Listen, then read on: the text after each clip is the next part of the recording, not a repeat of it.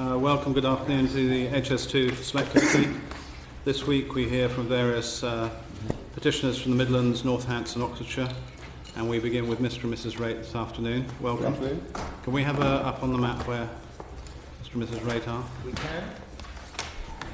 All right. Mr and Mrs Raitt live in Lower Thorpe. Their property has been shown on the ordnance sheet. If we go to the next page, you can see them, their property shown on a more local basis, and their property is number 1 Manor Cottages, Banbury Lane, Lower Thorpe. They are situated, I think, about 100 metres from the railway line, and they fall within the rural support zone. Okay. Right. Mr Raitt. Okay, slide number 1, please. That's the introduction that we've more or less had from Mr Mould. So I think if we move on to, I'd like to say first of all on the slide 1 that you might remember a position by Maurice Cole, who was the Parish Council for Thorpe Mandeville, and he did touch on a couple of topics, for example the transport and the freight issues down Banbury Lane. So I won't refer to that in detail. Right. But this is where the railway goes thundering past you. Yes. And you're one of 3, 4. well, yeah, absolutely. We've got the numbers and the pictures to show you, so we'll. Okay, so on the second slide, we thought we'd give you a brief overview of what we intend to talk about today. The first of all is the compensation that we feel we need for the situation we're in, and in the presentation we'll show to what degree HS2 will affect us during construction and operation, and we'll plead that we're a special case rather than just a run-of-the-mill property around. I'd like to say at this stage as well that over the past years we have engaged with HS2. We've had some meetings at our properties, by email, we've had letters, visits, we've had communication following your visit to the area where you had a quick look around, and we've also had quite a few communications through Andrew Ledson, who's our local MP, and she supports our case very much. Also, South Northants Council had the same attitude towards us. So if we go to slide 3, please. This is the map that Mr Moll showed. I've highlighted our property there with the red arrow. The distance from the line, as you can see, is not exactly parallel to the line. So the distance, 100 metres maybe from the middle of the house, but at the bottom of the garden where the cursor is, it's less than that. We think 80, 85 metres. What this picture does show is that the rural and tranquil setting that we're in, we're half a mile from the nearest village, and this is a little hamlet. It was a very tight community until HS2 appeared upon the scene, and that's been one of the major changes for us. Now, the pink line, as I'm sure you already know, is the viaduct area, and that's 190 metres, 200 metres long, so it's quite a considerable length. And if we could look at the two properties that the cursor are at, this one and the one slightly to the left, these are the two properties that are to be demolished out of the hamlet. So that already brings the community down from 5 properties down to 3 properties. The other 2 properties, one on each side of us, have already been purchased by HS2 under the EHS. So we're the only owner-occupied freehold property still left in the area. Next slide, please. This is again similar to one of the HS2 slides. What we've done here is we've coloured in orange the properties that will be acquired by HS2, either under compulsory purchase or under EHS. The large area there is because that is the amount of land that goes with that house, so that's why there's a very, it's not necessarily an area that's needed for construction, but it is an area that they are acquiring. And the small area to the south of you, is that part of that or is that something else? Small error, sorry? Just to the south of you. That's also an HS2 property already. That's also acquired. Which came with which home? That's one number 2 Manor Cottages that came under an EHS purchase. The reason we put this map on is to show how isolated we'll be compared to the way the community was when we moved there. We've been told, not in writing, but we were told at the meeting that these 2 properties each side of us won't be inhabited during construction, and that makes us feel even more isolated during that period. Finally, I've got a little arrow that says biodisc, and I'll come back to that later, but that's a joint sewerage treatment plant which serves 3 of the houses, and this is quite an important point because it's in the safeguarded area and we're just outside it. So I'll come back to that on another slide later on. Okay, cover it. Next slide, please. So this is a reminder of your summer visit, by the look of it, or autumn visit at least, to see us. On the right, this is just opposite our house, where you stopped for a while, and Harriet gave a précis of our situation. And on the left is where the bus was stopped, and that's where the viaduct will be. Now, you may recall from that visit that some of the people in Thorpe Mandeville have put some balloons up to represent the height, not of the viaduct, but the viaduct and the gantry, and that shows, the degree of it compared to the height of the houses that are around. I seem to remember the balloons not doing the height justice because of the wind blowing them to the side, actually. That's right, yeah. So we should add at least another metre on to get them straight. Yeah. But that just gives you a concept of the degree of height of the viaduct compared to the height of the houses around. And we've got another picture of that later on. Yeah. Okay, that's so slide 6 now. That's right, the next one. This is just to give you a bit more of a feel of where we are and how we live. It's a family home for us and our 2 children. We've been there for about 30 years. It is our only asset. We have spent a lot of money on it over the last 30 years to improve it and enlarge it. It was a property that we intended to live in for a good deal longer, but that may not be the case now. We chose to live out of a village because it's very quiet, it's very tranquil. We didn't want the noise of village or town life, so we specifically chose this location for the tranquility that it gives. And therefore, because when we bought it, we found it was just right for us, and so the HS2 announcement came as quite a considerable shock to us. I'll just briefly describe these photos. On the top left, our house is the left half of that. So the right half is Manor Cottages, which is already owned by HS2. Mm-hmm. Top right is the back of the house. Bottom left is a view out of the back of our house across the countryside. And that's actually looking out towards the line. Looking out in the direction of the line. And on the bottom left, if you can see bottom right. Sorry, if you can see slight central but slightly to the right, a bit further to the right. Right. Okay, so that's the house there, and that just gives a demonstration of how it was sitting alone in the valley, with the hamlet prior to anything.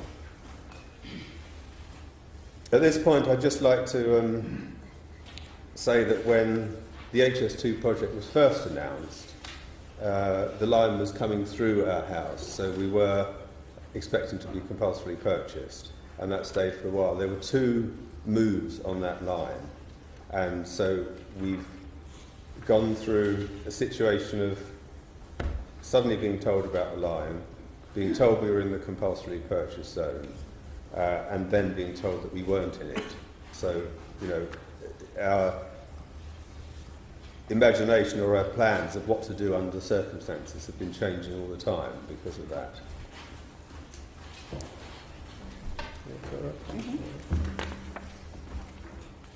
Okay, so the next slide, please. So we feel that we're a special case, which I'll come to later. But to move to a property of a similar type and value, and to be compensated for the disruption that we face, we are asking that HS2 should provide a package as on the slide.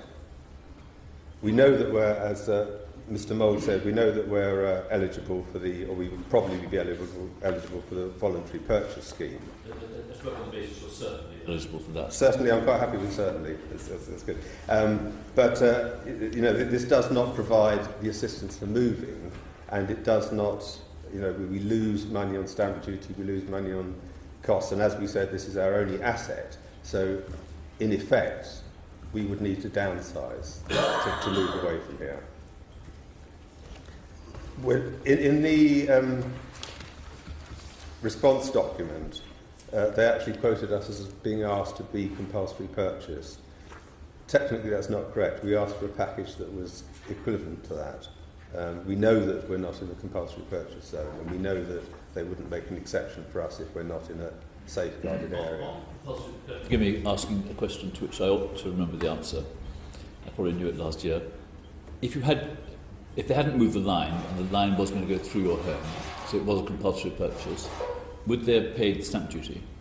Yes, because the compulsory, as far as I know, I can be corrected, the compulsory purchase Mr. Mill, package. Would they have been paid the stamp duty under the compulsory purchase? Yes. And also... Would they have got the moving costs? Yes. Would they have got solicitors' costs? Yes. Would they have got home disturbance payment? Yes. If that's right. And from what I understand, the home disturbance payment is 10% up to 40,000, if that's correct. It's there or there. Yeah, so that kind of area, Thank you. Mr. Raitt, can I ask you one more question? I'm sorry. You've identified on one of the previous slides that all of the other property surrounding your property has been acquired by HS2, and was that under a compulsory purchase scheme? It wasn't. Two of them, the two that I said would be demolished, will be under the compulsory purchase. Right. The other two were bought at the time under the EHS, the Exceptional Hardship Scheme. Right. They receive the unblighted market value. Yeah. Okay, thank you.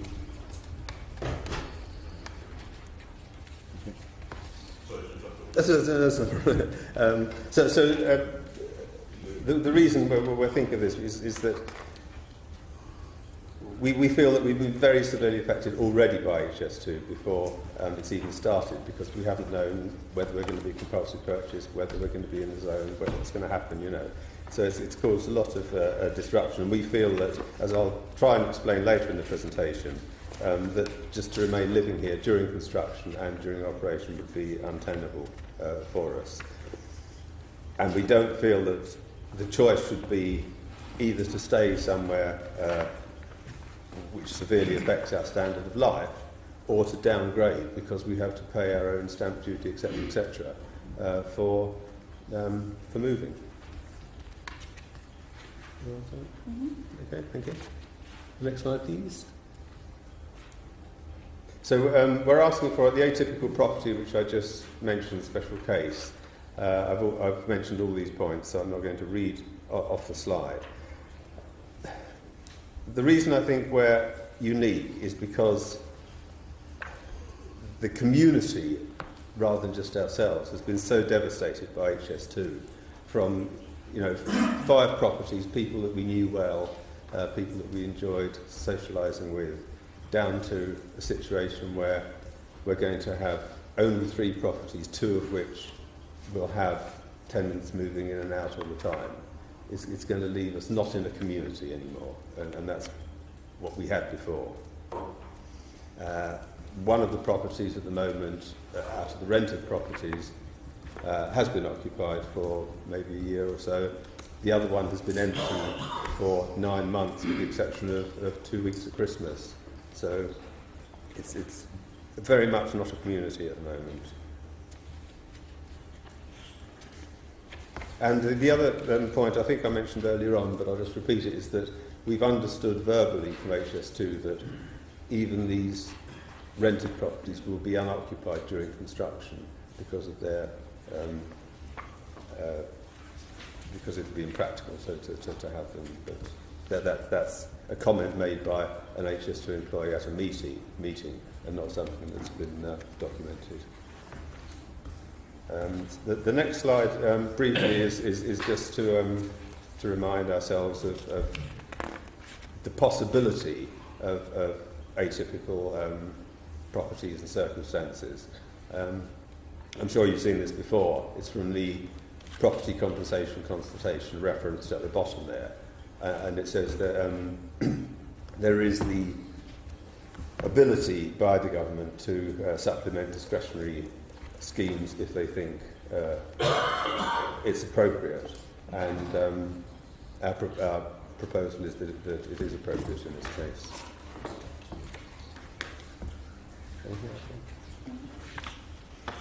Okay, thanks. The next slide, please.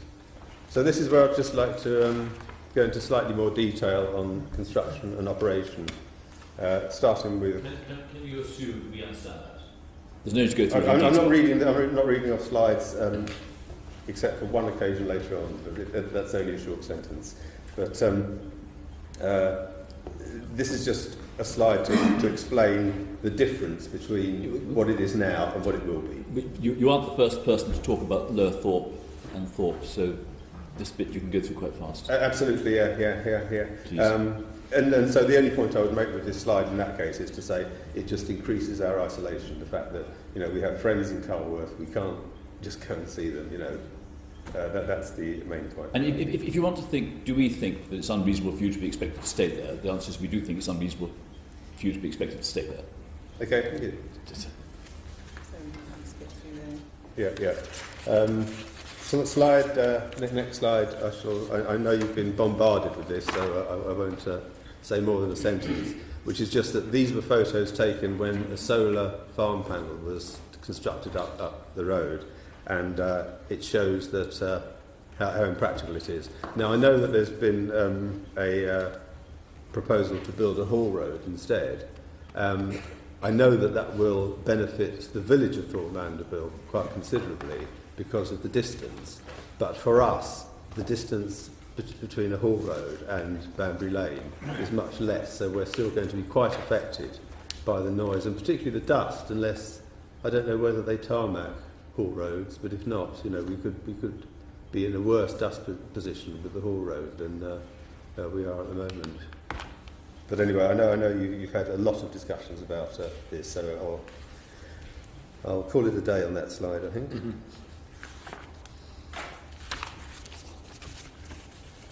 So this slide and the next one, which I'll ask for in a minute, when I did this, it just showed me the size of the work that's going to be going on compared to the size of our house and how we're going to be dwarfed by it. You can see from my slightly unskilled filling in on the green is that the satellite compound is about 2 garden lengths from our house, so that we won't be very far from it at all. And we know already that there are 100 to 150 workers going to be there every day for 2 years. So, again, it just dwarfs us. And on the next slide, in some ways even worse so, this is the balancing pond, which is about 1 garden length from the end of our garden. The dark blue is the balancing pond, and the dotted blue is the replacement floodplain storage, which I know is returned to its natural state, but still has to be dug out and hauled away, so there's still a lot of construction traffic involved in that. So these 2 slides were put in just to demonstrate how squeezed in and how tiny we're going to look compared to everything that's going on.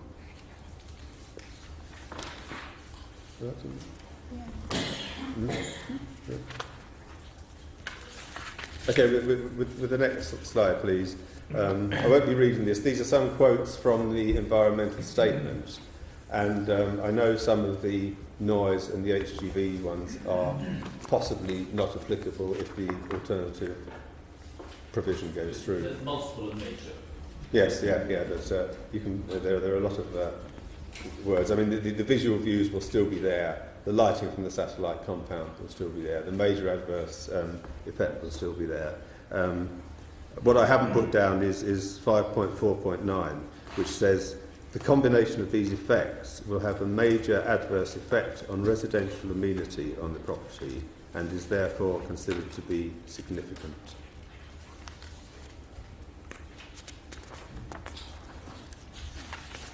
Okay, and on the next slide, please.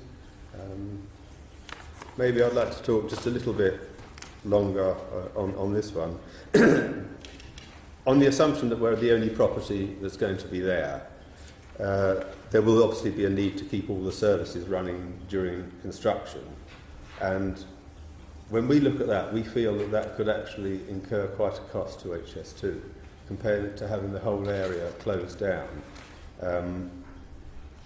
And we feel that if they're obliged to keep one dwelling active in this area, it could be quite impractical and quite expensive for them. That's only my opinion. But, you've got clean water coming in, you've got your waste disposal to your sort of communal sewage farm. Yeah. You've got electricity, you've got telephone, you've not got gas. Not got gas. So it's the four major utilities. Those are the major ones. And the one that I would like to concentrate on is the biodisk, which is the sewage wastewater. Yeah, the wastewater. Now, this, as you saw from the previous map, is on safeguarded land. It was right at the beginning on the Google map, maybe. But that 3 or 4 houses is about £10,000 to replace, I guess. Yeah. The problem with this is that the brook is going to be diverted northwards. That's away from our house by approximately 350 metres. At the moment, we discharge into that brook from this biodisk. Now, if that has to be kept running all the time they're moving the brook, you could discharge just into land. I don't know if you're allowed to do that. No, at this location, apparently you can't. You can't? No, we've had lots of problems with various treatment systems there, and this is the only one that worked, and the only way that they would install it is if it went directly into a water course. How long has it been there? This one, 15 years? yeah. What's what Thames Water told me? Sorry? Okay. So one point is that the electricity for this system doesn't come from our house, it comes from a neighbouring house. So that would need to be kept active. And the second is that I would imagine if the brook needs to be moved 350 metres, then it's not going to be an easy task to keep the discharge from this unit going throughout that whole time, particularly since the 350 metres takes that past onto the other side of the track. So that's quite a major move for this brook. They wouldn't do that. Well, that's your waste from your property wouldn't be sent across the other side of the line. I can't imagine, but then, I don't know what alternatives. If it has to be discharged into a brook, then I don't know,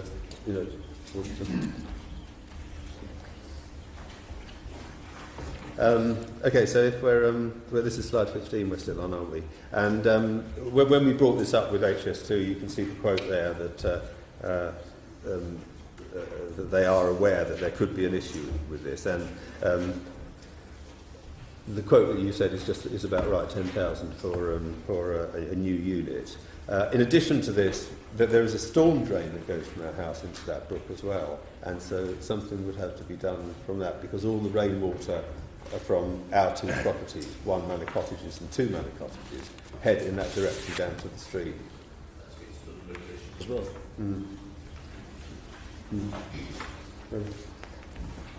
So anyway, the point I'm trying to make with this slide is that we see a lot of, I don't know how much, I can't quantify it, we see expense with HS2 keeping us there during construction that could equally be well spent on giving us a proposition to move. Yeah. Okay, on the next slide, this is you've seen background? That's it here. Impact during operation. You've probably seen this photo. This was a montage from South Northants Council. Again, it shows rather more dramatically than the balloon, perhaps, the effects on our house. You know, the way it looks there, they could actually put it over the top of the chimney and it wouldn't touch the chimney. So that shows you the degree to which would be effective visually. But again, I dare say you've seen that picture before, anyway.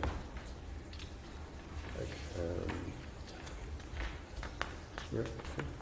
Okay, so on the next slide, these are some of the effects that we want to talk about during operation.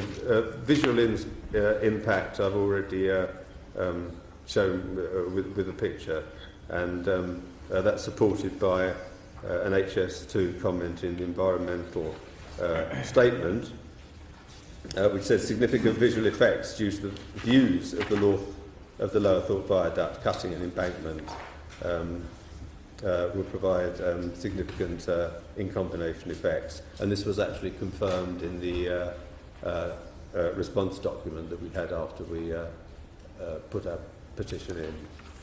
Permanent effects, lack of mitigation, quality of life, we'd like to just talk about on the subsequent slides. Operational noise and vibration. I know again you've been battered with this, but one thing we noticed from this is that we are still highlighted as a red property, and in the key for that, the red property meant that it would suffer major adverse effects.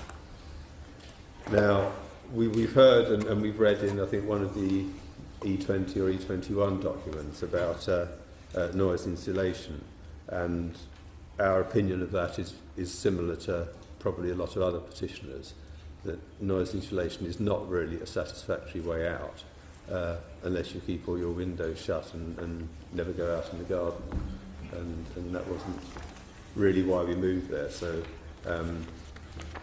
we've got a major adverse effect from visually and from noise whilst it's operational. Okay. And then slide 19, please. This is a table not too easy to read, but it does show that the blue line is the sound receptor that was as near to our house as possible. And it does show in the change columns that we're being considerably hit. In the two red marked columns there, it shows that we're being considerably hit in the change between baseline and operational stroke. So this is operational and operational sound. So it's going to be significant for us.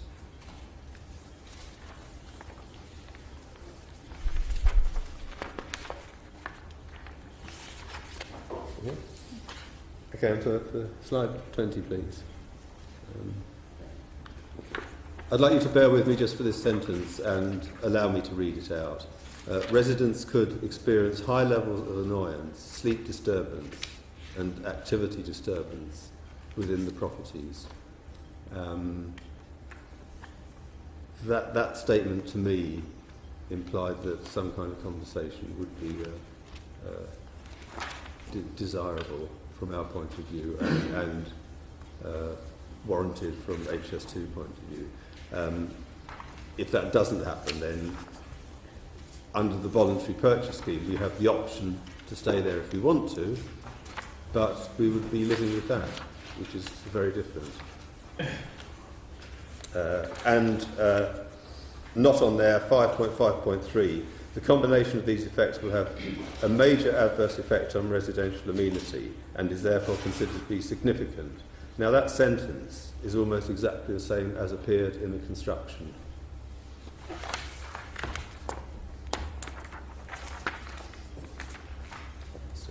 So Harriet would like to say in a minute just a few words to finish off with. On the last slide, from my point of view, the summary is as you can read on there, the devastating effect it's had. And I'd like to just sum up, as I said, in the environmental statement, we are told that during construction and during operation we will suffer severe adverse effects.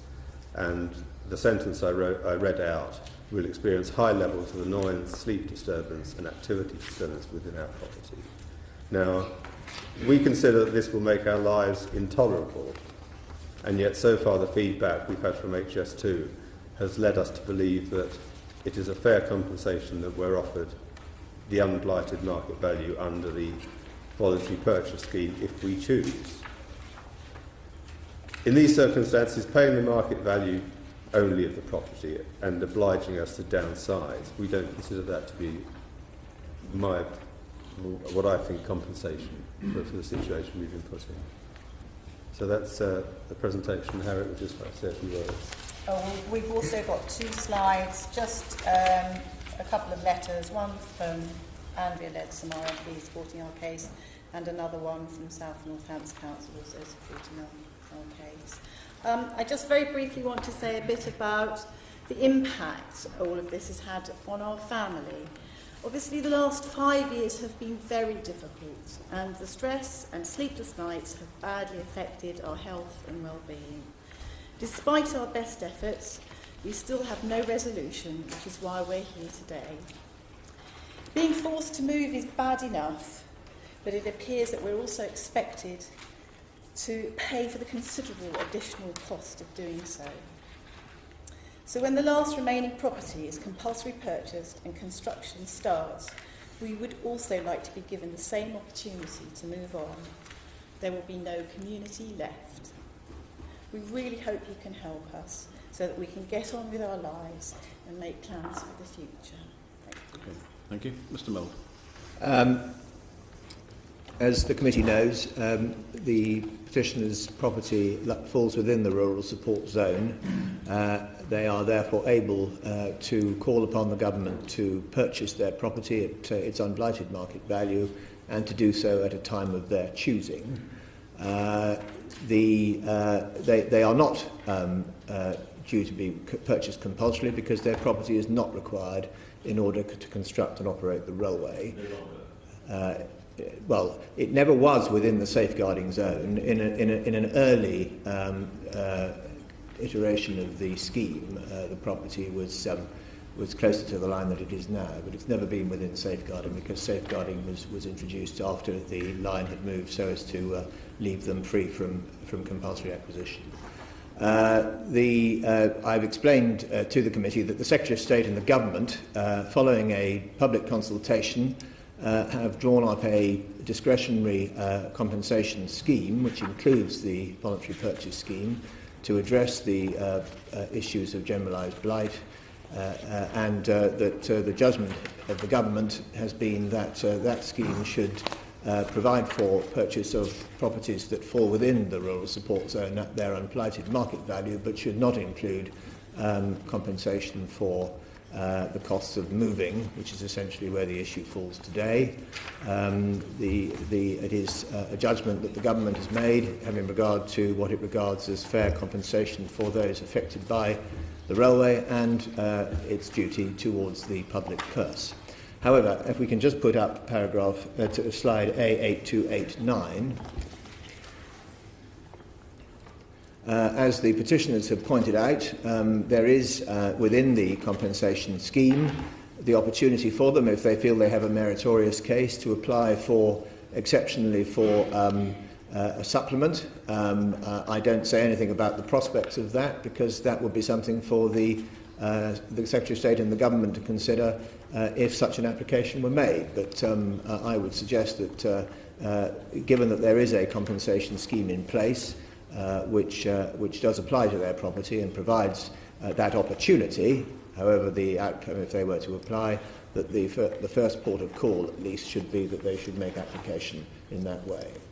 And no doubt if they wish to make the case, as they have before you, that there are certain opportunity costs involved here, then they could bring that point to bear in an application under that paragraph. As I say, I'm not to be taken as giving any indication as to whether that would be likely to succeed or not, but I simply draw attention to the point as they've raised it themselves. Sorry, Mr. Peter, you wanted to...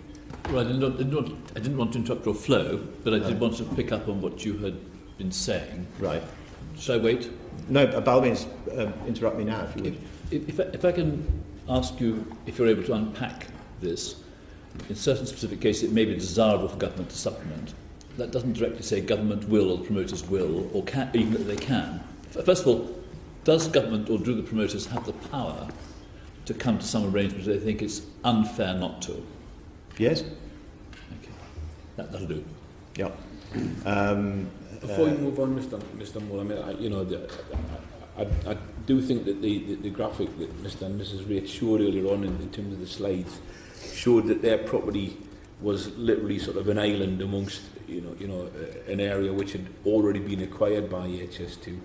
I mean, from your understanding of the way in which we've already dealt with a large part of the route down from Birmingham, can you think of any other similar properties which are in such a position where properties literally all around them have been acquired? Yes. Like that?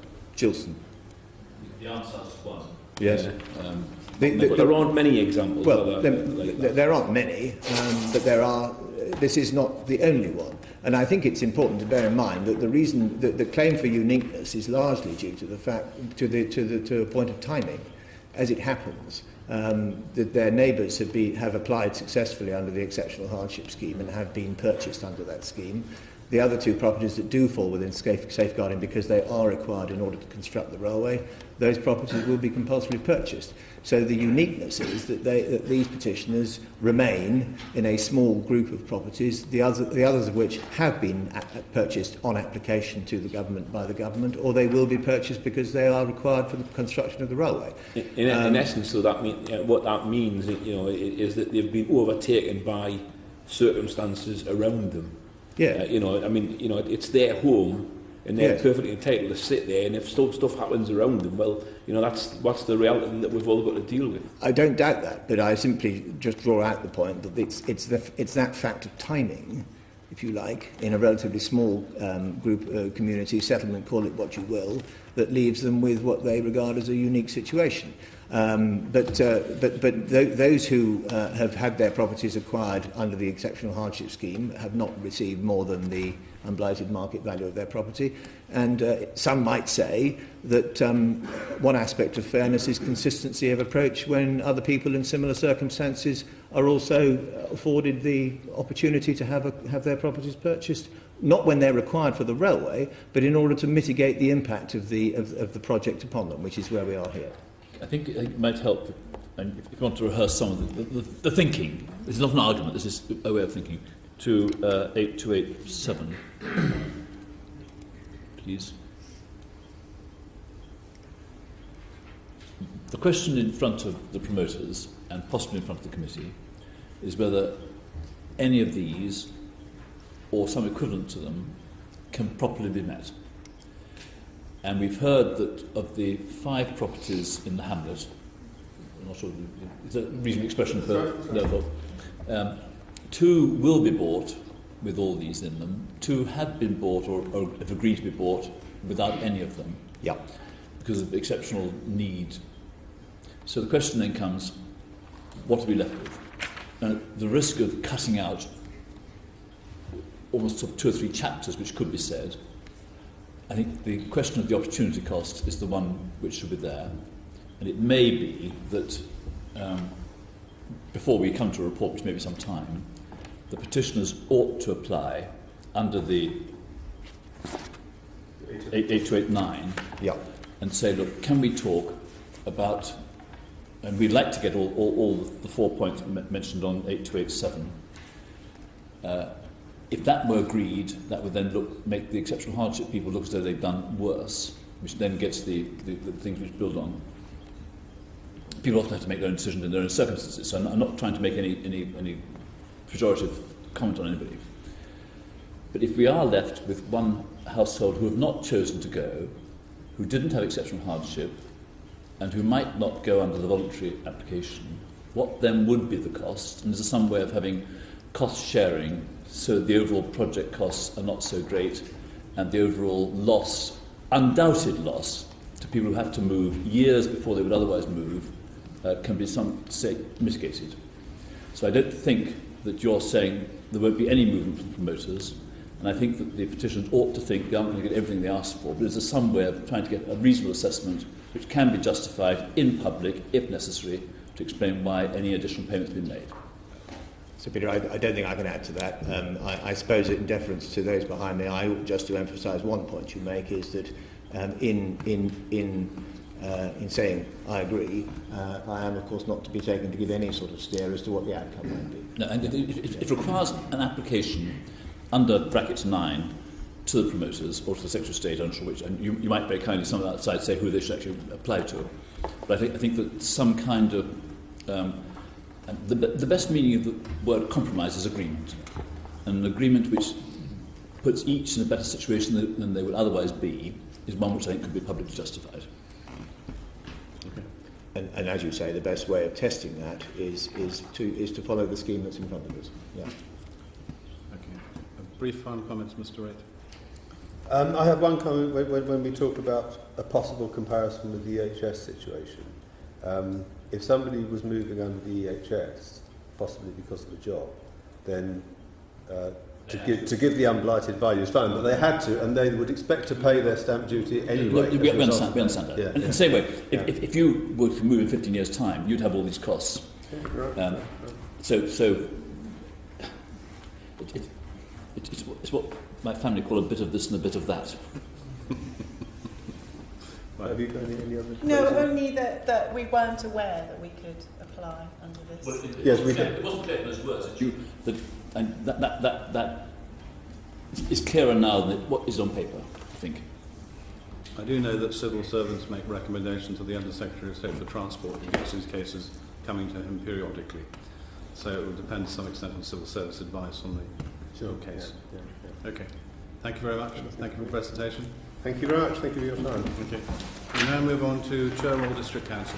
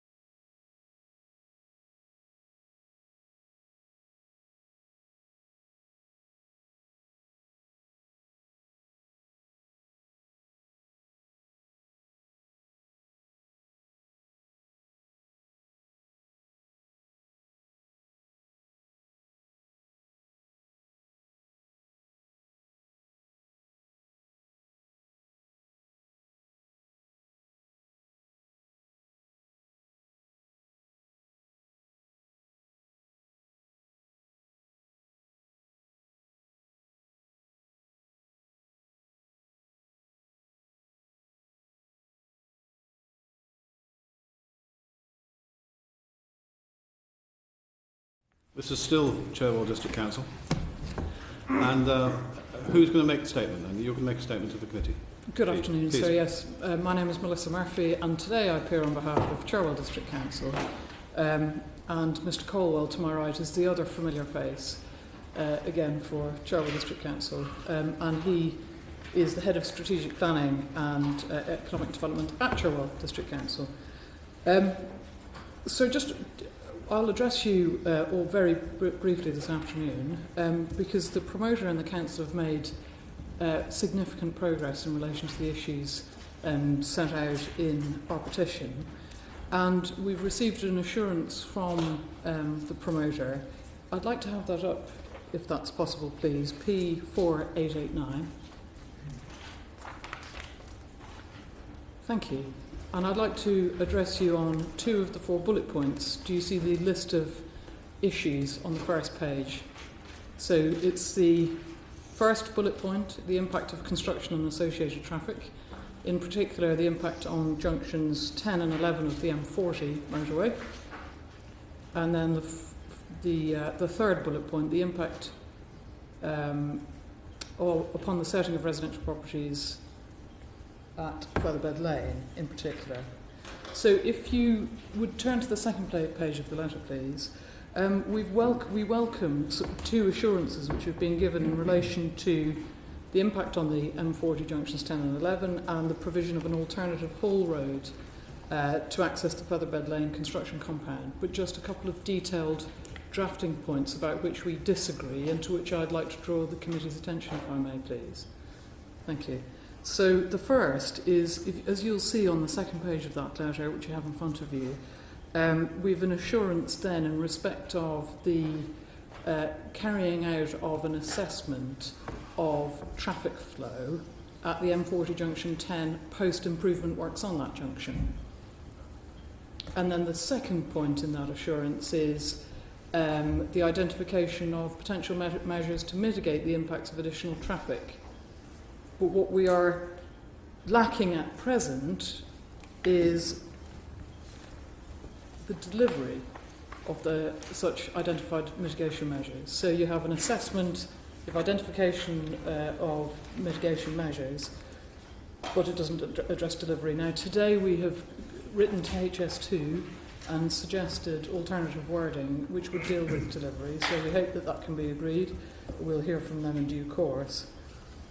The second point relates to a Featherbed Lane, which is a narrow local route, and if we could turn to page 4 of the letter, please. Thank you very much.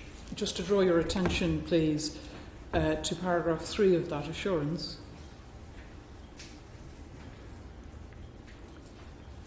The Secretary of State will require the nominated undertaker to use the whole road for HS2 construction traffic and limit, where reasonably practical, the use of Featherbed Lane as an HS2 construction route during the works. A narrow but important point. We'd actually prefer that they avoided, where reasonably practicable, the use of Featherbed Lane rather than just limited its use, given the particular local circumstances. So those are a couple of drafting points on the assurances that we've been offered. Next, sir, I'd like to just put on record, please, the fact that the Council supports the requests which were made by South Northamptonshire Council on the 2nd of February of this year, where we sought amendments to Information Paper D1 and the draft planning memorandum. As I understand the position, the promoter has indicated willingness to review those suggested amendments, and apparently the outcome of that review will be reported to the Planning Forum in March, but it's not clear to us at this stage when that will be, their conclusions will be reported to you. So again, we'd just like to raise that with you and take this opportunity to do so. And then lastly, sir, I'd like to record Cherwell District Council's support for the local community's request for considering the lowering of the alignment of the route through the district. And as I understand the position, community representatives will make this case to your committee themselves with some local examples.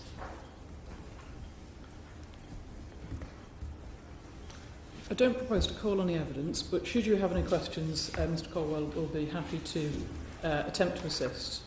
Okay. Mr. Mull? Thank you, sir. I'm grateful to the Council for their positive words, and we have indeed received a letter today responding to ours of the 17th, which is on the screen in front of you. It makes some helpful suggestions, as Ms Murphy has just drawn to your attention. We need to think about those, and we will be writing to the Council as soon as we have done so with our response to that letter. In relation to the question of design and the refinements to the design policy and the planning memorandum, Ms Murphy's right. Our intention is to take proposals to the Planning Forum in March. I hope to be in a position to report back to the committee, as I indicated when we heard from South Northants, before the committee rises for the forthcoming general election. So that perforce means that I must report back by the third week in March, I think, the latest. Yeah. Yes, by all means. If we carry on.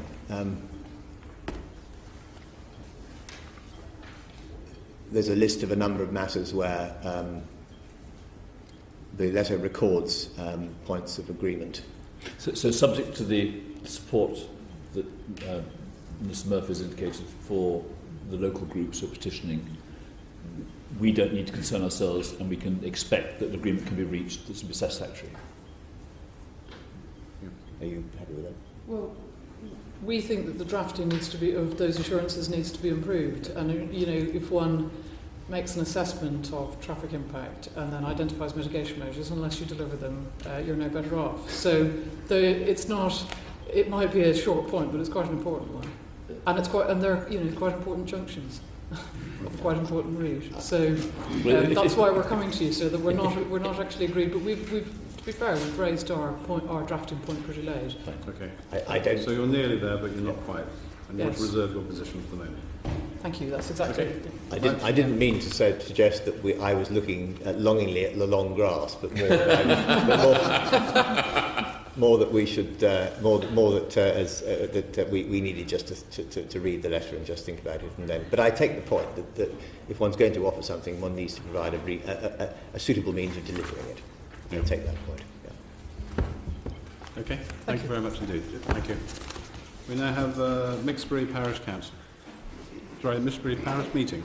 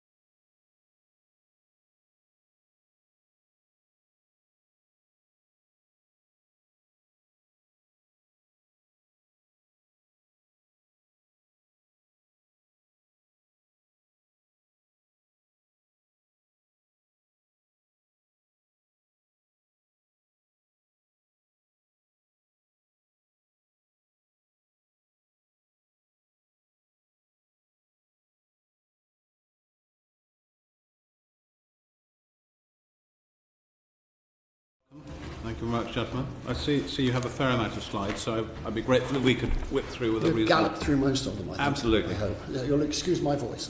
That's all right, a lot of it suffering around. from the end of a cold. Okay. You can see where you are. Would you like to... Well, Mr. Mould was going to just put up a slide for I us. put up a slide showing the administrative boundary of the parish meeting, and I do emphasise that Mixbury is the beneficiary of a parish meeting rather than the parish council, due to the, I think broadly due to the Largely size. due to the size. Size, I would yes, say, yes. Okay, I so have to admit, Mr. Mull, I haven't the faintest idea what that means. They have one I meeting think a you're year. below 100 souls, I think, is that right, or thereabouts? I think around about 250 Oh, there you is where people seem to think that they need a parish council. Because below that, it's quite difficult to find anybody to stand.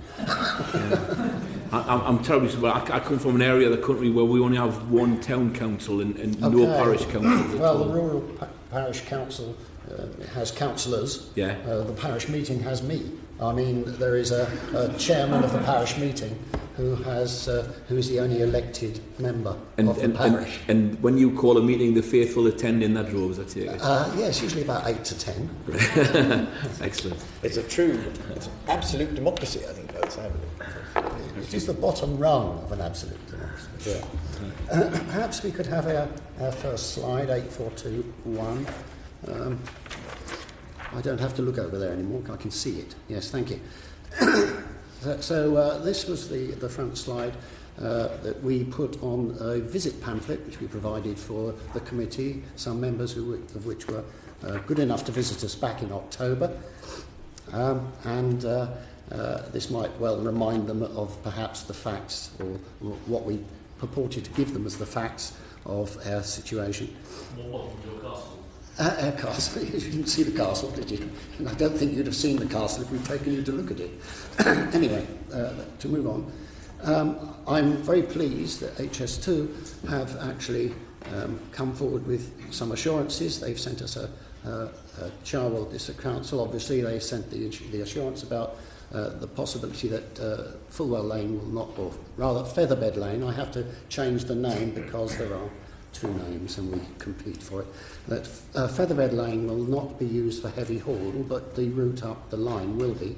That we're very pleased about, and we would support Cherwell also in their clarification that they have asked for, that there should be no heavy traffic up that lane, which is totally unacceptable. And the other thing was that they also wrote to Mixbury and have offered us that the fact that the bridge, which there was going to be closed for 12 months during the construction process on Featherbed Lane, would now be bypassed with a temporary road while the bridge was built, and then the road put back onto the bridge, so the lane would no longer have to be closed, which wipes out a large part of the middle of their petition. If I go on to describe Mixbury, perhaps we could have slide 2. An aerial view, slide 3. Little pink houses will appear if you go to slide 3, and the site of the church and the missing castle. If we go to slide 4, you will see where HS2 will run across this, and the parish boundary to the right, the wiggling blue line going north.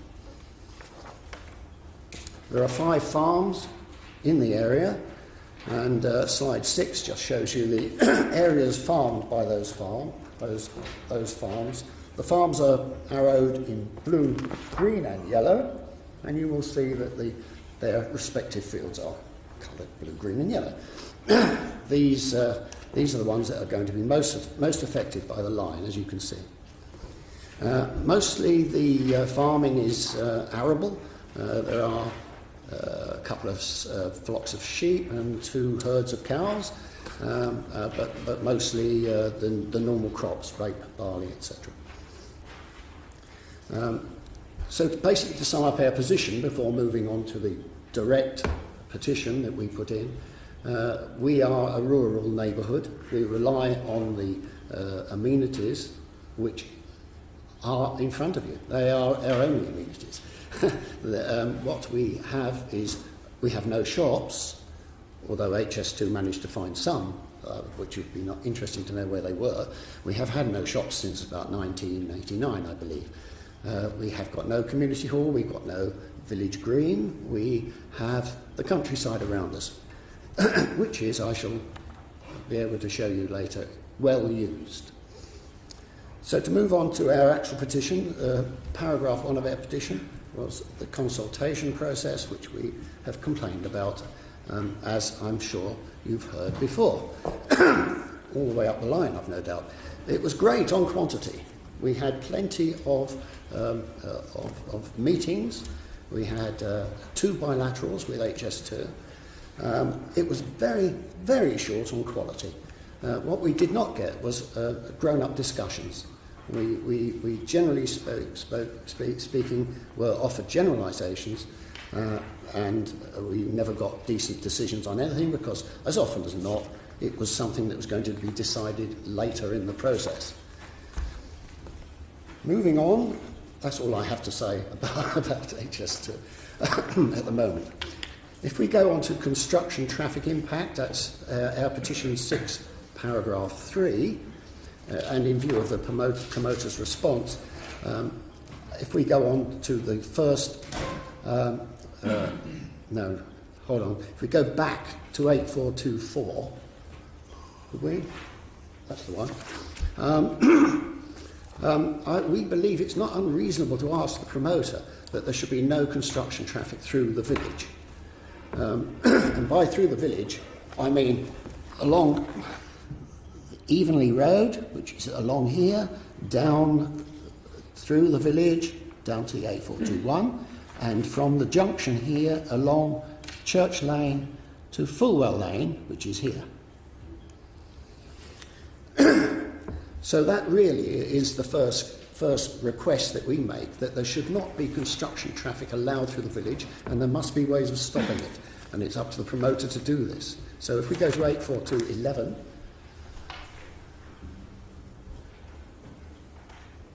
found 11? Yep. Right. It really is the first 2 parts of this slide. The offer from HS2 came in too late for us to change this presentation. So we'll forget the heavy haulage bit at the bottom and assume that that is going along okay. And we are asking that there should be no construction traffic through the village, no heavy construction lorries up Featherbed Lane.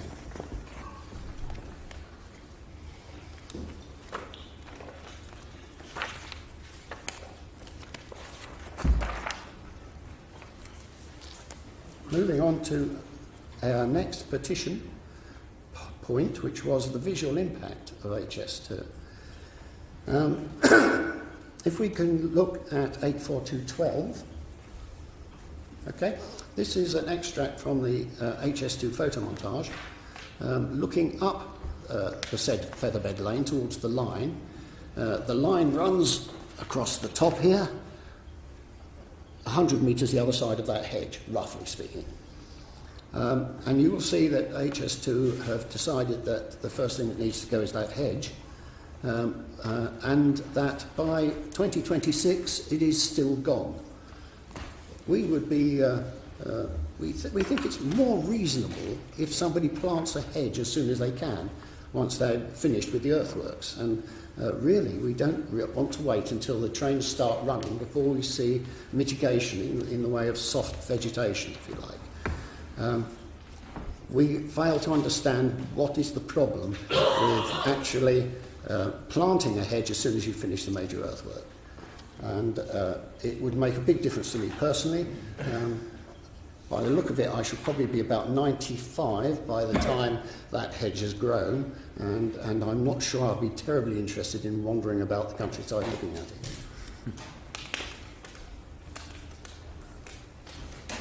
It's quite obvious to us that some hedges are going to have to go, and we're not arguing about that. We're just saying that if we go to 84216, we're asking this. The proposer should be instructed to proceed in such a way so construction work will prioritise protection of existing woods and hedges. You don't rip them out if you don't need to. And all new screening must be effective well before operations in 2026. It takes about 10 years of screening to become... The suggestion was it would be 15 years from HS2. From our own experts, they suggest 10 years for the cover to meet, basically. So they need to plant it next year? Well, I think if they planted it in the first 5 years, it would show a gesture of and when they stop using the land for a haul route, presumably, then it becomes easily available? I'm not actually arguing particularly for that hedge, although I think we have petitioners here who might be arguing particularly for it. But I'm talking, I think, rather more in general across the parish. Plant as soon as you can? Plant as soon as you can, yeah. Rather than wait until operation day. 17 is your land. 17 we have yet to get to. You'll be interested in 17, perhaps not. Where have we got to? Number 16. Okay, yeah. So the next part of our petition was regarding light pollution, and we are satisfied with the promoter's response on this.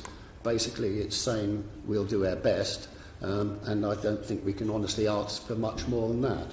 So if I move on to the next slide. No, not the next slide. We don't want the next slide.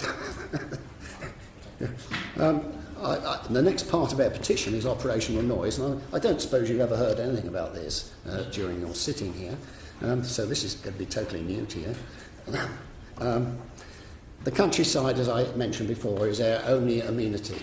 It is all we've got in Mixbury. That's why a lot of people move to live there. If we look at 84256, bit of a challenge. 84256 is a slide from a survey that we took in 2012 when we were looking at the amount of usage that our rights of way actually had. If we ignore the first column, which is road use, Church Lane and Fulwell or Featherbed Lane, and is obviously largely motorised, although not entirely, and we look at the remaining bridle paths and footpaths, which are identified by their district council numbers at the bottom there mean nothing to anybody, but these are ones that go out into the Ouse Valley, which is where the line is moving across. We could... The Ouse, Great Ouse. Great Ouse, yes, sorry. I left off the great. That you will see that if you can add up quickly, I've added it up slowly, 33,000 journeys, roughly, per annum, are made on footpaths and bridleways by villages of Mixbury. This is not including Westbury or Finmere or surrounding villages, you know. And I think that suggests that we do spend quite a lot of time out in this area. And one of the things that we are really worried about is, I hope, what you will see in the video clip which we have named 84217. Is that on? Yes. Go. Light, no sound. I did ask that there should be sound. It's not much point without the sound, really. But there goes the TGV. Near Tour. And very quiet, you will understand it is. So, terribly impressive. Don't know why I'm complaining about noise. Okay, forget that. This is your noise point. This was a noise point. If you'd actually heard the sound, it was quite loud. And right at the end, you would have heard a bird going cheep cheep about 10 metres away. But that train was at about 250 metres. And the train is going to go quite close to some of our bridleways, a lot closer than that. So, in a sense, this part of my presentation is going to conflate two parts of our petition. That is the operational noise part and the bridleway and footpath parts. Because they are interlinked.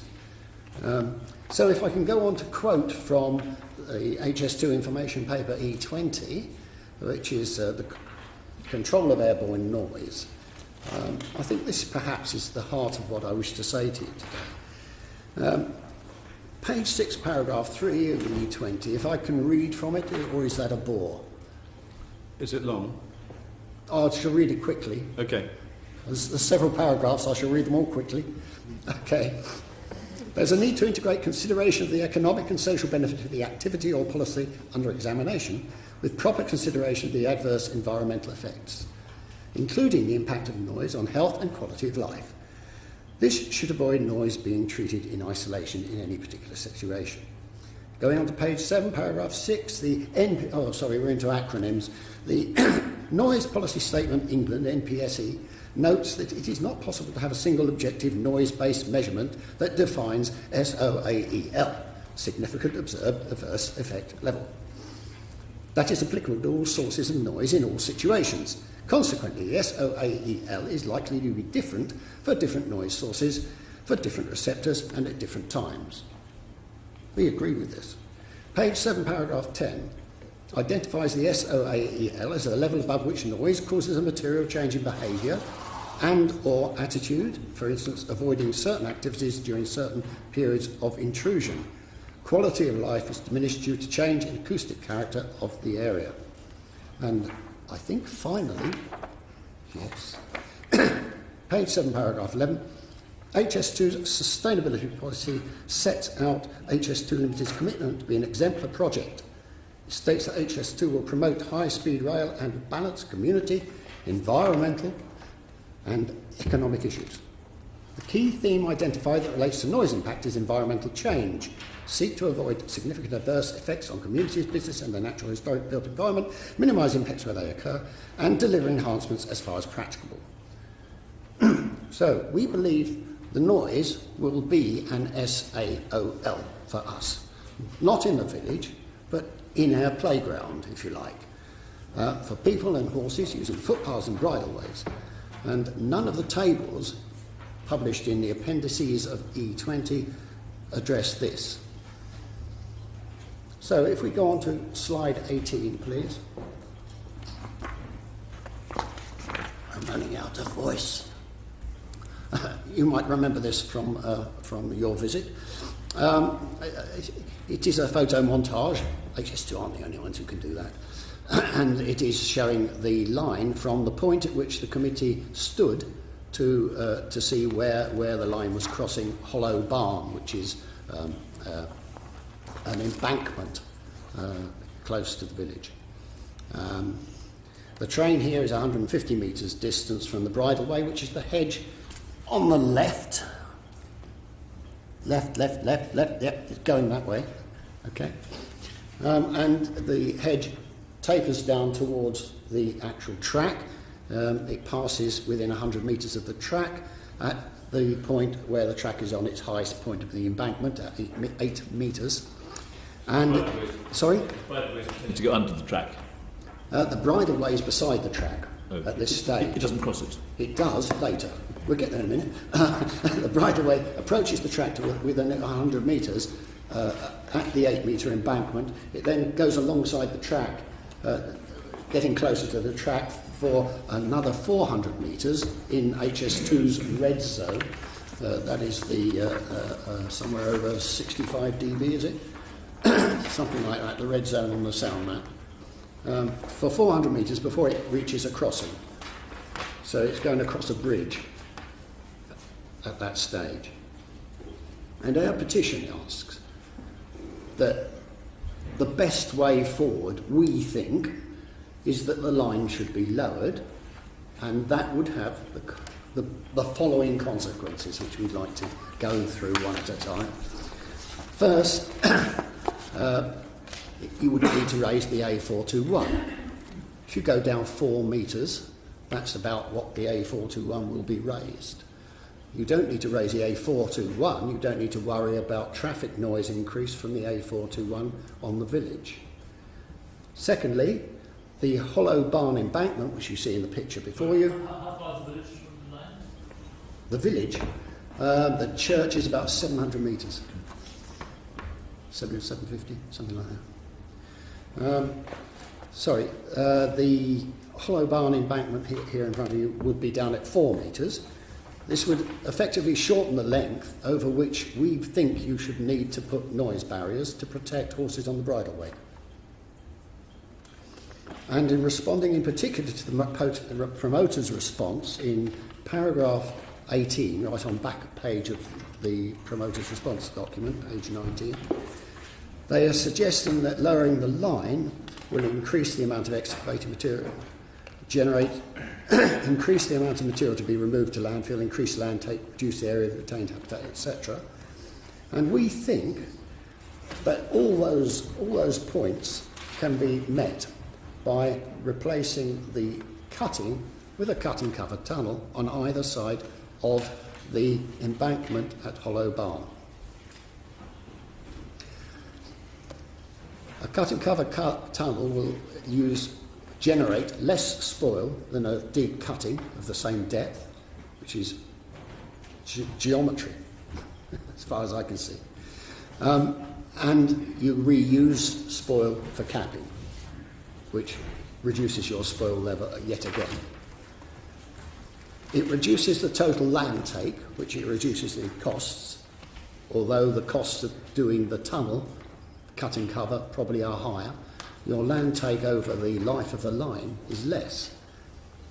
And finally, on this part of my petition, it would allow Westbury Viaduct to be replaced by a simple 8 metre high embankment, okay, with the use culverted and bridleway underpass. This is good use for your excavated soil, less noisy than a viaduct and better to look at than I suspect HS2's viaduct design will turn out to be. I don't suppose it's going to be brick arches, is it? No. So if we look at 84219... It might be. Right. It might that would be We're better. waiting to hear what the planning policies are. Okay. 84219 is a picture of the embankment the Victorians built for the old railway line. The map underneath shows you where it is. It's about 600 metres in a straight line from the viaduct that HS2 is going to be putting across the Ouse, and it is 9 metres high. If we go on to the next slide, which is, whatever it is, 20, There's the Ouse going underneath. It's got about 2.5 metres headroom. That is the culvert for the Ouse at present through the Victorian embankment, 600 metres from where the viaduct's going. This basically would address all their subsequent problems, which we're going to come to, I expect, with bridleways and crossing the line, because there would not be a problem with crossing a line that is under the ground. We also proposed a less effective, no doubt cheaper solution, which we are not so keen on, but it would involve adding noise barriers and bunds along the route wherever the train was going to be visible from a bridle path.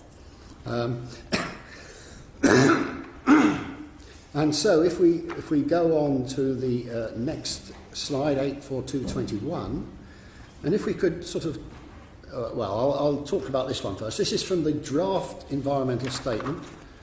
This shows us Westbury Viaduct and Hollow Barn without any mitigation put in at all. It shows us if you look at the pale yellow, 50 to 55, the darker yellow, 55 to 60 dB contours of average noise. And if we look at slide 22, we can see what happens when some mitigation went in. Right. As you can see, there's a 1.4 metre sound barrier on Westbury Viaduct now, on the Westbury side, not on the Mixbury side, just on the north. Well, not the north, but the north, if you like, on the map. And if we go back to 21 and then back to 22, it's quite obvious what has happened to the contours. If you toggle between them, you can see the noise contour from Westbury is pulled right back by that very simple barrier. Go back again, please. Previous slide. Yeah, not that one. Try 84221. Yeah, that's it. That's it, 84222. That's without barrier, with barrier. Without barrier, with barrier. Now look at the bottom of the map. You'll see what happens towards Mixbury. This is without barrier before and this is without barrier again. So, I mean, it's quite obvious that without barrier equals without barrier. And we are saying there should be a barrier, both sides of Hollow Barn, to mitigate against noise, and there should be a barrier of both sides of Westbury Viaduct. And both the barriers need to be raised because look what it can do. And it is doing this for our only asset. It is reducing the noise problem out in the countryside. So 84223 is just suggesting where the extra noise barriers ought to go. And talking about one of HS2's comments, I'm not sure, I think it was in one of the response document, they suggested that we wouldn't like the sight of noise barriers. I think we ought to point out that we prefer the sight of noise barriers to the sound of the noise.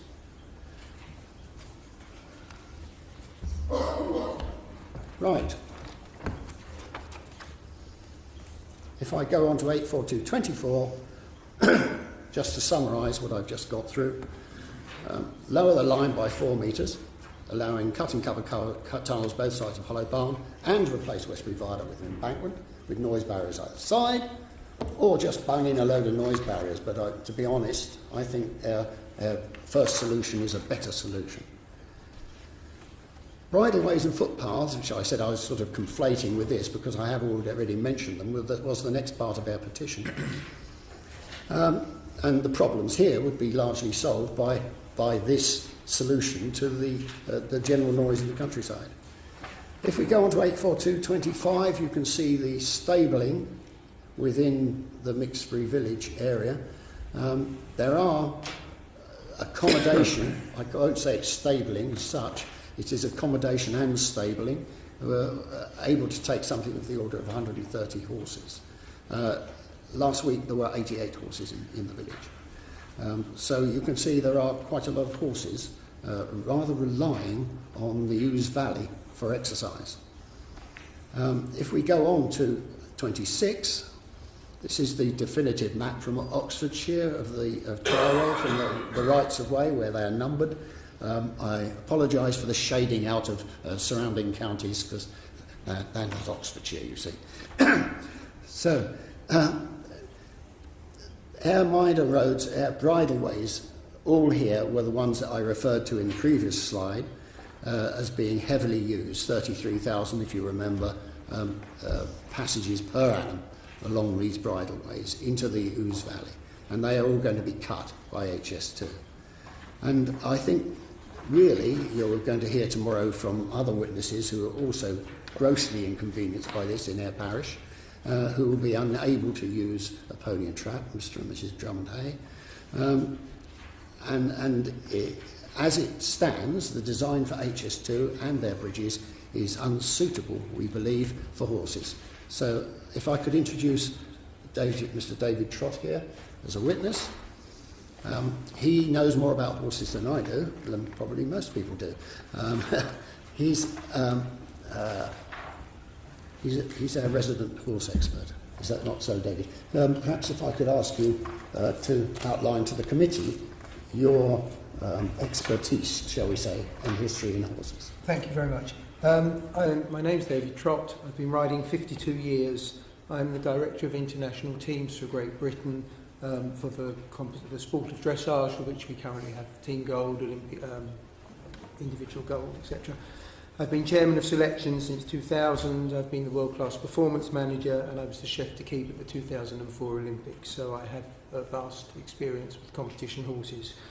My partner and I run a business from Mixbury. I'm a freelance dressage trainer. He's a farrier, but we also train dressage and national hunt racehorses. Part of the regime for any competition horse is fitness, and the need for hacking would cover any of those disciplines.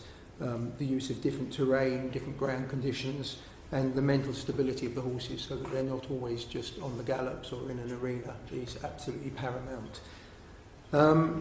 Some of the problems that we foresee are obviously the noise, particularly with the racehorses, believe you me. The sudden noise and the sudden visibility of the trains will be a major issue. The bridge crossings, looking at the directives that have been given, we're told that the parapets will be 1.8 metres high. If you can turn to item 84227, please. Thank you. If you look at the bottom picture, you'll see that 1.8 metres high. The rider's body is more or less already completely above the parapet. If you can imagine that horse standing up on its hind legs, probably the horse's belly would be above the parapet, and if anything happened, the rider would be just chucked straight over the top of the parapet onto the railway line. I know that the BHS have said that 1.8 is high enough. I'm really sorry, but I actually disagree with that. I would think 2.5 metres high parapets on the bridges is absolutely essential. Because this is different to having a protected bridleway over a road. I actually think that is completely dangerous as well. I think 2.5 metres would have to be over a main road or something. A small road is different. But if you can imagine a train going underneath you that's coming at 200 miles an hour. I'm trying to draw a distinction. The BHS have successfully, or their supporters have successfully argued for parapets at this sort of height over motorways and dual carriageways. I know. And I don't think that my research has shown many problems with that. So we're looking for a distinction between a train, an episode of a train, rather than a constant flow of traffic. The only difference I would say is that none of the reports have talked about race horses or competition horses. I think there is a vast difference between that and your normal riding pony. And you can visibly see, if you can just visualise that horse standing on its hind legs, how high the rider would be. I think it's very dangerous. We've spoken already about Hollow Barn, but on where the bridleway runs up from Hollow Barn to join the first of the bridges. I think if we look at 84225, please.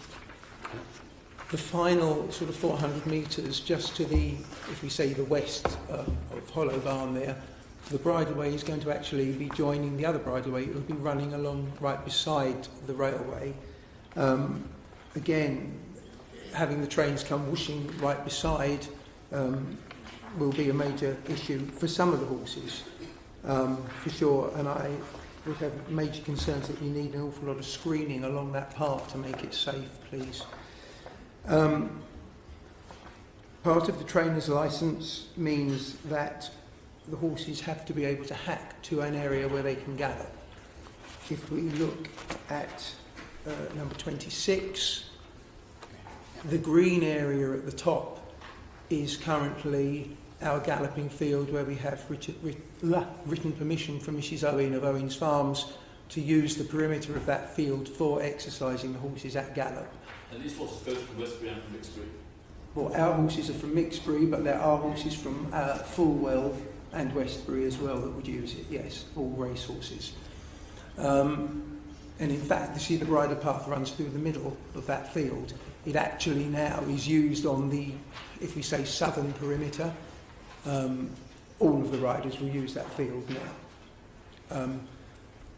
I personally would rather ride under the viaduct than ride over the bridges. I think it's safer. Racehorses and fit competition horses are not the same as your normal riding horse, believe you me. And I noticed that the ILPH, International Legal Protection of Horses, or World Horse Welfare, have been the people who have been consulted and saying that horses will get used to trains. I agree, if a horse is in the field beside the train, eventually it will get used to it. The horses that we're talking about now are not stabled in the field, or not in fields next to the trains. They come and they have to ride next to it for 2 minutes, cross it for 2 minutes a day. They're not going to get used to it straight away, and I really do foresee that there could be major issues. Without crossing the railway, there will only actually be one route from Mixbury available to ride on, and that is going through Mixbury, along Church Lane, and then down Mossy Banks, which is, if you move the arrow, move the arrow, now go right with the arrow, and now north, and then west, no, that's east, west, yeah, and then back down into the village.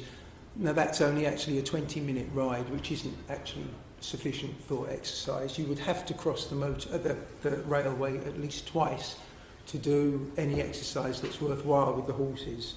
So I've got some pleas really for the bridges to be made, if possible, 15 metres wide, but at a minimum of 10 metres, so that you can actually ride in the middle of them and not be anywhere near the edge.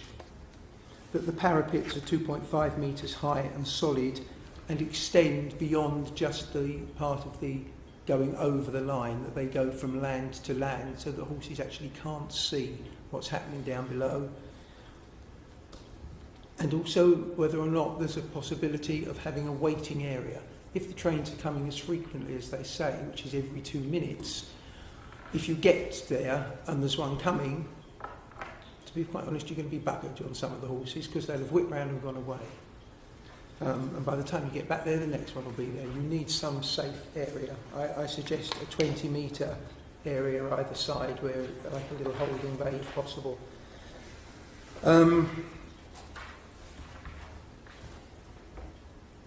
On the part of the line that's, of the ride that goes beside the railway, just north of Hollow Barns,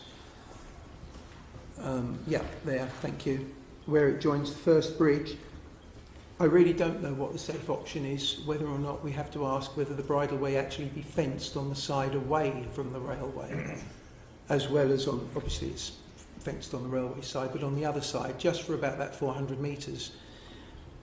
If the horses are spooked and they go and they dive to the left, which believe you me they will, if you're going onto grass, that's fine. If you're going into plough, which could well happen, a valuable racehorse could be injured immediately by the change of terrain at that speed and completely damage a leg, could fall over on top of the rider. Change of terrain will make that much difference. I don't know the answer, whether you fence it or whether you don't, but perhaps you could seek advice on that. I've spoken with the BHS and they don't know either. And really that's my main points. The other thing I'd like to ask you is, if none of this happens, not HS2 I don't mean, but if no mitigation goes in place beyond what has been offered, how do you see that affecting your business? As regards the racehorses, it will be probably very difficult to continue. The dressage horses will cope better, but I would imagine you will actually have to move. Where are you presently? Where the horses? The horses are in Mixbury. Round about here somewhere. Where all those we have yellow 10 dots are? acres there. Yeah. On the inside of one of the farms. Okay. Any more questions? Any more for the questions safety for of all Mr. the Trott? riders, that's all. Mr. Mole, do you have any questions of Mr. Trott at all? I do have a couple. Just first of all, can we put up P4639?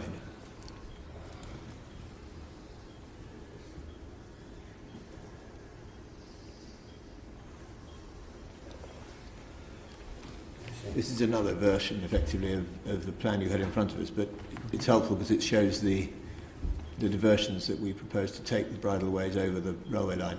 If I can take you to Church Lane, and we can see the bridleway running in a sort of north-northeasterly alignment that you mentioned. It's the Hollow Lanes bridleway. We've got the series from the definitive map, so it's bridleway 3034, as you can see. Now, at the point at which the railway passes across that bridleway, as you can see from the box, we're proposing to divert it via an overbridge. Yep. And that will allow riders to continue along the bridleway to the east of the railway line.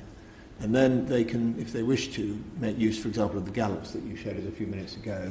They can then take a left and pass in a northwesterly, where they can pass, instead of the existing route, which will be severed by the railway, they can take a dogleg, which takes them beneath the Westbury Viaduct, you see that, and then into the gallops. I'm pointing out the Westbury Viaduct, and you can see from the box, bridleway 3035 permanently diverted under the Westbury Viaduct. I don't think that's the right field, actually. I think it probably... I think the land that is white coloured to the northeast of where you're pointing. There? Just below. Where's the ooze? This that red yes, line. the viaduct's taking you over taking the railway across the field ooze, that I'm talking about is the white field that is below the red line and above. That one there. Yes. Right. Okay. So you don't actually need to cross the railway line to use the gallop again. Is that the point? Right. Okay. But in any event, the point I was going to make there was, I think you said a minute ago that if you had a choice, you'd prefer to take horses underneath a viaduct. I would. And so there, at least, the proposal is consistent with your wishes. Yeah. Okay. Now, if we come back to the first of the crossings I mentioned, which is just at the top of the Hollow Lane diagonal, your point there, I think, is that you'd like to see a greater degree of width and a greater degree of height for the parapets than is specified in the British Horse Society. For the parapets. No, width for the bridle, width for the overbridge, width for the overbridge, and height for the parapets. Yep. Okay. And can I just take you to the guidance? If we can turn to page 4649, 8. 4649 brackets 8. Just so the committee has in mind. And if we can turn that. There you go. And if we look at the bottom of this table, we have the bridge specifications for equestrian use over roads and railways. any route over a railway, minimum width 3 metres, parapet height 1.8 metres, and if we then rotate it anti-clockwise again, we can see that there's a footnote. Parapet that's higher than 1.2 or 1.8 metres may be desirable in some circumstances. I think, insofar as parapet height is concerned, what you're really saying to the committee is that in circumstances where a bridleway is being used by competition horses, whether it be race horses or dressage horses, that may be one of those circumstances where consideration should be given to a higher parapet wall than 1.8 metres. Okay, well, we intend to design these structures in accordance with the guidance of the British Horse Society, and we will therefore consider, in the light of the evidence in each given case, whether there are circumstances which make it desirable to provide a parapet height which is higher than the standard that is set out on that page. Thank you. Now, if we then, you drew attention to the fact that the width is expressed as a minimum. The same point applies where in detailed design circumstances are drawn to our attention which suggest that that we should seriously consider something more than the minimum of 3 metres, then obviously we would need to consider that on its merits. And you mentioned that one such circumstance may be in relation to a bridge that is likely to be used by competition horses or and the fact as well that several bridleways are converging in one point there. Yeah. And if we go back to the previous page 7,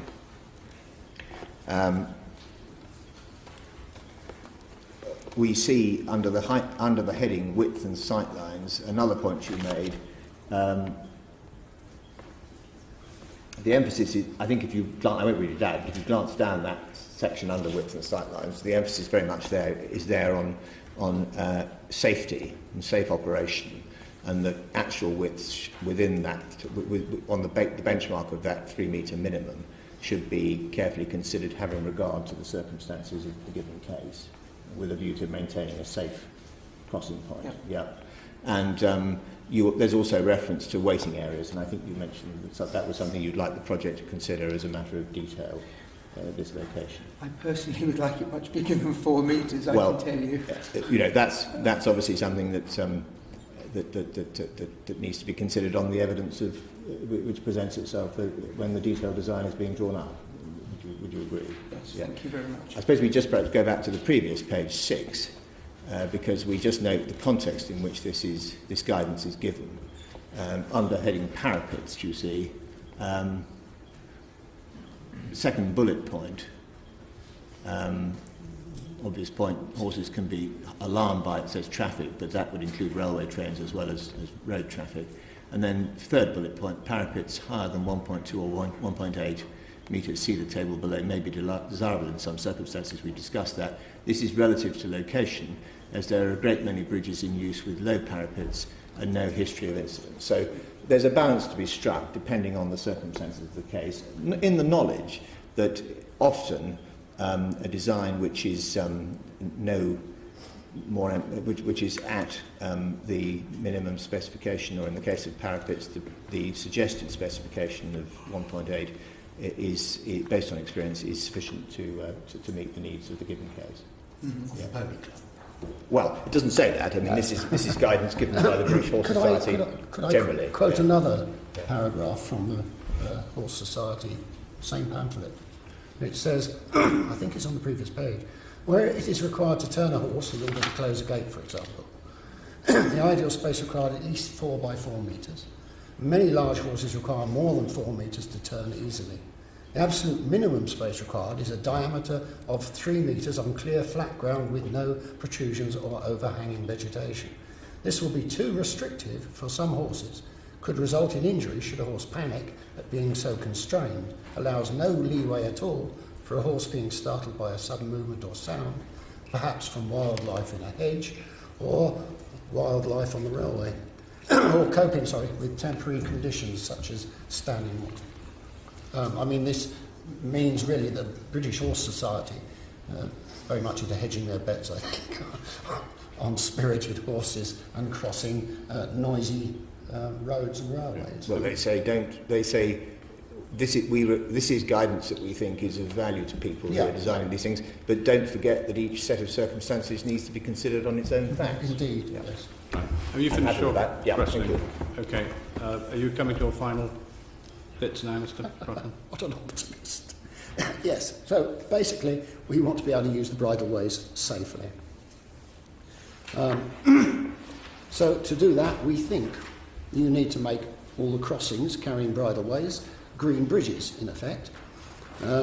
Something like 10 to 15 metres wide with 2.5 metres blocked in parapets, extending into the field either side, so that they are safe for horses and so that they are, in effect, wildlife corridors, because I think that is one of the things that the government is interested in, is that we should have continuous wildlife corridors supplied across this route.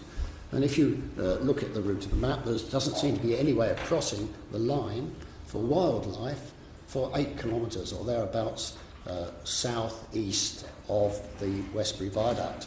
The Westbury Viaduct, you could argue, was a safe crossing point, but there don't seem to be anything else beyond lower than that for wildlife to cross this line. And a less satisfactory approach, we think, would be to add high earth bunds and acoustic barriers and to separate the trains from the horses entirely, and if necessary to reroute bridleways away from the track side. So, if we could move on to the next part of the petition, it's road traffic noise. Okay, let's stay with that, that's okay. Road traffic noise. If we don't lower the line by 4 metres, we are asking that the road, which will then be 4 metres higher and be a source of noise, should be resurfaced with low noise asphalt. That should be maintained, or the cost of the maintenance of that, which will be roughly double what it costs to maintain an ordinary asphalt road, that also should be borne by the promoter. And we should have noise barriers alongside the new road. But if you lower the line, you don't need to do that. So, finally, a summary slide. I think we're there. Mixbury, a quiet rural parish. Don't mind me if I read from this, will you? We're going to suffer 10 years of dirt, noise and disruption during construction. We'll be left with a devalued environment for the foreseeable future. And the least we can expect is no money or effort is spared in mitigating the worst effects of this invasion. The petition points to minimum measures which should be taken to soften the blow to the community. Thank you. Thank you very much indeed. Mr. Melbourne. I wonder if I could just ask Mr. Miller to come into the middle briefly, just to respond on 1 or 2 points. Okay.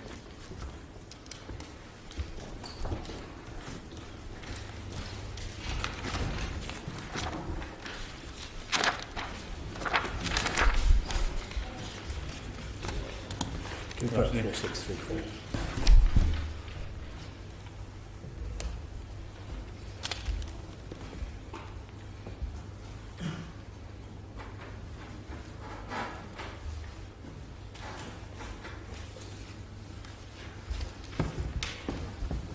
Here's a slide which shows the route as it passes through the area to the east of Mixbury.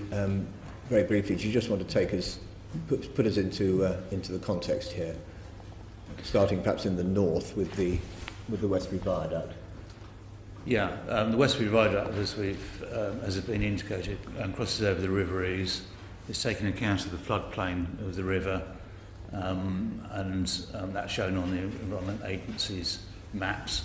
So we try to keep that to the minimum distance. We've got a 1.4 metre noise barrier looking at the noise contour at Westbury. We'll come back to that perhaps.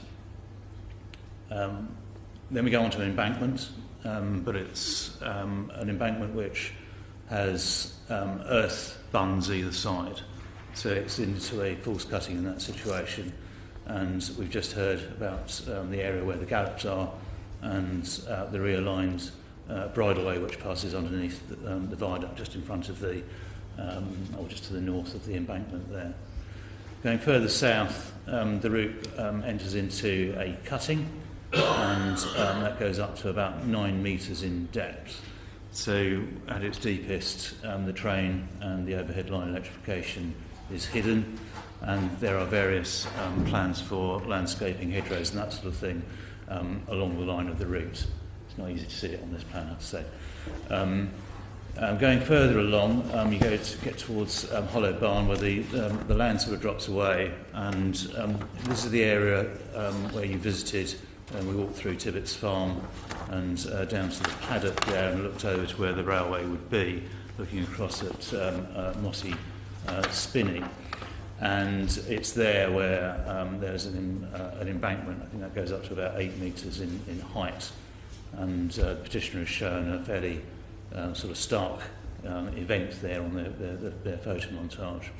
Going further south, well, you haven't shown the plotting. Going further south, there is a long length of cutting all the way through to the A421 London Road, and you've just heard about Featherbed Lane and how we're going to tackle that. And that cutting is up to 10 metres in depth, and again associated with planting. Got a further bridleway across the route just to the north of Tibbetts Farm on that bridleway path. Perhaps do have a look at that in a little bit more detail. And there are various other crossings up to Widmore Farm. There's another crossing there. And I think that relates to the footpath, public rights of way and the bridleways, which are sort of circular routes. And I think we're broadly agreed that they are well used, and our evidence demonstrates that to be the case. Can we just deal with the question of noise? If we turn to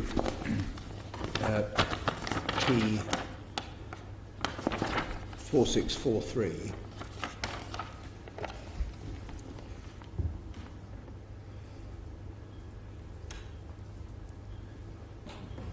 we have the noise contour showing the extent of the Lowell contour, so the extent of the land and property that falls within the lowest observed adverse effect contour. That's right, that's the grey contour. Yeah. See that the settlement of Mixbury falls outside the extent of the Lowell contour, as shown by the arrow. There are, I think, 3 properties that are predicted to experience. Tibbetts Farm itself, which is there, yeah. There's a property just in the Lowell contour, which is just there, and just further to the south, property just there, just in the just there. You can take the arrow to just up of my pen, just into this. Sorry, there's one here. Just here. Can you see? There we are. Yeah, that's Mr. Howard's property, whom we're going to hear from later. I think. Yes, that's right. Yes, Mr. Howard's property. Yeah. And the bridleway that we were looking at earlier runs on the diagonal. That's in here. Up, and as we can see, passes just in for a few hundred yards into the Seoul contour. Yeah, it kind of cuts. At the moment, it cuts across on a diagonal going up towards Westbury, and then it meets the rest of the park complex in this area. And if we turn to the next page.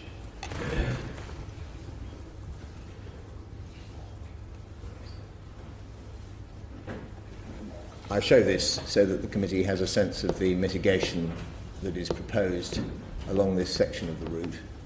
And we can see the provision of a 1.4 metre barrier on the east side of the Westbury Viaduct. And the point was made earlier about the presence of a noise barrier to provide mitigation to Westbury and the absence of a corresponding barrier to provide mitigation to Mixbury. Can you just explain the logic of that? would you like me to explain it? Well, I'd like Mr. Miller to do it. Oh, sorry. Thank you. I didn't see where you were looking. No. Well, the logic of this, and actually it's done quite well in the slides which our petitioner has shown, the change between the draft ES that we consulted on and the final ES, which included the barrier. And the contour at the time for the draft ES, as you saw earlier, and we flipped backwards and forwards, took the outer contour to the edge of the village of Westbury. What we've been trying to do with the line of the route is try and thread it through the landscape so that we don't have big effects on where people live. And so here it was felt that because of the viaduct across the Ouse, the route we had consulted on, we looked again at the mitigation response. And the 1.4 metre high noise barrier is the sort of noise barrier that you see on the Medway viaduct. I think you visited that site. And the effect of that is to bring that contour in. When we look at Mixbury to the other side of the route in fact is providing a very similar sort of effect. Yes, it does capture a couple of those sorts of properties which we've just pointed out, but it avoids the main centre of the village itself, where most people live. So it's still not without its problems, and there are issues that we'll come to in due course with properties within the Lowell contour. We've looked at it, and if you put a barrier in, yes, you might be able to bring that contour in a little bit, but it's unlikely that we'll avoid the effects on those three properties to any great extent. So it's just that they'll be in a different part of a moved contour, and the noise change are going to be very similar. Thank you. Now I'd like to turn to visual matters, and for that I think we can put up 4640.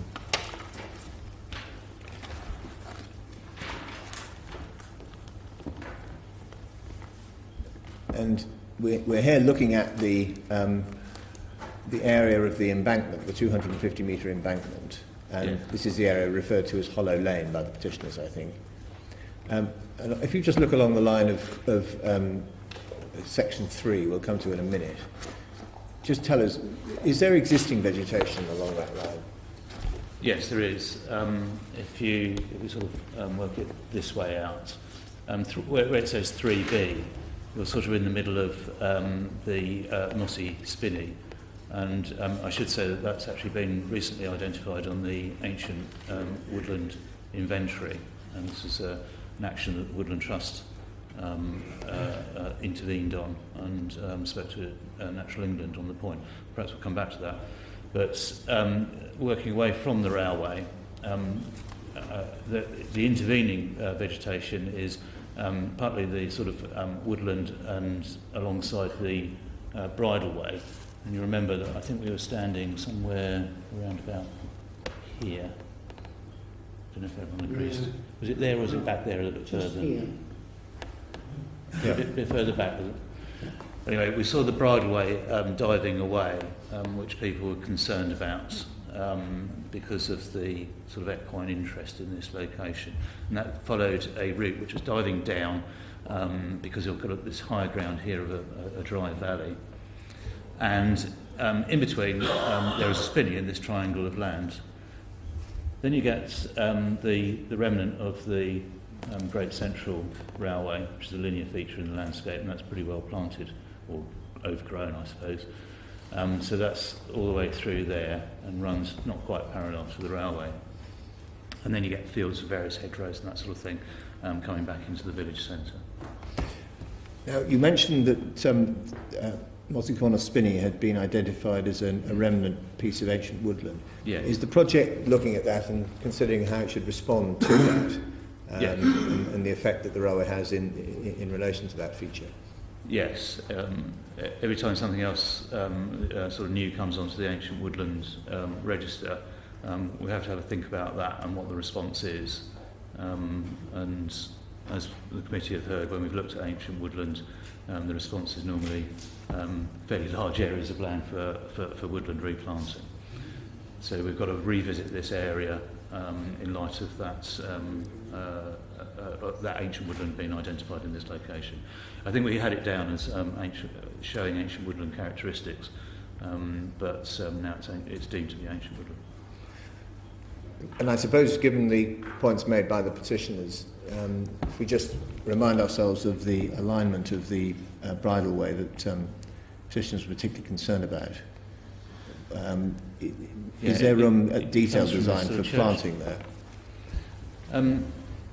What we think will happen in this area, and it's fair to say that we haven't talked this through with the landowner, so in absence of that discussion I can only give you an indication of what that might be. I think what you'll see is an infill through this area here, and possibly in this area here. So the bridleway itself dives down and goes towards where the new railway will be. There's woodland either side as it dives down. And I think what will happen is that there'll be, rather than just a hedgerow in there along the line of the route, I think you'll end up with more of a block sort of planting in that area to compensate for the ancient woodland. As I say, it's fairly early days on that at the moment, but you can see if you have that block of planting in there, then the visual screen, which, as I understand it, is a fundamental part of the startle effect, the way that the horse has binocular vision and peripheral vision, that gets that bridleway down into a fairly safe sort of position visually, and not for noise, but it's not a noise screen. It gets you down to that point where we're going up on the cutting to then cut over on the sorry, it's not on here, the bridleway bridge that we just described. Just flash up 4639 just to remind us of that.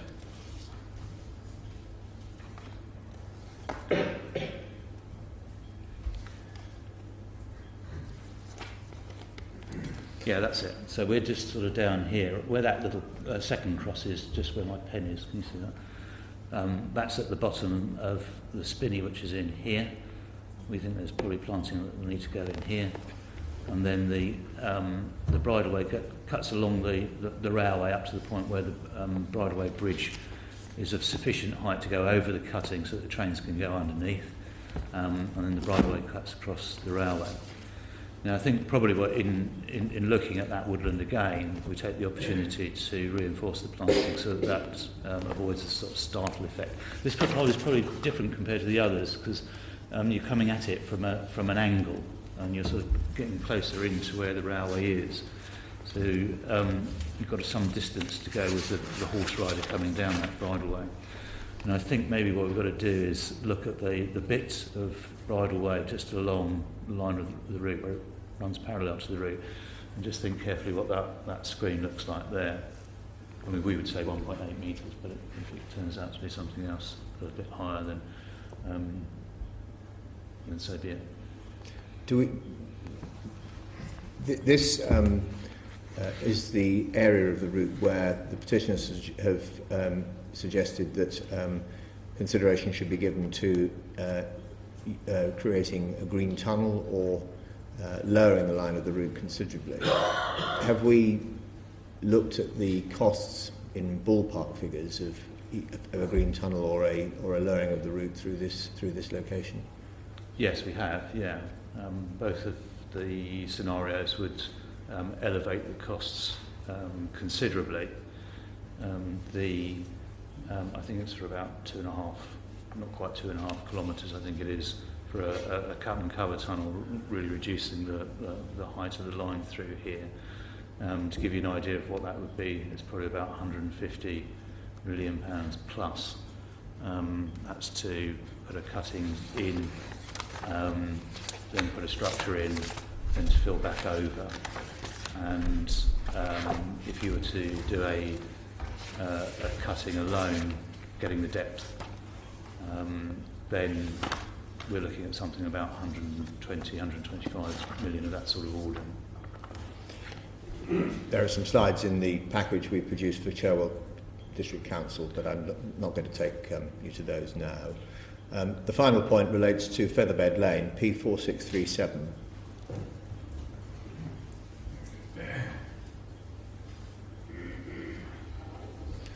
so sorry. That's the next one. It's 4638. I do apologise.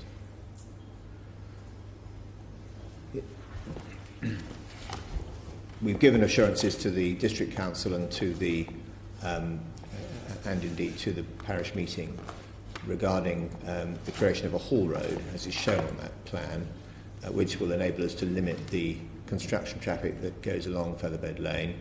As the committee heard earlier, there's been a suggestion from the District Council as to how that assurance might be amended. But I just wanted you to tell the committee what the current predicted construction traffic movements along Featherbed Lane are, both in terms of numbers, duration and the purpose for which we would continue to need to make residual use of that route. Yeah, we will need to use Featherbed Lane to get this site's compound up and running, and that will be for a period of between 8 and 12 weeks.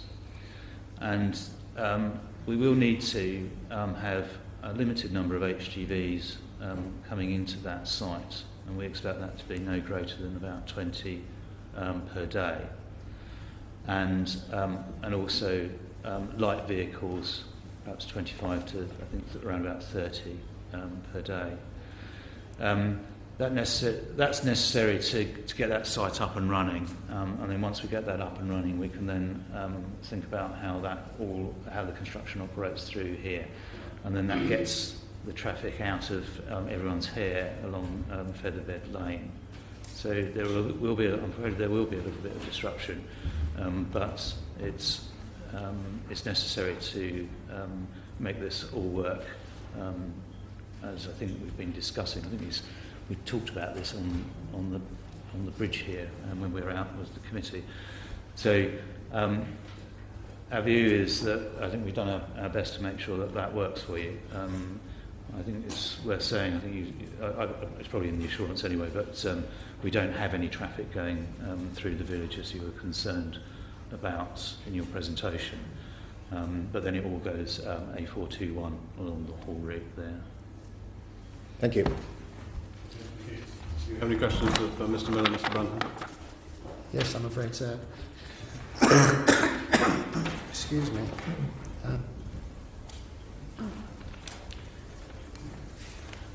First off,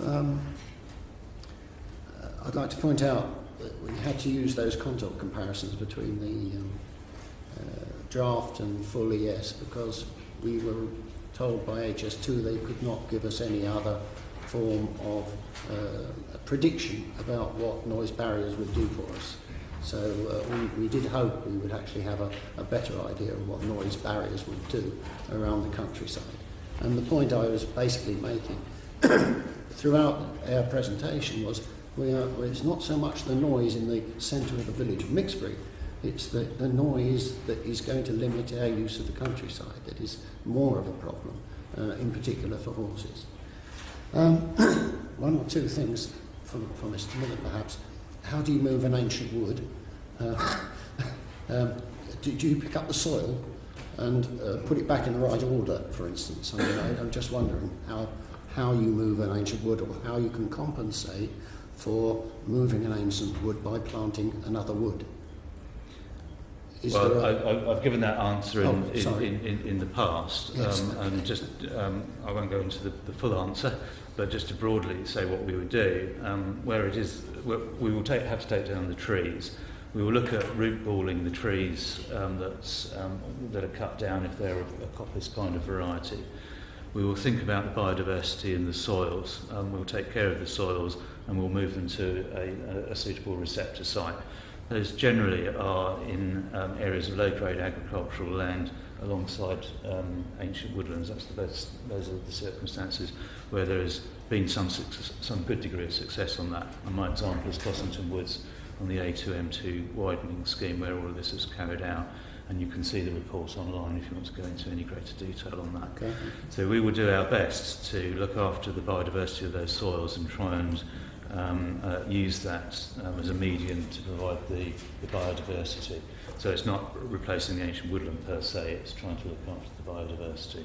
obviously we'd have to wait a few hundred years for the woodland to come back. I should do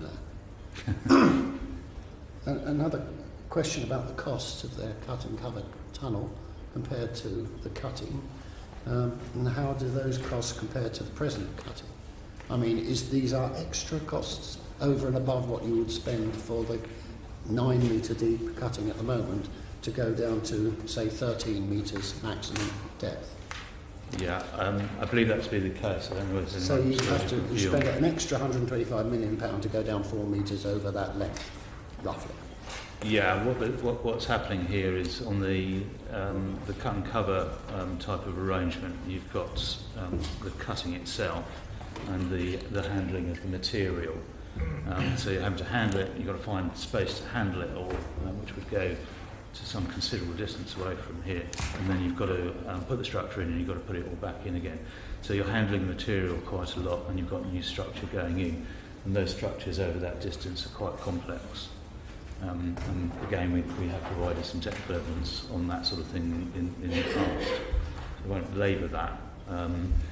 In terms of the deeper cutting here, perhaps I'd take it from the other way around, is trying to use material in a balance of the cut and fill insofar as we're able to along the line of the route, and that's what we try and do, either putting the material that we take out of the ground into earth-filled embankments, or earth-filled embankments and the sort of false cuttings, the bungs and that sort of thing either side of the railway. That's what we've elected to do. So replacing the viaduct with an embankment would help in terms of balance.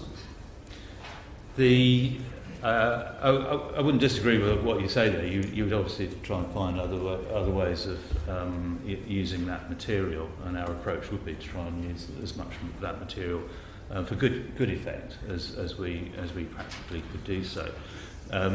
There are differences of views on viaducts. It's interesting that this local view is perhaps more akin to a preference for embankments. Elsewhere, Hampton and Arden is a good case. We've got an embankment there, and the preference is to have an open view. Whatever HS2 suggests, they get the opposite, do they? Yeah. Well,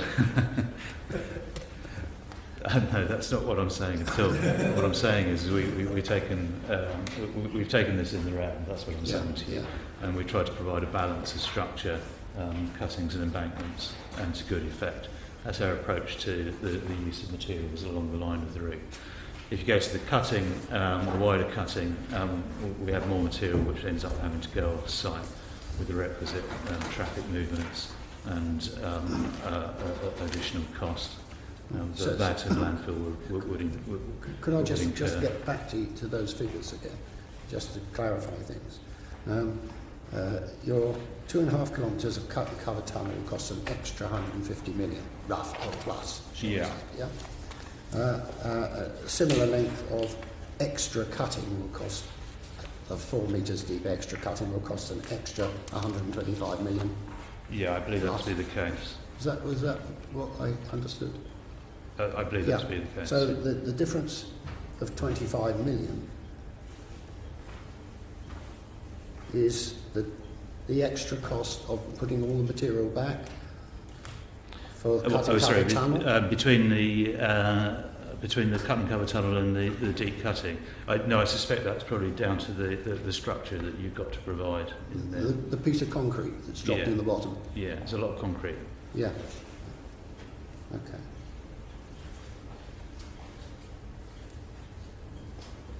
I don't think I have any more questions. Mr. Miller, thank you. No. Okay. Brief final comments, Mr. Brown. My final comments really are, I'm afraid, I still think that we are worth spending the money. I think that HS2 should honour the commitments of various transport ministers who've said that mitigation will not be limited by cost. And I think our best mitigation is still to drop the line by 4 metres. And all the other suggestions I have made, really I find are secondary to that. And I believe that a proper costing of the effects of dropping the line that really need to be made by HS2 to convince us how much extra money it will cost to do it. The other thing is, of course, that the mitigation is for our countryside, is not for the village. Not really. The village is, compared to many other places up the line, quite well off, to be honest. I would feel embarrassed to be here if it was purely for the village. But the village does use this area of countryside, and without further mitigation, we are cut off in a triangle between the A421, which can't be crossed safely with a horse, for instance, most of the time, and this HS2, which we are doubtful will be able to be crossed unless something significant is done about green bridging it. Okay. Thank you very much indeed. Okay. Thank you. Thank you. We will get HS2 to send us your little bit in your presentation for the noise. Perhaps we can hear it in our office.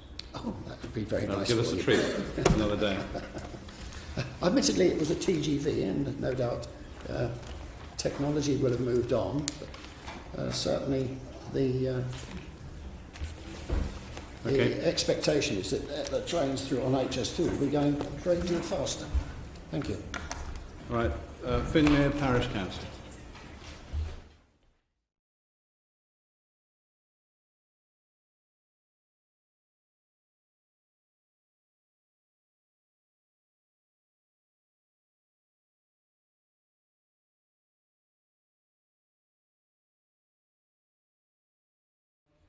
That aside was to your clerk, who very kindly managed to spell my name correctly. Unfortunately, when I submitted my petition, my signature was obviously unclear. I trust that my presentation will be less confusing. Unfortunately not. There are only two of us in the world now. There used to be four, but the others got married. to escape the name. Thank you very much indeed. I represent Finmere Parish Council, which is slightly bigger than Mixbury. It's a parish council. It's a fully constituted one. We have more than one meeting a year. We are part of Cherwell district in the Banbury and North Oxfordshire constituency. It's called either. Finmere itself has an electorate of 386. Cherwell, the district in which it lives, has an electorate of around 100,000. The constituency has around 84,000, and Oxfordshire itself is around 600,000. There are four parishes in Oxfordshire that are directly affected by the implementation of HS2. Their total electorate is under 700, 0.1% of the whole of Oxfordshire. So we're very small beer when it comes to the county level, unlike Buckinghamshire and South Northamptonshire and the like. It's a very quiet, tranquil and pleasant part in which to live, and it is prosperous. Unemployment in the constituency is under 1%. Now, if we look at the map of the HS2 as is provided, we see that it is on the chainage, which I presume represents with a plus 100, 200 and so on and so forth. I presume they represent kilometres. We are 90 kilometres from London and 85 kilometres from Birmingham, so we're effectively in the middle. So to be able to use the train, we've got to go almost as far as anybody in either direction to catch the darn thing. So the benefit to our small area, the 0.1% of the electorate of Oxfordshire, is virtually none in terms of access. In terms of employment and opportunity, there is very little it can gain, given that only 0.8% of our population are registered unemployed. And we're not in the north-south. So as far as the advantages of the HS2 project to our 0.1% of the electorate are concerned, they are very, very small, if not zero. Now, When the project first came out, just under 5 years ago, we were obviously taken aback by it. First thing I heard of it was a phone call from the local radio station saying, "What are you going to do about this railway line through your back garden?" We got some consolation. When we realised what it was going to do, we were obviously alarmed, but we took some consolation from Secretary of State Hammond, at the time, who said, and I quote, "I am determined that we will do everything possible to try and reduce the impact of the line." Okay, that was a try. Subsequently, your current Secretary of State, Right Honourable Patrick McLaughlin, in the draft environmental statement of July 2013 said, "We must ensure that everything possible is done to mitigate the impacts of HS2 on people and the landscape."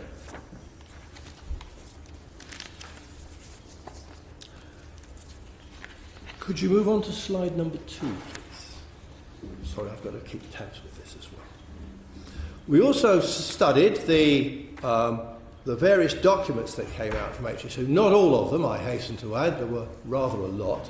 But the review of route selection and speed, dated January 2012, section 3.1, page 12, paragraph 3.1.3, bullet point 1, to be precise, said that they outlined 4 principles, and they said they were to avoid, or where this was not practical, to mitigate direct or indirect harm to the communities, the landscape, water and ecological resources, and to maximise opportunities to such features.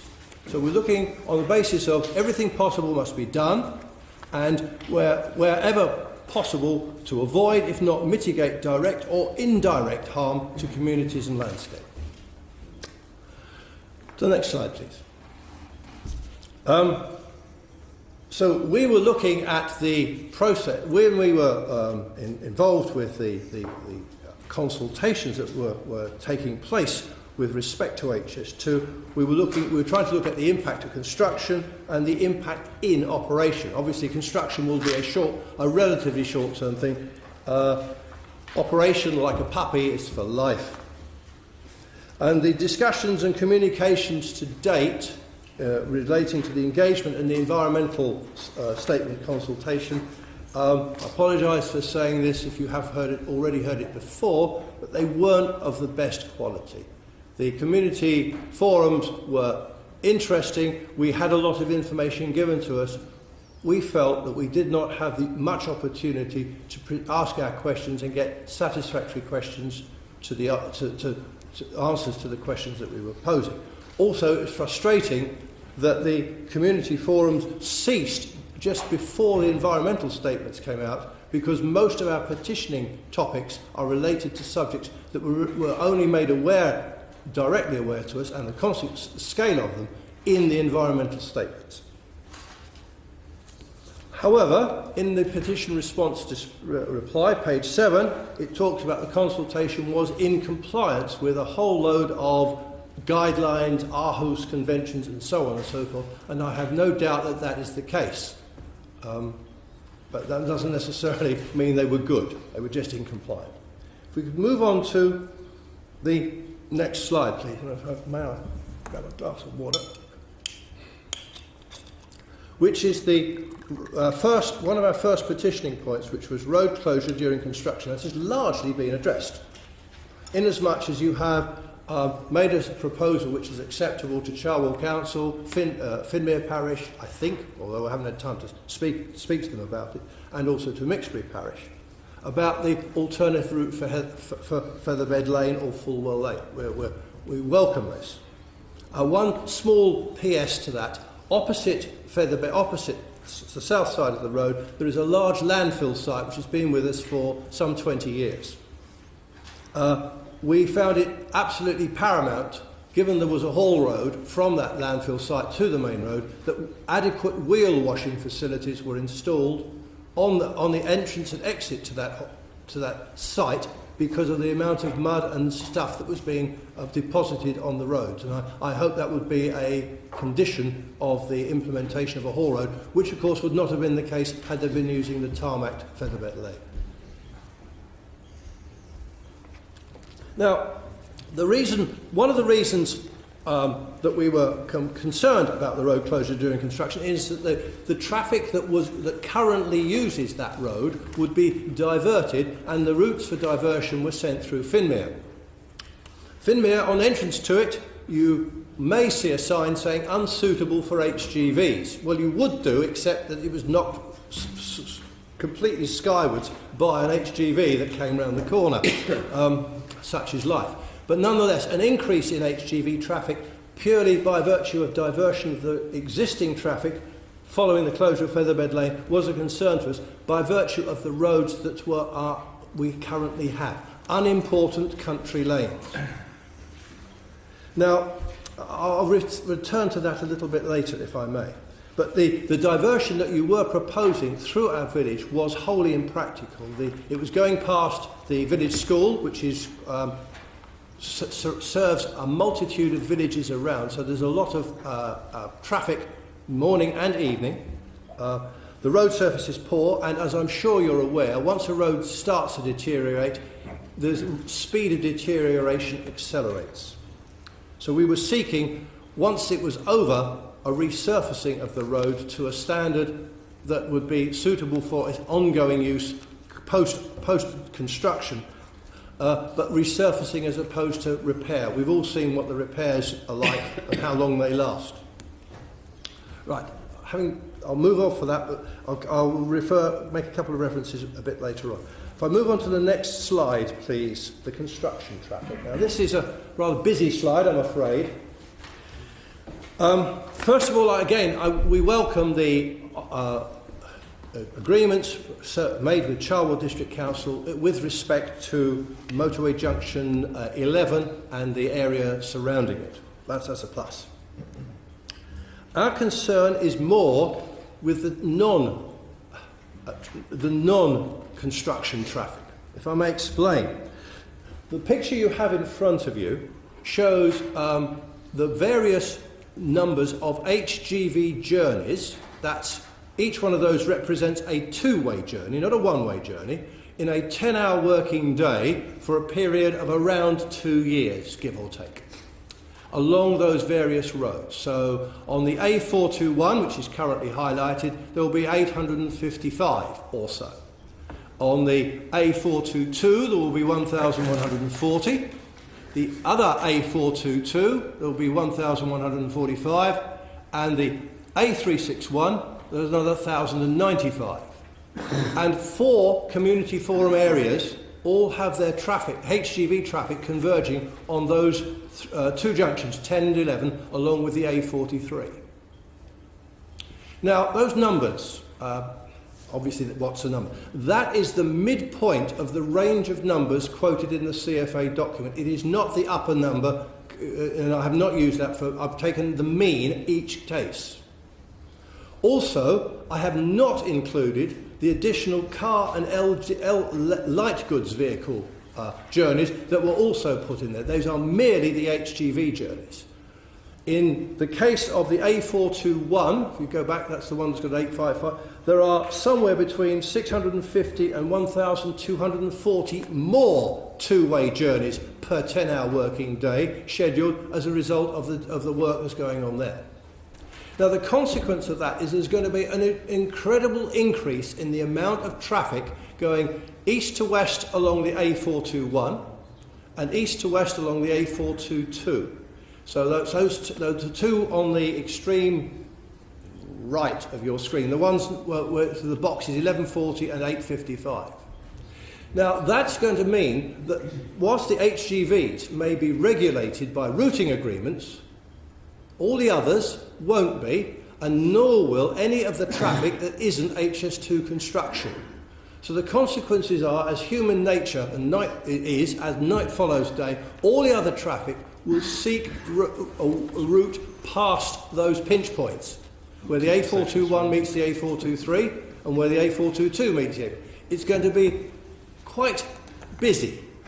And the logical progression from that is that the small, unimportant country roads down which the Featherbed Lane traffic was going to be diverted will now feel considerably extra burden of traffic as a result of traffic of non-construction traffic trying to non-construction HGV traffic trying to seek a way through this particular area.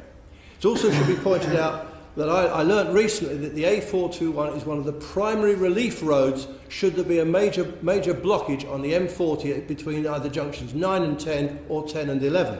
And that is one of the primary diversion routes.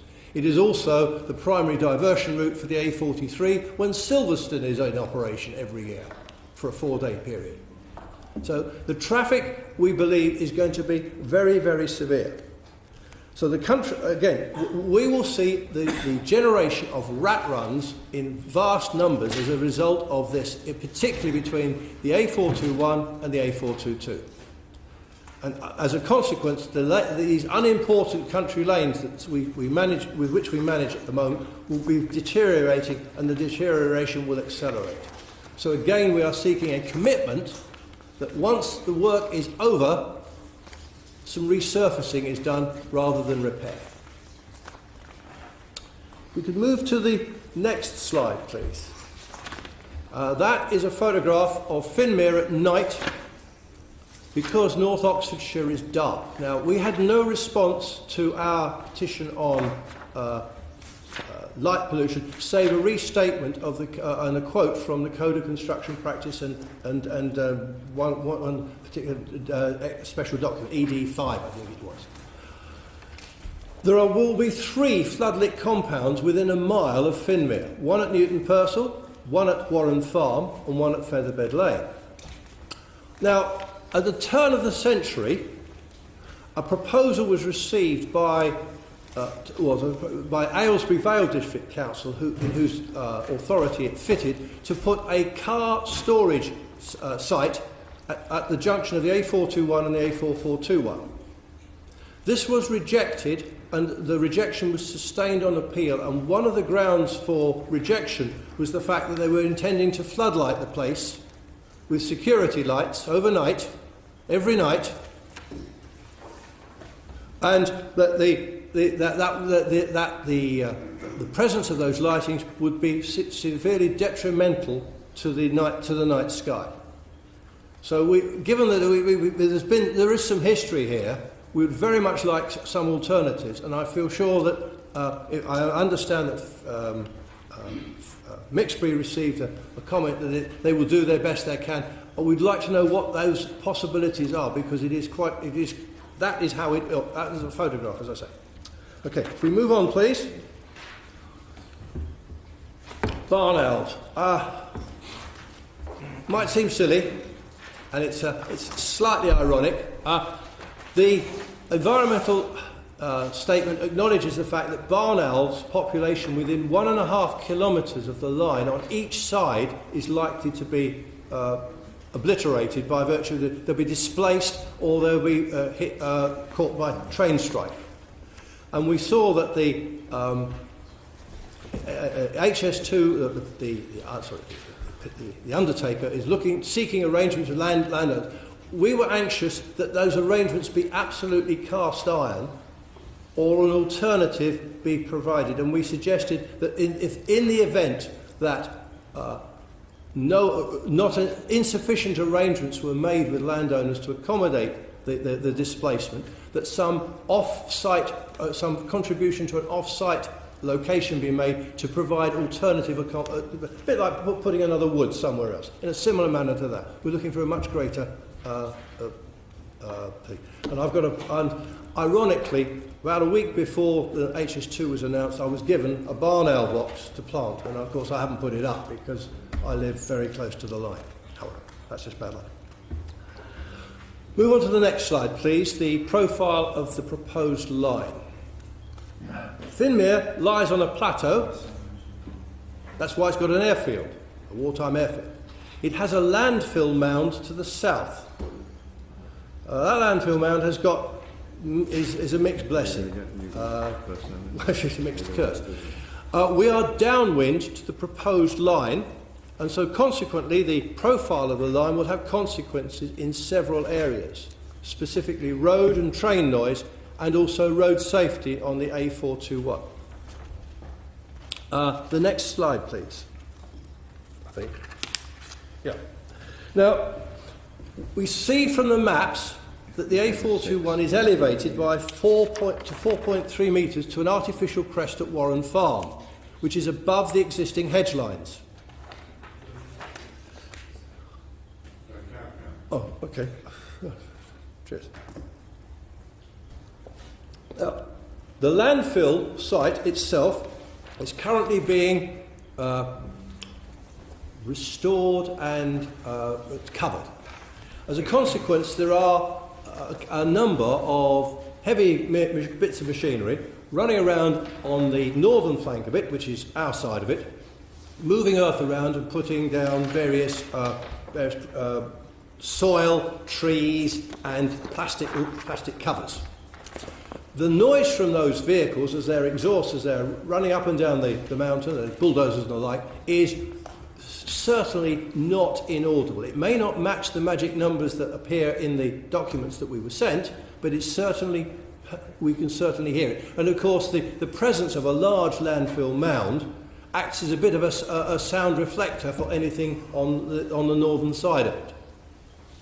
On top of that, the A421 in a previous history in the 80s and 90s was actually the B4031. Now, again, that's relevant in a couple more slides' time. But the B4031 was upgraded to the A421 around 1998. And in so doing, they filled a dip in the B4031 just to the east of the proposed crest. Now, it was very interesting because at that time, when vehicles which were travelling along the B4031, and it took quite a significant amount of HGV traffic, even though it was a B road, when they went down into the dip, the sound of their engines and their passing was greatly diminished, only to be restored when they came back out the other side of the dip, some 80, 100 yards further to the east or west. It's very, very noticeable. As soon as they'd filled in the dip, the noise was constant because there was nothing to get in the way. They'd raised the road up so that the sound came up with it. Now, if you raise the A421 by 4 metres a little bit further to the west, you'll be lifting all the vehicles with their consequent engine noise and the tyre noise to above the hedge lines that are currently there. There are some hedges there which do provide a measure of protection even in winter, but if you lift the vehicles above that, the noise will be much greater than it currently is. Again, it might not make the magic numbers, but nonetheless it will be a great deal louder than it is at the moment. Now, if you lowered the line, there's a completely different reason for lowering the line than that's been proposed so far. That would remove that particular problem. Failing that, the alternative is, if it is absolutely essential that the line has to be done, we would formally request that we have an SMA type road term. SMA is a technical term for the quiet tarmac. The maintenance costs of which are significantly greater. So if that was the case, it would be not unreasonable for a commuted sum to be made available to the Highways Authority so that they can continue to maintain the SMA surface so that the relative silence was preserved. If you could move to the next slide, please. The train noise. We checked with HS2 and asked specifically, we've confirmed that the catenary is 8 metres above the track, but the cutting at the A421 is about 5.1 metres deep. So the catenary and the wires and some moving parts will be, nearly 3 metres worth of it will be above the track. The noise barrier is 4 metres above the track, so effectively, even though it's in it'll be below the level of the ground. So again, we're saying our solution again in this respect for train noise is to lower the line.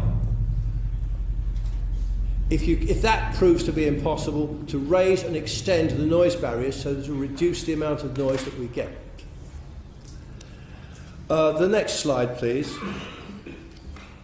The road safety on the A421. Now, to this subsequent to depositing my exhibits, I received the exhibits from HS2, which included one which was, I think, 4593. P4593. Can you bring that up? Thank you. The third paragraph talks about the promoter is realigning the A421 to allow it to pass over HS2 on an improved vertical alignment. I'm not quite sure what that means if it doesn't mean lowering the line. I'd like some clarification of that, if I may. But improved vertical alignment, I could appreciate the horizontal alignment, but it's the vertical alignment that puzzles me. To go back, my exhibit number, it was the second, well, the maps at the back of, oh no, I haven't got the map. The B4031 at Warren Farm, which it was at the time in 1988. If you could move on to the next slide, that will be number 12 for me. Okay, right now, that slide there. If you could move your cursor, that's it, right in the middle. That's lovely. Okay, now prior to the upgrading to the A421, the B4031 was dead straight. And the Grand Central Railway ran under a bridge that was at Warren Farm. Although that railway line in the cutting which you'll be excavating was filled in as part of the landfill project.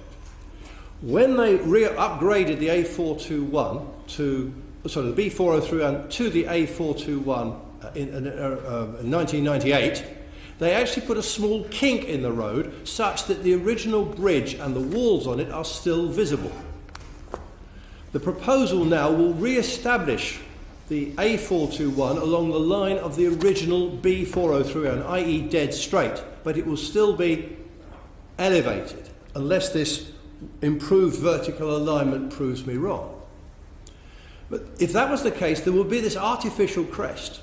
Now, given that in 1998 and therefore 1998 and all times before, it was dead straight, and the condition of permission for converting Warren Farm into multiple housing was that the entrance be stopped up and moved 600 yards to the west to improve for reasons of highway safety, I find it difficult to see that the entrance is being restored to its original position, especially with the introduction of a crest.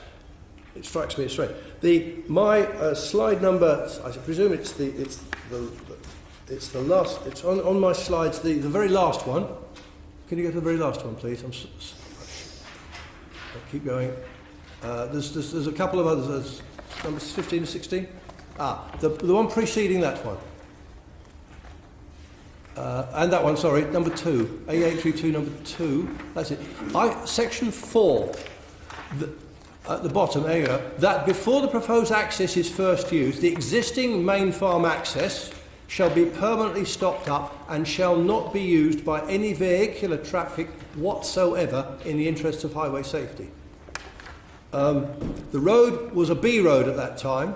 It was straight. It is now going to become an A road, which is also straight, but they're restoring the access. We find this very difficult to understand. We seek some clarification. We fully accept that the Highways Authority will be the final arbiter, but nonetheless it strikes us as anomalous that we're going back to the status quo and we're reversing that particular condition. Fine. If you could now go back to number 13, which I suspect will be thrown out. My real point on there is that we're going to have to. We are parish. We are residents. It is going to be. We are all taxpayers as well. It is our taxpayers' money that's being spent. We'd like to know exactly how much it's going to be. But beyond that, I'll say no more because out of respect to you. Move on to my summary, which I may, which is 14. HS2. It is very difficult to see if HS2 brings any benefits to the parish and its surroundings. There will be an impact on the area during construction. There will also be an impact in operation. Given that 2 Secretaries of State that said they would do everything possible to mitigate the effect and impact on us, We ask that you fix the roads when you've finished. You turn off the lights when you're there at night. You pay up for the barn owls or make sure that they're safe. You lower the line and restore the balance. And our request to HS2 is please talk with us. Talk to us. We've had no conversations whatsoever with HS2 since the environmental statement came out. So please talk with us and not to us. Thank you very much. Okay, thank you very much. Mr. Mull. If we can put up P4656, I'll try and deal with the points as they've come up.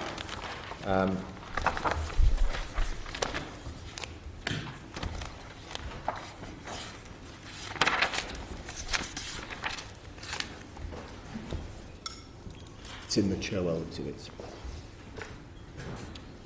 This is a slide which shows the proposals to route HS2 traffic along the strategic road network in the area of this part of Oxfordshire.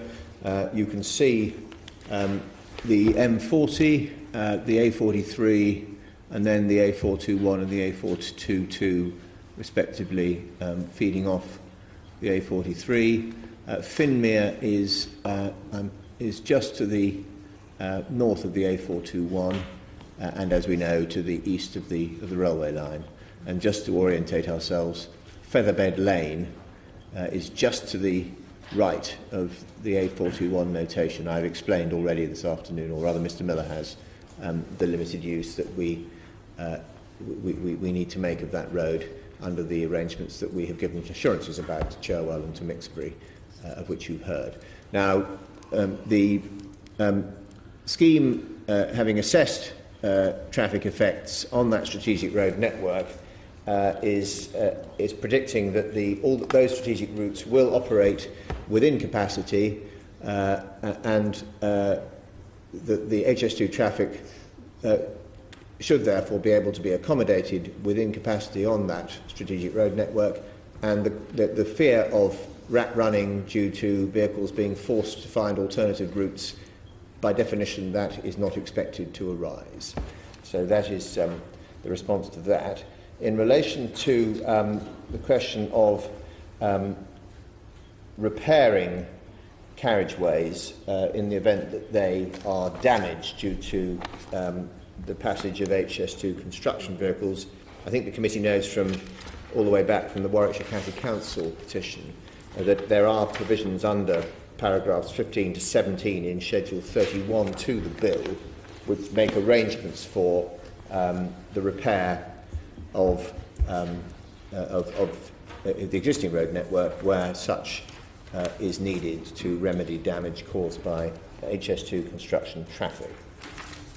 Turning to the question of surfacing, a more local point was raised about using a particular type of quiet surface for new sections of highway taking existing roads across the railway line on overbridges. The position is that the noise assessment that we've carried out is not predicting that any significant adverse noise is likely to be caused to the settlement of Finmere as a result of the creation and operation of the overbridge over the A421. And for that reason, we don't expect to need to install any particular type of surfacing. But of course, if our detailed negotiations and discussions with the local highway authority lead to a conclusion that some special surfacing is needed, then that is something that would be dealt with under the detailed arrangements of the bill. Turning to the question of light pollution, in fact, the response to the Mixbury Parish Council petition on that issue that they, as you know, pronounce themselves satisfied with is in exactly the same terms as the response that we have given to the Finmere Parish Council. The only difference is that they had a particular concern about an auto transformer express feeder station, which we dealt with in response to them. No such concern arises in relation to Finmere, so by definition we don't address that. But that response in a nutshell drew attention to paragraph to a particular section in the Code of Construction Practice, section 5.4, the gist of which is that the nominated undertaker will be expected to take take appropriate and reasonable steps so as to limit the spread of light from construction sites. I can also say that we do not expect any of the construction sites in the locality of Finmere to need to be operated on a 24-hour basis, and we do not expect, therefore, to need to light those sites during the hours of during the nighttime hours. They will continue to need to be lighted, obviously, into the evening, but save perhaps for immediate security measures, lighting during the nighttime hours will be kept to the reasonable minimum. In terms of noise, if I just show you the noise contour series for Finmere, that begins at P4594.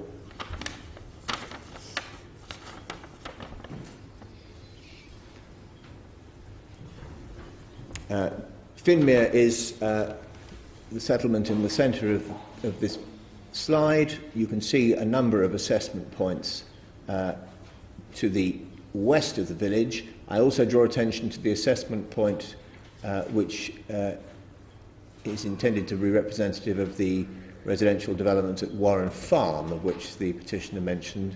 That's 277403. If we then turn the page, we can see at 4595 the noise contours, and you can see that the Lowell contour is drawn in well to the west of the main settlement of Finmere. True it is that we are predicting significantly adverse noise effects on those residential premises. I think there are 9 of them at Warren Farm, and that is the effect of the notation OSV 14-C01. And that prediction is based upon the change in noise levels resulting from the operation of the railway and its attendant infrastructure, which you see in tabular form at P4597, and you can see that for third line down in the table, 277403, that's the representative assessment point for Warren Farm, and you can see we're predicting an increase during the daytime of 5 decibels over existing. The ambient noise levels for the railway and the road, and indeed the predicted noise environment overall, is within the Lowell contours, but that is a property. Those are properties which, for the reasons I've given, are identified as suffering a significant adverse effect. Turning then finally, I think, penultimately to the overbridge. If we just put up P4590.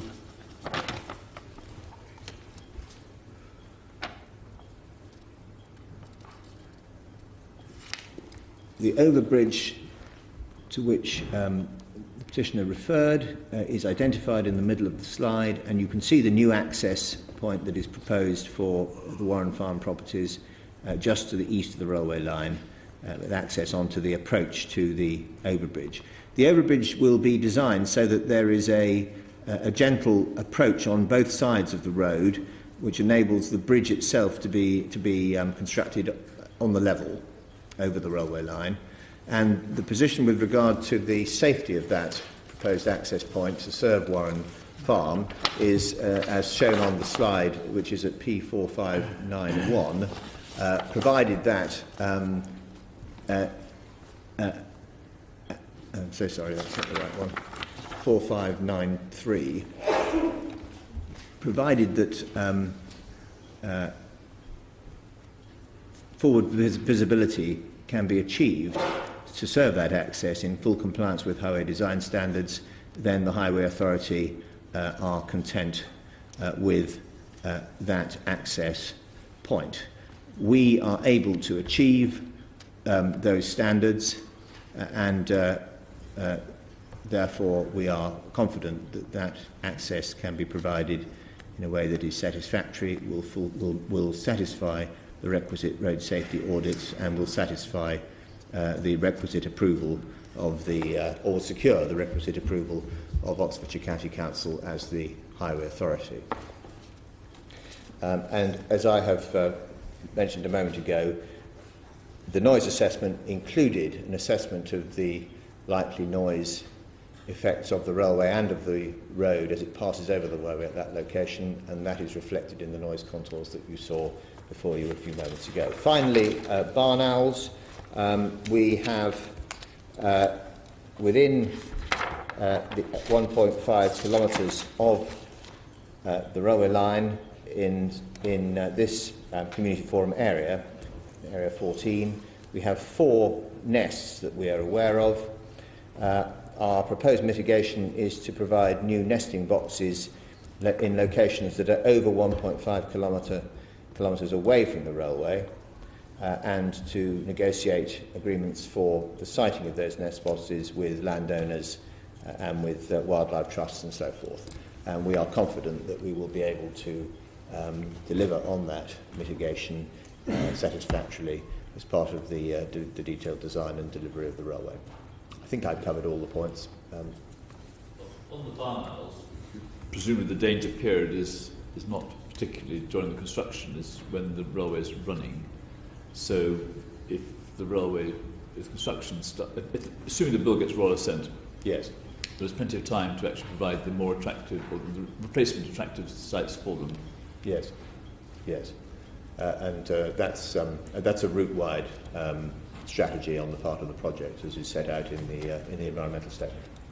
My personal experience is that barn owls can be remarkably stupid in going on trying to nest in places that aren't very good for them. I'm afraid I can't comment on that. I have no personal experience with barn owls at all, but hopefully we can educate them to some degree. Well, sign. Yeah, exactly. Unless there's anything else on that. No. Brief final comments, please. Well, it would appear that all of our things are not a problem. All of our concerns are not a problem. Traffic isn't a problem. There's not going to be any traffic jams. You're not going to have any SMA. The light pollution, fair enough. Okay, you're going to. I was under the impression it was going to be severely lit 24 hours a day. I'm relieved at that. It's not going to be noisy. The overbridge is going to be okay, and the barn owls are going to be safe. I wish I was a barn owl because. If you live 121 metres away from HS2, you don't get a new house. If you're a barn owl, you do. I think you should be careful though, because Sir Peter has just pointed out they're quite stupid. But quite honestly, to some extent, I feel rather stupid having come all this way and to be told that all my fears, when I'm trying to represent on behalf of my parishioners, are to no avail. And moment. That wasn't what was said. No. It's not the impression you should have.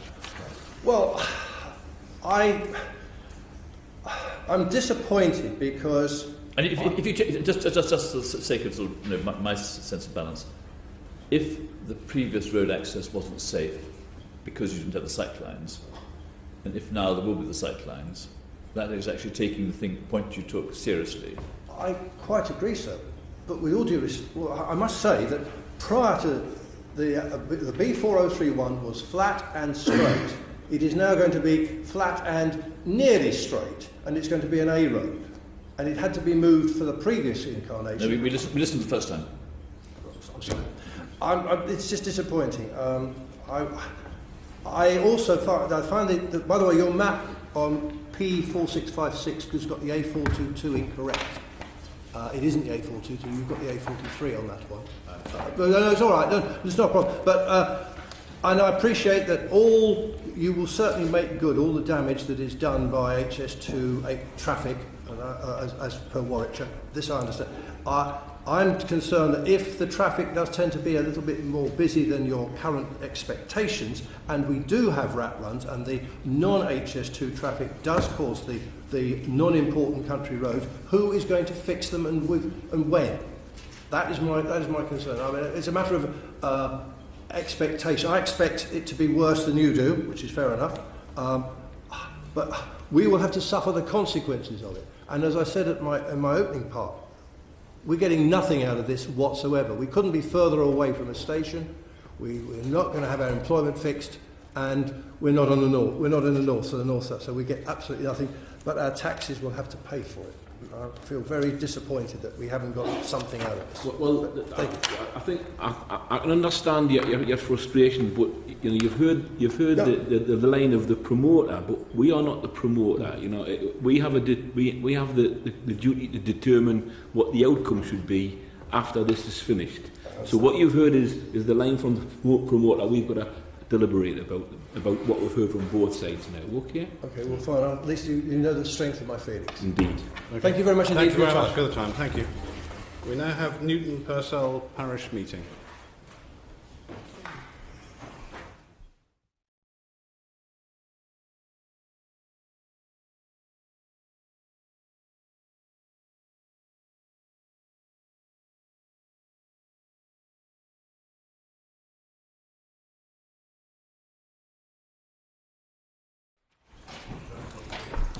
You know what the form is now? Yes, sir. Is the form to finish at 5? No, till 7. It's to possibly 6. Okay, so you want me to I'll just carry on. Yeah, a little bird told me you might be 40 minutes. Is that sort of where you're likely to be? That's my best guess. Because you have rather a lot of slides, which started to worry me with earlier. Well, I don't really speak PowerPoint, so I haven't taken that approach. What I've done is I prepared, in the middle of last week, a submission that I can talk around over about 15 pages. And 2 exhibits. The first exhibit was a chronological bundle of correspondence that I've had about engagement. And the second exhibit, my exhibit B, was a list of HS2 documents that I would be referring to from the environmental statement. I think the best approach I might suggest is to have the submissions in hard copy and to look at the maps on screen rather than put the submissions on screen. That don't work at all. Now you should have, they called it an exhibit A836, which is my outline submission for today.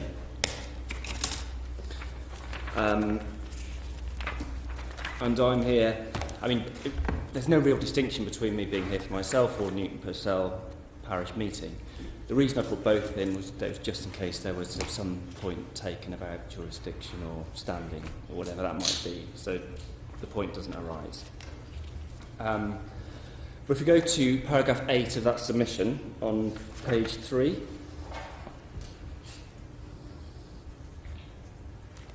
those are the 5 main headings that I wanted to go through today. The first is the lack of any mitigation whatsoever of the proposed railway on the north-east side of the line in Newton Purcell. And I think that's going to take the bulk of the time because that's where we have the issue of principle.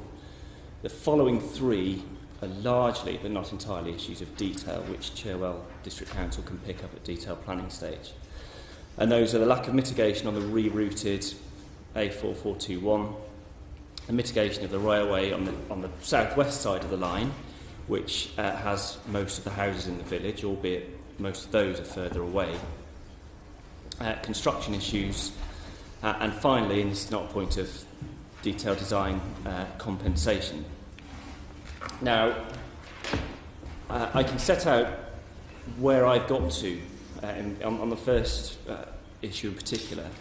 I don't know what the issues really are with HS2 because I've never had any detailed response to anything I've said, and I've said what I'm about to say to you several times over the past few years. Is it worth just to make a bit of a map just so we've got clear in our minds? Yes, well that was the first thing I was going to do, and I'm just hoping technology works. This is Exhibit B, but the map I'd like to go to is in the environmental statement map book for CFA 14. The budget didn't stretch to pagination, but it's map number CT06060B. I'm hoping this works, so I'll struggle otherwise.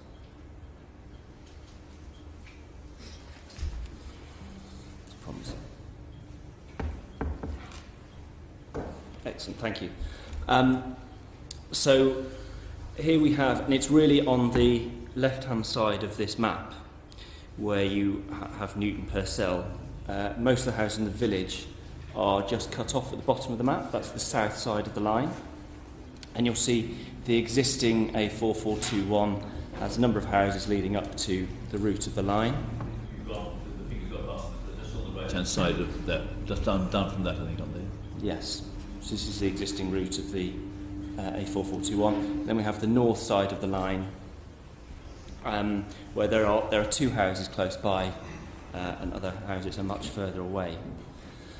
And that shows you again to the left the rerouting of the road, because I think it would be next to impossible to build this line and keep this road open, and there will be a long closure. And I think that's the thinking behind the rerouting, is that allows the road to remain open. Now, so take us through those issues quickly. We can see that the north of the line, so on top of the line here, we can see, you can see from the key below, there is a line of what they call landscape mitigation planting that goes across the top of the line, and there is a gap where the existing road is. So there's no mitigation planting there, and that's adjacent to the houses, one of which is mine, so I declare that interest very early on. Sorry, again, you're I am, if we move the arrow up, slightly up, yeah, stop, that's where I am. We'll see another map shortly where it's highlighted in green. But you'll see the main point I'll come back to is on that north side of the line there is no mitigation whatsoever. There's no noise fence, there's no earthworks, there's no planting, no nothing. And that's quite a confusing state of affairs. South side of the line, you can see there is obviously recognition in principle that we need mitigation, because you'll see that there's a purple line there which is the noise fence area, and we'll see to the left and the right of the main road there is substantial earthworks. And so really the issues south of the line for the mitigation line itself are going to be performance issues and matters of detail. The principle has been established that mitigation is required. The third issue is we obviously have the diverted road, which creates its own problems, particularly south of the line, as the traffic is now driving facing into the village, and there are concerns about the mitigation of that. But from the correspondence I've seen between Cherwell District Council and HS2 recognise in principle that mitigation has to be addressed for that road, and so there's not so much to say about that. It's a detailed design issue rather than an issue of principle.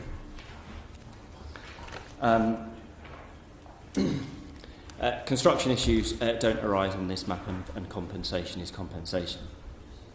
So with regard to the mitigation of the north side of the line, where there's nothing at the moment, and albeit there are only a few houses there, I wonder if I might first refer to another environmental statement document, which is the Community Forum Area Report.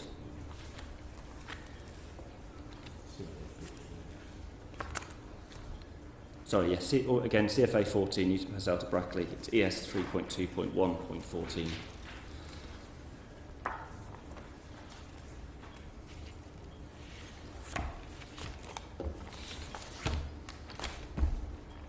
Thank you. And it's section 9.5 of that.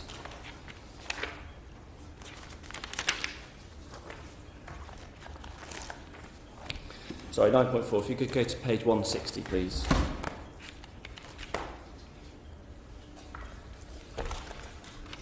Now, at the bottom of page 160, we'll have to take these in order. We'll go to the photograph in a minute. We have, above paragraph 9.4.37, reference to viewpoint 170.2.001, which is looking southwest from Barleyfield, a residential property on Buckingham Road, north of Newton Purcell. So this is looking north, down at the top of the line from the previous drawing. The same as P4604. It may flash up. I'm not expecting you to know.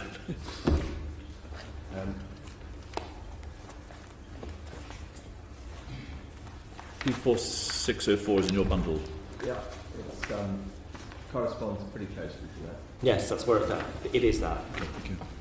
Because that's been lifted from the environmental statement. And I'll come to that in a second. I was just going to do the assessment first and then the photograph. And this is roughly where you are?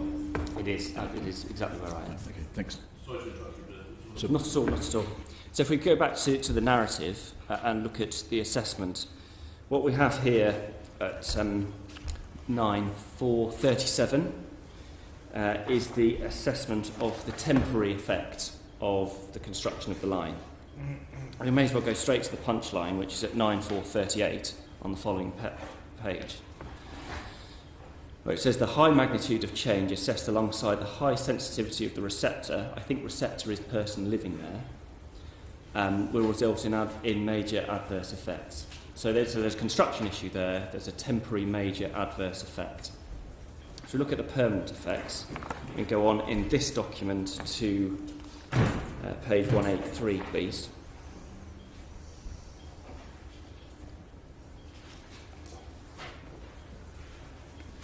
And it's the bottom of page 183.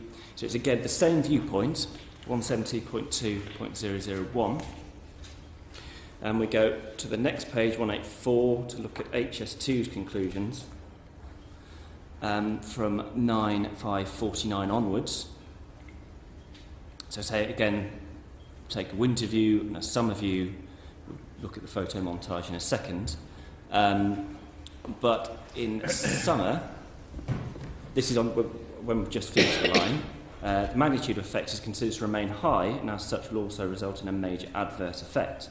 By year 15 of operation, there will be noticeable change in the view as a result of maturing vegetation, and the assessment will reduce to medium, resulting in a moderate adverse effect. And that moderate adverse effect is from year 15 to year 16, as you can see from 9.5.52. So we have a major effect at construction, reducing to moderate as the planting takes hold and will become, reducing to medium as the planting takes hold, goes to moderate after 60 years. And finally, if we can go to page 202 of this document, please. Now, two homes right on top of it. So this is the summary, where HS2 are effectively saying, look, we've done what we think we can, you're going to like it or lump it, this is what's left over and we don't think we can do anything about it. So it's the first bullet point here. There will be residual effects on views from the northern residential edge of Newton Purcell due to the influence of the Buckingham Road overbridge, noise fence barriers, trains and overhead line equipment. Now, the reason why there's an adverse effect from noise fence barriers is because there's a noise fence barrier on the other side of the line. So you only have it one side of the line. So that we'll have to look at the back of it, and it will bounce the noise straight up north of the line. So it's not going to help at all. In fact, the opposite. But this, as we see above, is something they can't do anything about because no other mitigation measures are considered practicable. So this seems to be the line. We can't mitigate here because it's not practicable. And I have to say that all of this is to do with the visual eyesore of the line. Noise is a further and separate issue. So if then we can go to the photograph, and I think if you still have the reference to the photograph you went to before.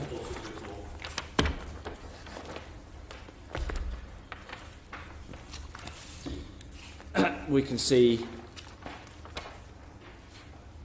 this is actually the later version. There is an earlier version of this photograph we can go to in a second. So this is the best it's ever going to look. We can see, we look down the road. This is now effectively a country lane. So this will take the traffic into the villages of Cherwell and Barton Hartshorn. First thing they're going to do is encounter this. We can see the bridge on the side where the arrow is helpfully pointing. And straight ahead we have this gap in any mitigation so we can see the railway in all its glory. Because it's not practical to do anything else. My first point is to challenge that practicability. So if we can go back to the original drawing we had, which was the CT06060B from the map book.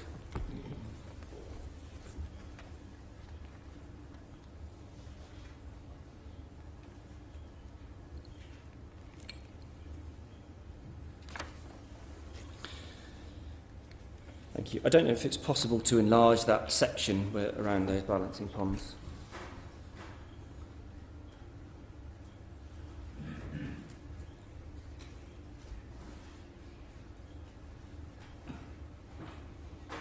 I'm grateful, thank you. So there are a number of points to make on this gap at the top of this line here. Because as I said before, I mean, rare for this line, because there's always some kind of mitigation. There's usually some kind of cutting or some kind of embankment, or where you can't avoid the viaduct. At some measure can be found. But here there's nothing. There seems to be a deliberate gap in between the area of planting and the realigned A4421. Somebody clearly thought that planting was desirable at the north side of the line, but oddly left this gap here at the closest point to the two properties.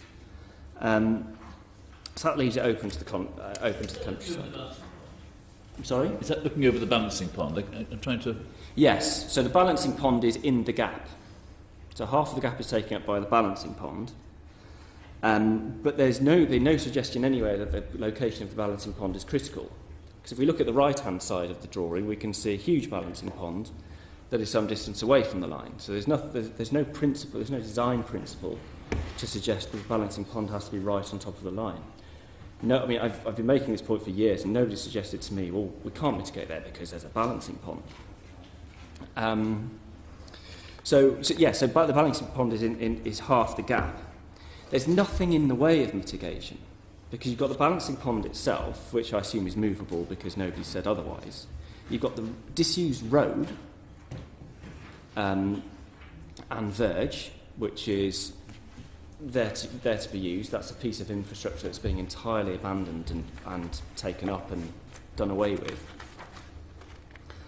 And you've got this area of planting anyway, and as I said in my submission, I know the landowners, and I've said before they're amenable to earthworks mitigation there anyway. They own the other house that's over the road from my house. So there doesn't seem to be anything in the nature of the land that says you wouldn't mitigate this, or it's impractical to mitigate this.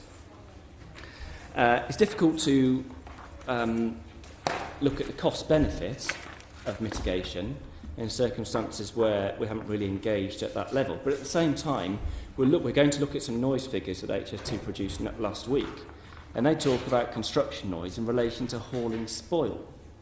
Now, what they're going to be doing is that we get eye-watering numbers of HGVs are going to be hauling earth away from here all around the country.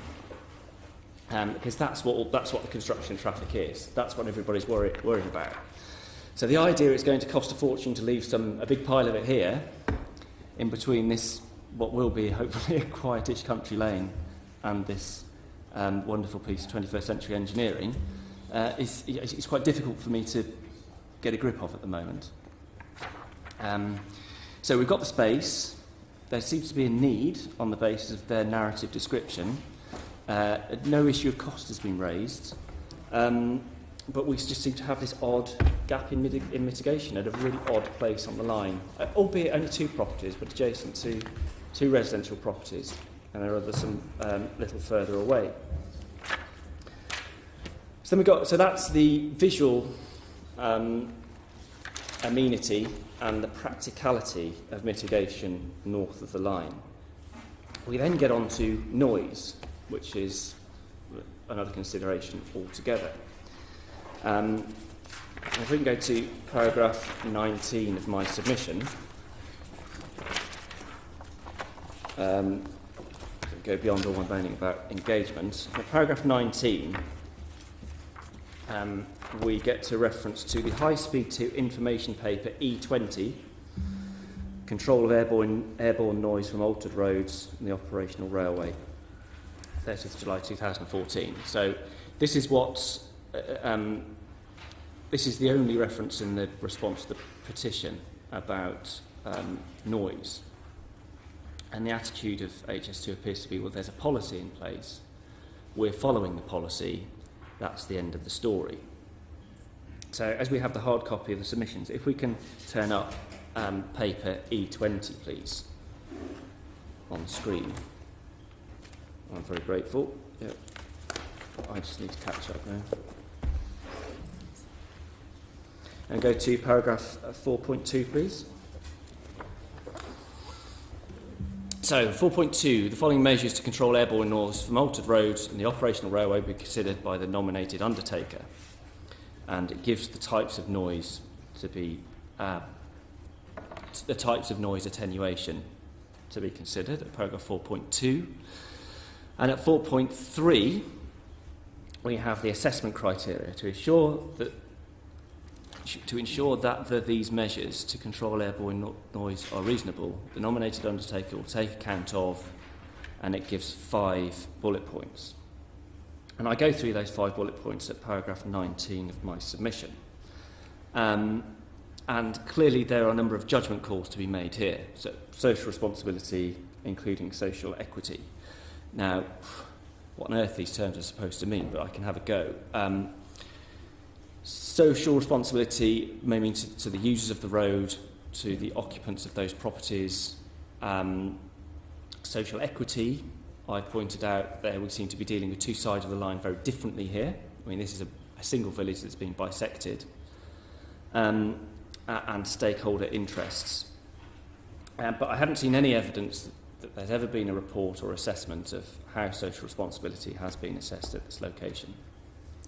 Now, the benefit of the measures, I think that I'm at odds with HS2 on the benefit of the measures because we're going to look at the noise map in a minute that says I should be opening the champagne because they're building this line. It's going to make my house so much quieter than it ever was before. So we'll return to the benefit of the measures. The cost of the measures I've addressed. At its most basic form, I just want a big pile of dirt. Please just don't move it 100 miles away, leave it more or less where you're digging it out. And we can see from the photographs the difference that would make because it would provide a contiguous mitigation. Engineering practicability. I'm not an engineer, but I look at the map and there just seems to be a gap there to be filled with mitigation either side of it. There doesn't seem to be any infrastructure or interest in the way. And finally, other environmental effects caused by mitigation measures. Again, I can't see how this bullet point can possibly count against me. Clearly, if we can put some earthwork mitigation in, it is going to improve the landscape. It's going to be more in keeping with the landscape and the visual amenity. But I haven't seen the assessment. I don't know. All I have is the bare assertion that we've done an assessment and it's come out wrong. So I'm not in a position to challenge it as yet. I'm hoping we'll get a little bit further forward on that today. Now, if we can then go back to that second bullet point in the noise assessment, again, it's in the map book for CF 814. Yes, of course. If we could look just for a moment at P4609, you have the minus figures that apparently show that your noise is reduced. Is that? Yes. Well, I was. Just so we can keep a picture. You're, I think, at 277261, yeah, which has the -4, -6. Yeah. 2 properties. The one on the other side of the line, I've sort of identified as 277-206, which is two above, which apparently we're going to have some sort of reduction. Yeah. So when we come back to this, that's in effect the point we have to have in mind. I was going to one document before coming to this document, so I was only one out. You're more familiar with it than we are, but just so we can get an idea of what you're talking about. I'm really not. I'm waiting for the explanation. But if first we can go to the map, which is SV05031 in the map book, which is this red, amber, green ratings.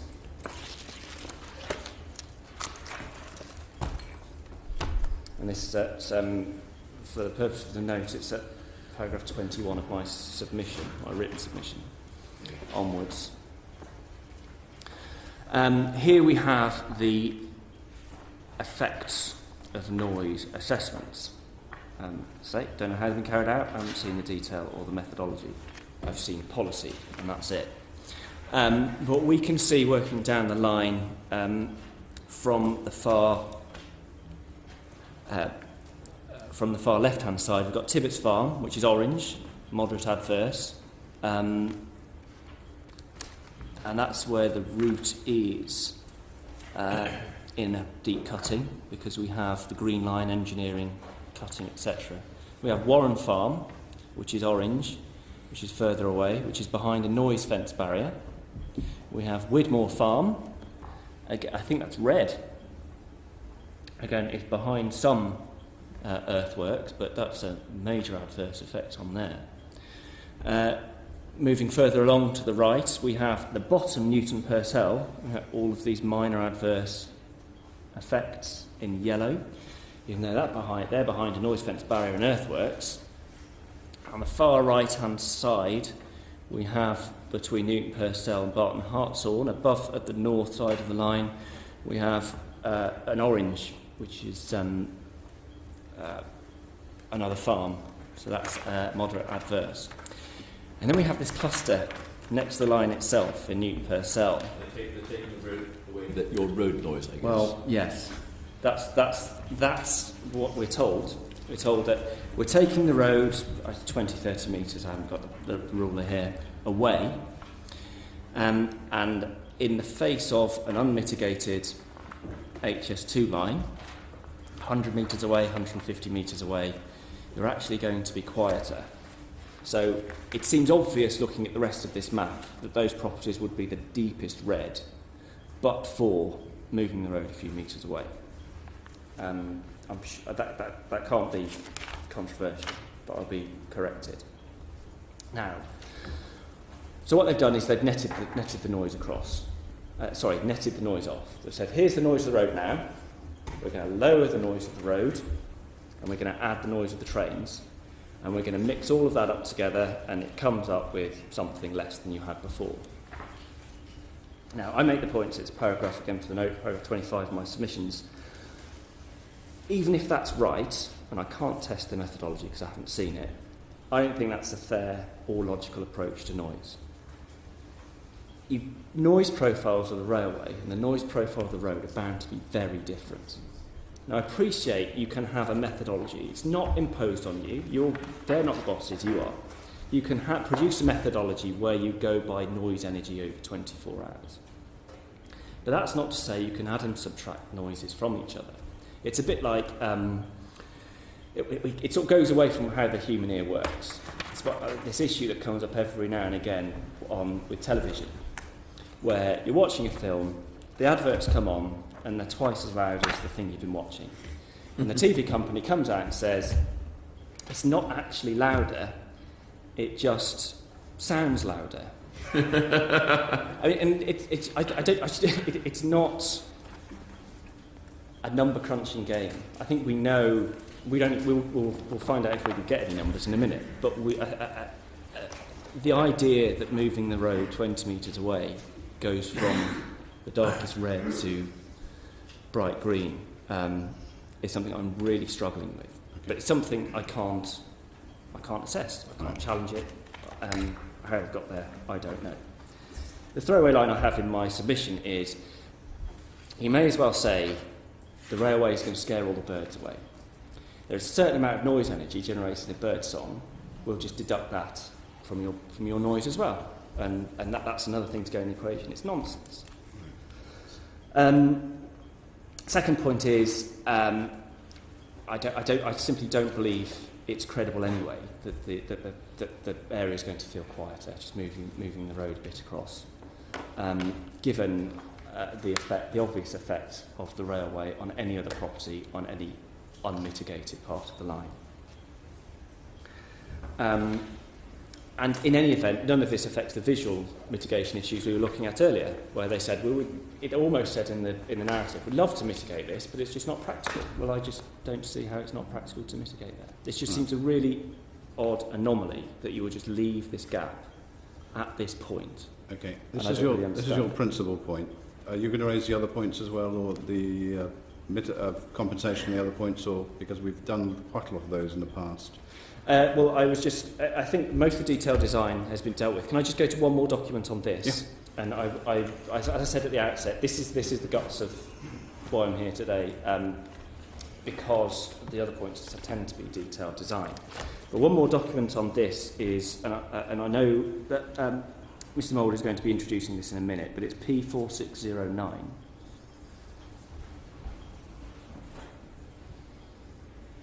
And the key receptor is, receptor is probably the wrong word, but it's assessment location ID 277261. So it's yes.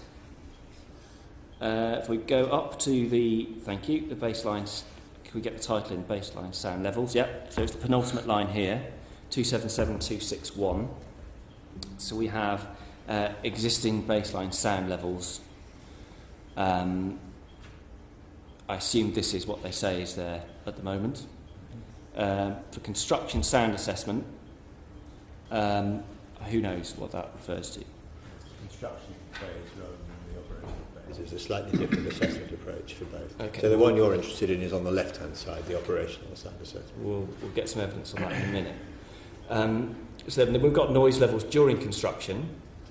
The only point I'd note on there is, look at it, it's haul route movements. They're taking all the lovely soil I want for mitigation away from here and shipping it around the country. And then the final graph, table, not graph, noise level during operation, penultimate line is the 277261, is where we get the netted figures, -4 decibels and -6 decibels, which gives the green allocations for houses. Now, I assume that the baseline is effectively the road noise. Now, they're moving the road away, and so the baseline is being somehow reduced by moving the road 20 metres away. How they're reducing it, the road's being elevated, so elevated roads can have, as you've heard on petitioners quite a lot, elevated road can have a different effect on properties being moved 20 metres away. How's the impedance on noise calculated? If they're just taking a measurement 20 metres away, if so, where? Is it a fair position to measure it from, etc.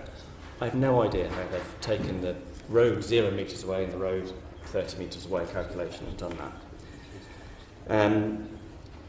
And the second is impact of the railway. Well, I'm sure there's a model for that.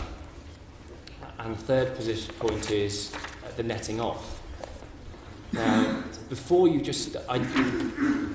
on any view, these are not going to be straight line noises. This is not a continual noise of X for the road where it is, Y for the road 20 metres away, and Z for the railway. So you just take one for the other. There are noise profiles here. And the noise profiles for these three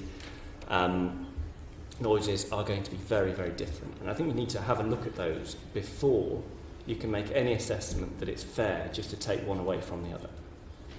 But that's as much as I can say about that. At the moment, on the face of what we've been provided with, this is all I've seen. Apparently we're going to hear some more detail about what's behind it in a minute. I think that the case is simply not made out. But there shouldn't be mitigation here, even if you're just limiting it to noise and not visual. Okay. If I can rattle through the other 4 points on my submission. The second point is the lack of any mitigation for the rerouted A4421. So it might be easy just to have the map back up, even though I'm only going to be a minute. So it's the original map. I'm grateful.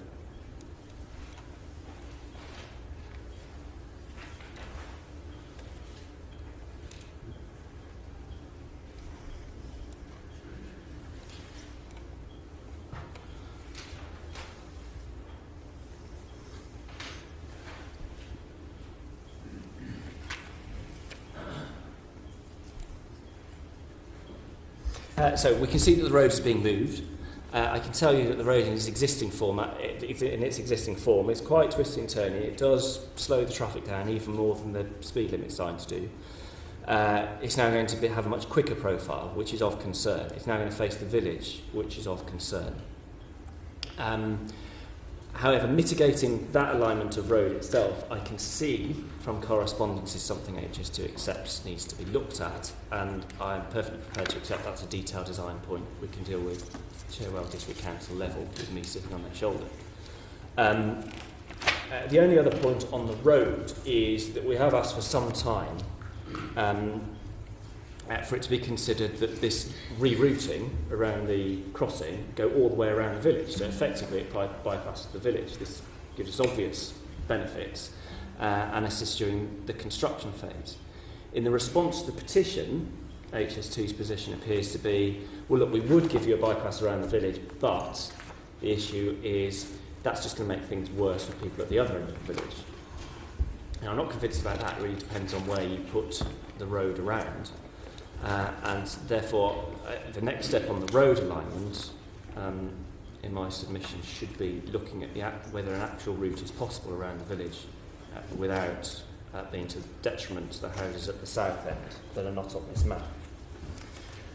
Very similar point, the mitigation at the south side, at the bottom of this map, you can see there's a recognised need for mitigation. We've got the noise fence barrier, we've got earthworks.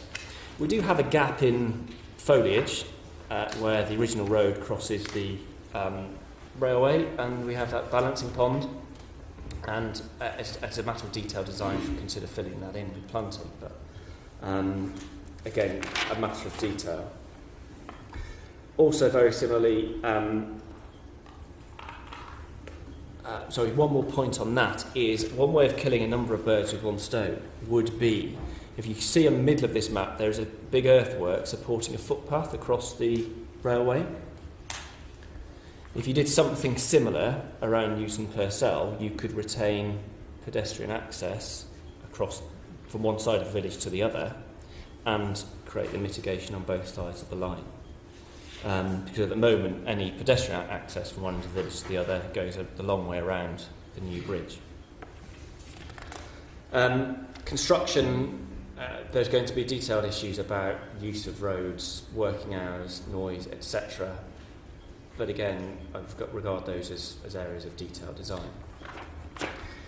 The issue I have on compensation, well, stop me if you've heard this one, is that up to 120 metres from the centre of the line, there is a voluntary purchase scheme, under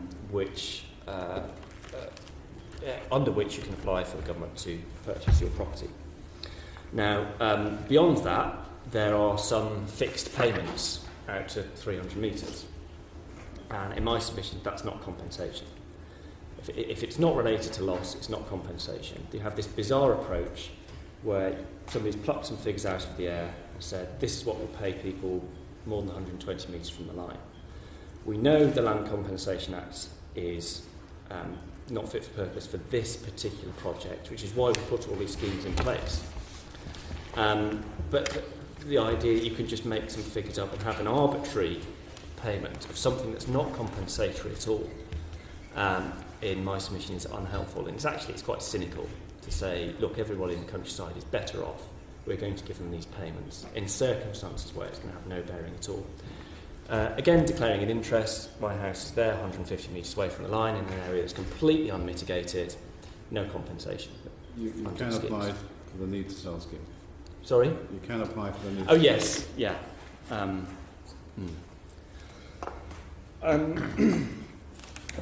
And I just wanted to go to one more document, and that is one we went to earlier on the atypical properties, because I might want to say I'm in an atypical property. And that was, I think it was slide 8289, or 828, page 9.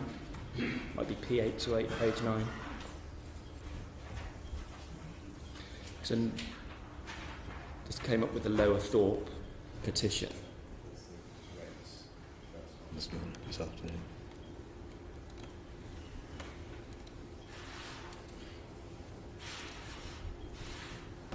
Because one of the approaches was, say, look, here we have the government saying that if you've got an atypical property, come and talk to us and we'll see what we can do. One approach might be, let everybody go away and do that before we think we have to do anything dramatic with the legislation. The line at the bottom says property compensation consultation, section 9.1.1. And I remember this being on the consultation. I remember my response saying, this seems to be a good idea, we need some flexibility. It's not, as far as I can recall, in the scheme. But if it's in the scheme, then that's fantastic. But my concern was I hadn't noticed it, and this was in the consultation. So as long as it's in the scheme, it can be tested. Okay.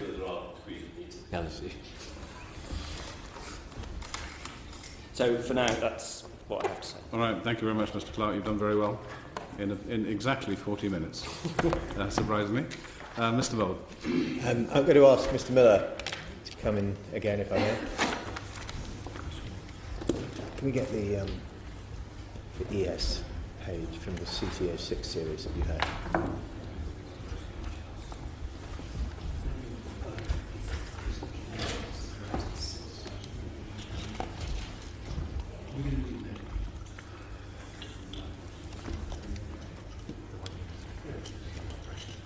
Yeah.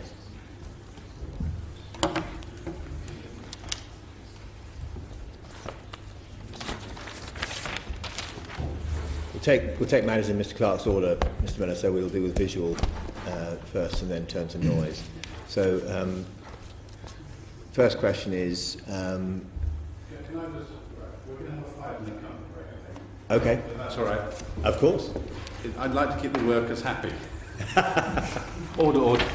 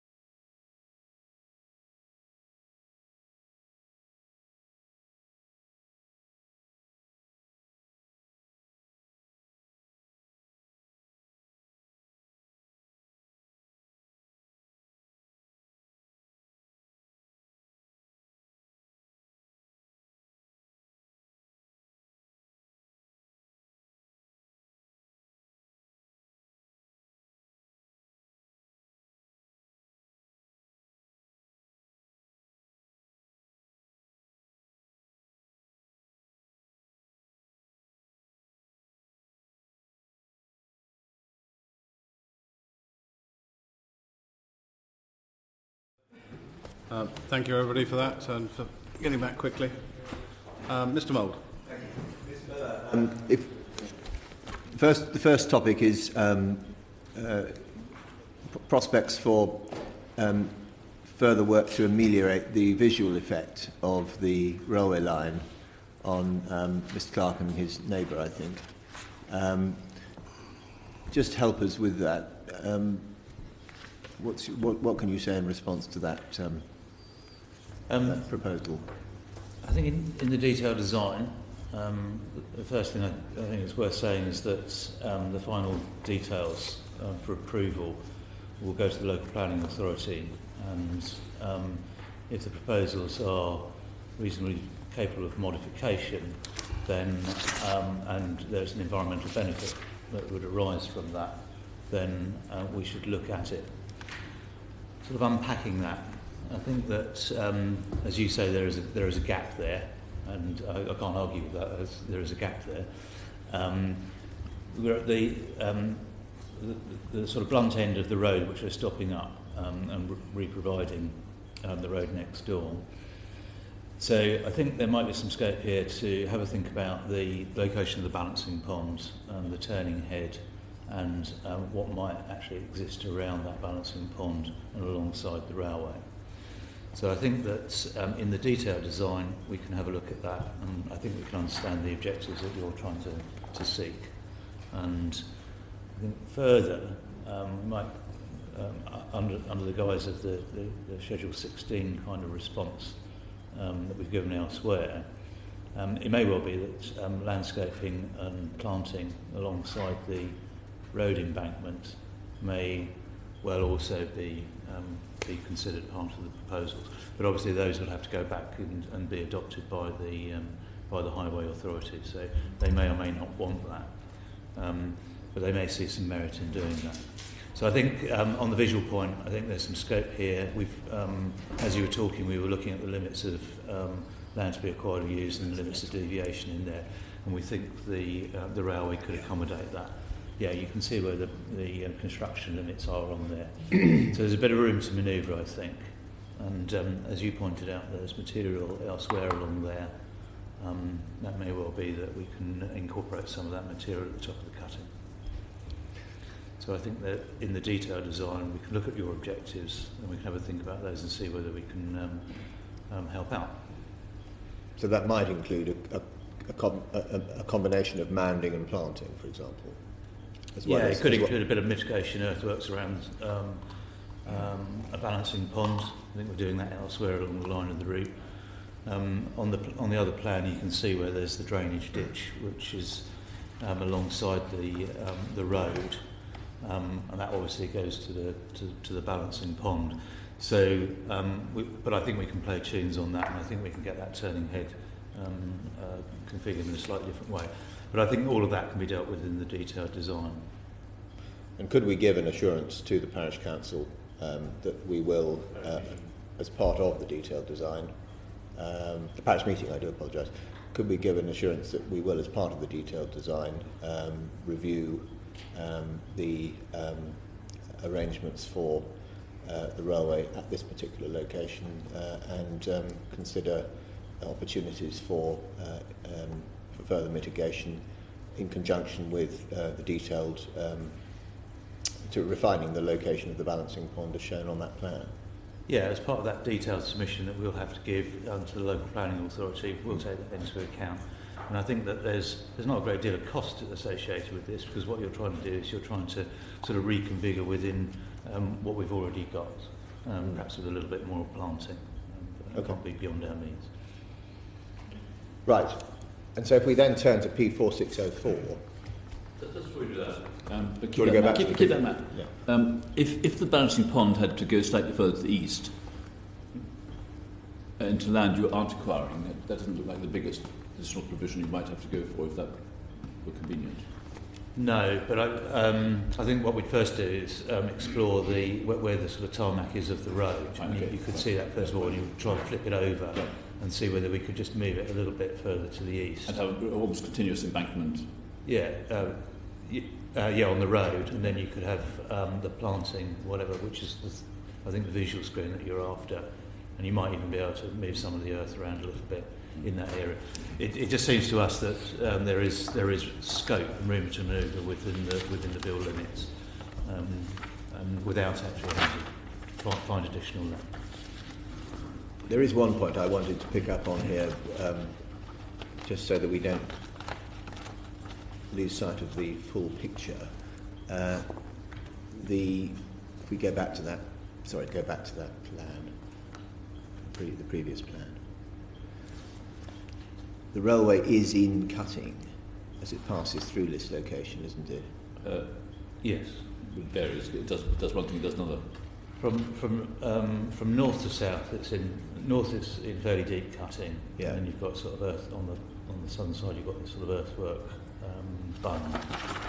Then you've got, as you say, the barrier alongside, where the Cutting starts to sort of tail away as it goes further to the south, and then you're into this sort of big area of false cutting, where you're on a grade essentially.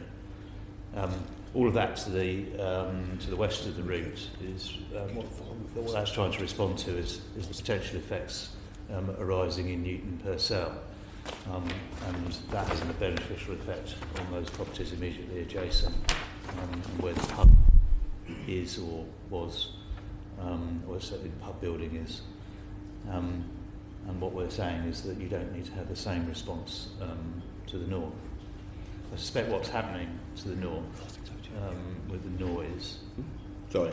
Sorry. That wasn't me, was it? I've got a magic pen.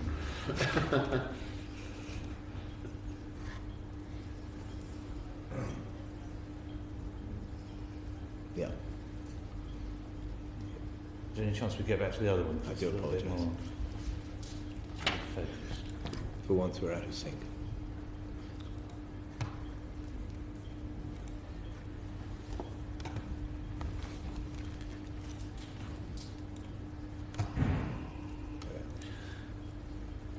Right, okay. I'll keep going. I think what's happening here for the rail noise is that because we've got this embankment of the road either side, I suspect that's actually having an effect which is modifying the noise from the railway in this location. In terms of the noise overall, and perhaps we'll come back to the figures in a minute, what I think is happening here is you've got a fairly heavily trafficked road already on the existing road. Sorry, that's the Great Road through here, which you're quite close to. And although we're moving it away and elevating it, that is happening. That predominantly high noise level which you're getting from the road is being moved away from you, as others have commented. So you're benefiting from the road noise rather than a further mitigating effect of the rail. And what's happening when we look at the noise figures is that your ambient noise figures, which is at the top of the chart in the exhibit, you'll see that we've got quite high noise levels, not typical of the countryside generally that's around. P4609. Yeah, unlike the noise levels that we saw earlier on, elsewhere just a little bit further along the route, and they're quite high because of the dominant road noise. And whilst you are in that green category of receiving a reduced noise level, your noise levels are generally quite high, even with that sort of resultant road realignment. And it's arguable whether there's really that much of a change in your particular circumstances. But obviously the modelling is throwing up something which says that you're receiving a marginal benefit. I don't know if you want to put the noise figures up. I was going to, before you do that, I just wanted to show P4602, which is the slide that flashed up momentarily as I went ahead of you. And we have here essentially the same image, but with some cross sections. Yeah. And if you just see cross section 3, which is the cross section just to the south of the the realigned road and to the south of the balancing ponds. And then if you turn to P4603, we'll pick up that cross-section. And you can see that cross-section 3, west is obviously to the left, and then we have the noise barrier on the western side of the railway, and then the railway inner cutting, and then we see the planting just to the south of the section that Mr. Clarke has mentioned. Is that cutting likely to have some impact in limiting noise from the railway as opposed to noise from the road? Yes, it will, yeah. Yeah, all the cuttings will have a beneficial effect for the wheel. I think we've already said that the predominant noise is the wheel-rail interface, so anything which is low down will benefit the noise characteristics from the railway through there. I think what Mr. Thornley-Taylor has said, if I'll be forgiven for this, is that noise from the railway trains tends to comprise of two main components. One is the noise from the interaction of the wheels with the rails, and the second is the aerodynamic noise that results primarily from the operation of from the pantographs. That's right. Yeah. And so cuttings tend to ameliorate the former. They're less successful unless they're very deep indeed at ameliorating the latter. Yes, that's correct. Yes. If we then just, at the risk of delaying matters over much, if we just go via the photo montage, which is P4604, it may be helpful just to orientate in this lower image what you were discussing on plan. We see the existing. Let's look at the top actually. The top of the page, we see the existing road, and then at the in the lower image, we can see the parapet, the cream-coloured parapet, southern parapet wall of the new overbridge, can't we? Yes, that's and right. And then the eastern approach, will be behind the vegetation that is being pointed out now. Yeah, it's behind that vegetation, and it's sort of cutting back round to rejoin the road which is in the foreground here, which is a little further up. We can see I think we can see the upper body of a train passing along the railway line. Yes, that's in right. the gap, and the noise barrier beyond. Yeah, and then, although not visible, in there is in there just to the just below that mounding there is the balancing pond. That's right. Yeah. And so what you were saying about opportunities for detailed design, refining, reorganising the arrangements here, and mounding and planting, that's broadly the area within which that would be taking place. Yeah, and I think that where you can see it up here, where the road's sort of disappearing down, what we'll end up with, or what's on the plans at the moment, is I suppose a tarmac surface which sort of ends at the railway. And what I'm saying is that in our further detailed consideration, having heard from the petitioner concerns there, I think visually that we can have a look at that. And it may well be that we can have a look at the material that's being moved around anyway for earthfield bunds elsewhere, and see whether that could be accommodated as well. So there's clearly a gap there. I don't think anyone's arguing that. And that coupled up with a revised balancing pond which might go here rather than over here, I think that there's some room to manoeuvre here to change the outlook, I suppose, in that which we have in the environmental statement, and we think we can do that in the build limits. Thank you. Well, then let's go finally to the noise tables, P4609. And we can zoom in on the top table.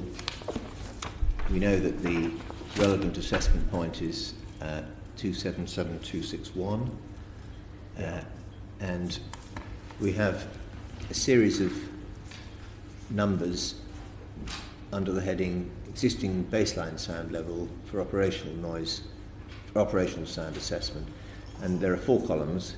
The first two, daytime and nighttime, are expressed in an LEQ index, and we can see.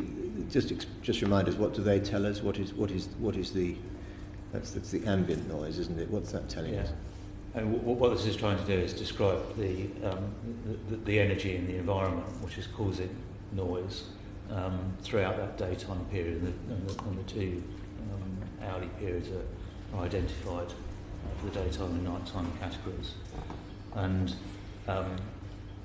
what people say is that's an average noise level. It isn't an average noise level, but for shorthand, I suppose that's okay. But broadly, what that is saying is that you've got fairly high noise levels. They're quite typical of much more of a sort of suburban road rather than a noise level in open countryside. I think the noise levels we looked at earlier today are more in the sort of 40s, mid-40s kind of range. So this is describing what's happening on the road essentially.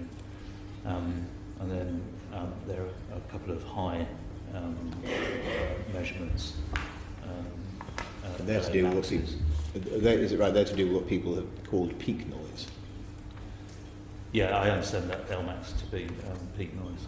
I'm not the noise expert, but those can be assumed to be peak noises. And there are individual events that might have cropped up and will crop up from time to time on such a road. Right. And so, I suppose, though one can't tell directly from the figures, a peak noise nighttime event of 84 is at least a possibility that might be the passage of a vehicle. Yes, yeah. I mean, I live in the countryside, and sometimes what you get, you can get very high noise levels around harvest time, for example, where farm vehicles are out quite late at night, or even 24 hours a day. You know, if you've got a very low ambient noise level, you would really pick up on that. I'm not sure exactly what's going on there, but it might be a vehicle of that sort of nature going past. There might be several, I don't know. And then if we go down to the lower table on the page, that's right. Again, I think the committee's been shown this already, but we can see for that assessment location, there are a number of sets of columns. Yeah. The proposed scheme only, that's the railway line and the proposed scheme in isolation. Yeah. We can see that, again, these are predicted ambient noise levels day and night, and then peak noise, or the LA max, in the right hand of those three columns. Yeah, and even with the railway, they're correlating quite well. They're quite high noise levels generally, and although there's a sort of partial reduction, we think that goes to the road being moved a little further away from the properties. But it's right to point out that this area still remains with a sort of high ambience of noise, and that's why I was indicating a little earlier that there's probably not a great deal in it, to be honest, but the model is showing that it goes down by 4 and 6 respectively. And just finally, picking up on the point made about comparing different noise sources and the different characteristics that people might associate with traffic noise or railway noise and so forth. Do you recall Mr. Thornley-Taylor in his presentation to the committee back in July explained how the noise levels that have been adopted for the purposes of setting design objectives for the railway, including those that are set out in the information paper E20 that the petitioner referred to in the course of his presentation, they were based upon social surveys which which have surveyed people's reaction to different types of noise, and which are used as part of the overall process of establishing what an appropriate appropriate series of objectives for the design of the railway should be when one's dealing with a transport network of this kind. Yeah, I believe that to be correct. It's on the record, so it's a convenient way of just reminding everybody that that was what Mr. Thornley-Taylor was talking about. I think that sort of thing has been accounted for in the scope and methodology that's been developed for the environmental assessment, and we consulted on that back in 2012, and we subsequently amended. I can't remember whether we amended it for noise, particularly in these circumstances, but it was subject to some amendments after that. So we went from spring to autumn through that consultation and amended that, collecting and considering local authorities, and in particular environmental health officers' views about the assessment methodology. What we were aiming to do with that was to try and gain some consensus on our approach, so that when we saw the results, that we weren't sort of madly in disagreement with the results as they started to appear through the assessment process. Okay. Finally, I have here the operational assessment, sound, noise and vibration for CFA 14, which is one of the many documents in Volume 5 of the environmental statement. Okay. Thank you, Mr. Mould. Do you have any questions, Mr. Clarke? Just a couple, very quickly. Mr. Miller, so good news. In principle, then you agree we can design in some earthworks and some planting here to try and close this gap? Yes. Yeah, well, we've heard what your objectives are. It's a sort of conversation I'm having with others following their appearance in these proceedings. So it's good to know that, and we will try and accommodate those. When you said a couple of times, had reference to the model throwing up effects, and the model showing out figures. What's the model? Yeah, the noise information goes into a noise model with taking into account the sort of physical characteristics of the railway and the operational characteristics of the railway, and other things that are going on with the changes that arise through the scheme, like road diversions and that sort of thing. And I don't pretend to know all the detail about that, but what comes out of that are the results. So you get the sort of rail noise contours that you see in the Lowells and Souls type diagrams, and then you also then see the effects on properties, and you've seen the green notation on your property. But we're not in a position to say that model is going to produce a fair result in every single location. Well, we have. I don't think I'm the right person to give the evidence on that. To be honest with you, I think that we have given that evidence, and Mr. Thornley Taylor has done that in the past and in the round, and I think it's. I think we've made a reasonable assessment based on knowledge from other railway infrastructure projects. If it's one thing that we've looked at very, very carefully on the project is noise. Noise and visual issues are probably the top two environmental issues, then closely followed by ecological issues. And we know that noise is a particular concern in any circumstances through infrastructure projects, and particularly rail. And from my experience, that's true from High Speed 1, West Coast Main Line, Thames Link and others. So there's a great deal of knowledge which has gone into this, and I think I can only leave it there. Okay. Very last point is that if following on from the Mixbury and Finmere presentations, if the railway was in a deeper cutting, that would have a beneficial effect on the noise of wheel to rail in the environment, wouldn't it?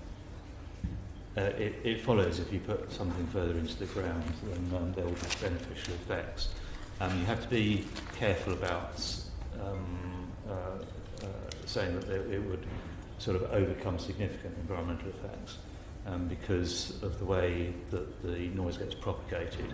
Sometimes you might overcome a noise effect very close to the route and induce, and by putting something deeper down or putting a barrier up, you might induce an effect which goes broader and further away from the railway.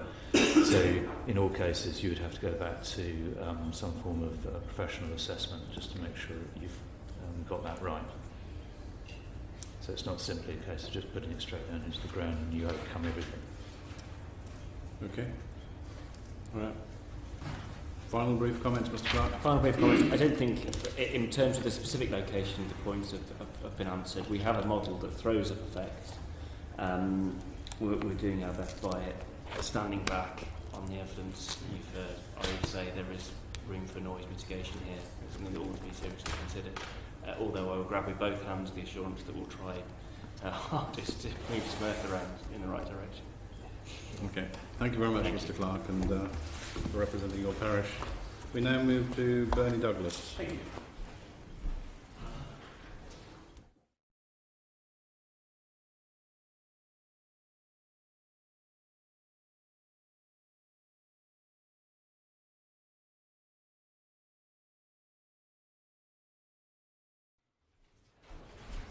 Can we see where Mr. Douglas lives, please? Oh, there he is. Beat me. I am indeed. I'm going to try and be as brief as I possibly can. Okay, thank you, Mr. Douglas. Okay, if we can just come up with my presentation on the second slide, please, the introduction. Okay, just a little bit of background. I live where you can see marked on the map, little dot X. It's about 650, 700 metres from the proposed line. Moved to Mixbury in 2009. As you've heard before, it's a very quiet village, rural setting, and I hope to spend a considerable amount of time there. And just concerned that HS2 obviously had a considerable impact, both operationally and during construction.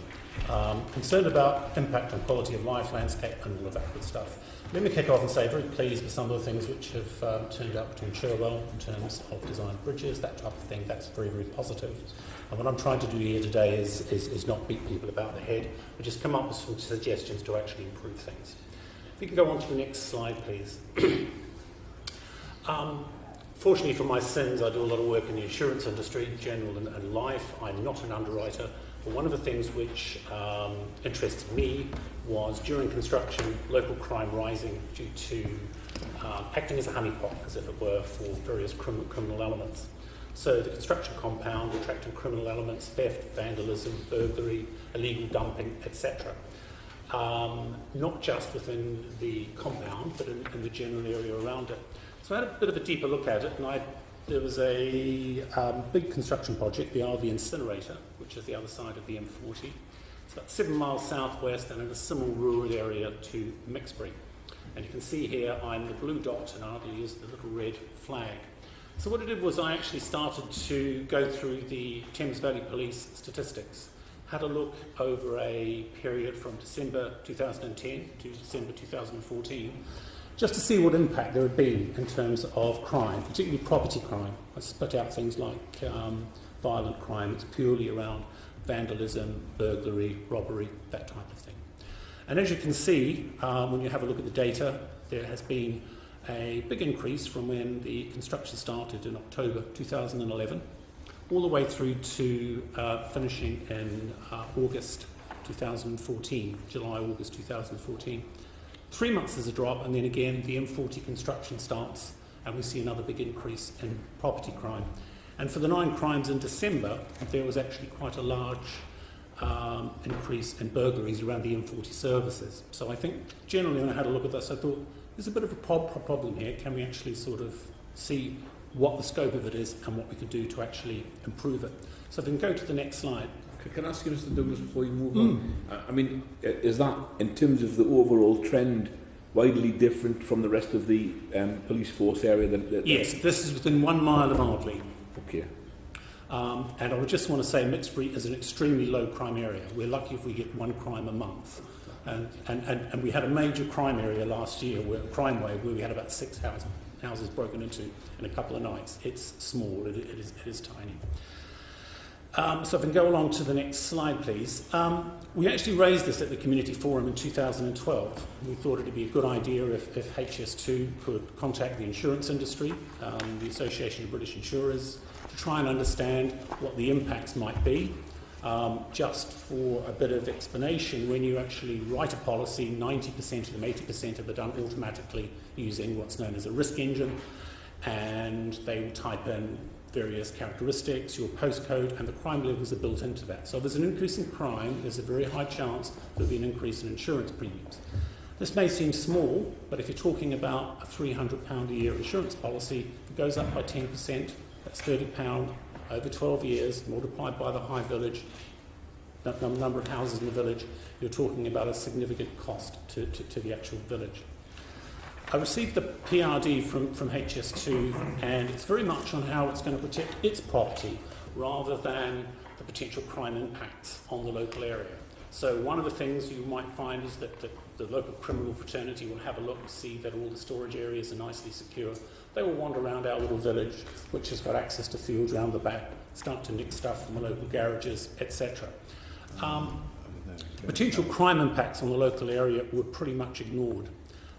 Secondly, the effectiveness of the measures outlined in Paper 10 on worksite security actually sound good. So I went on to the Chartered Institute of Building and found out that about 23 to 26% of respondents, and the survey was about 10,000, found those figures, those measures weren't particularly acceptable. They didn't actually work as well as they thought.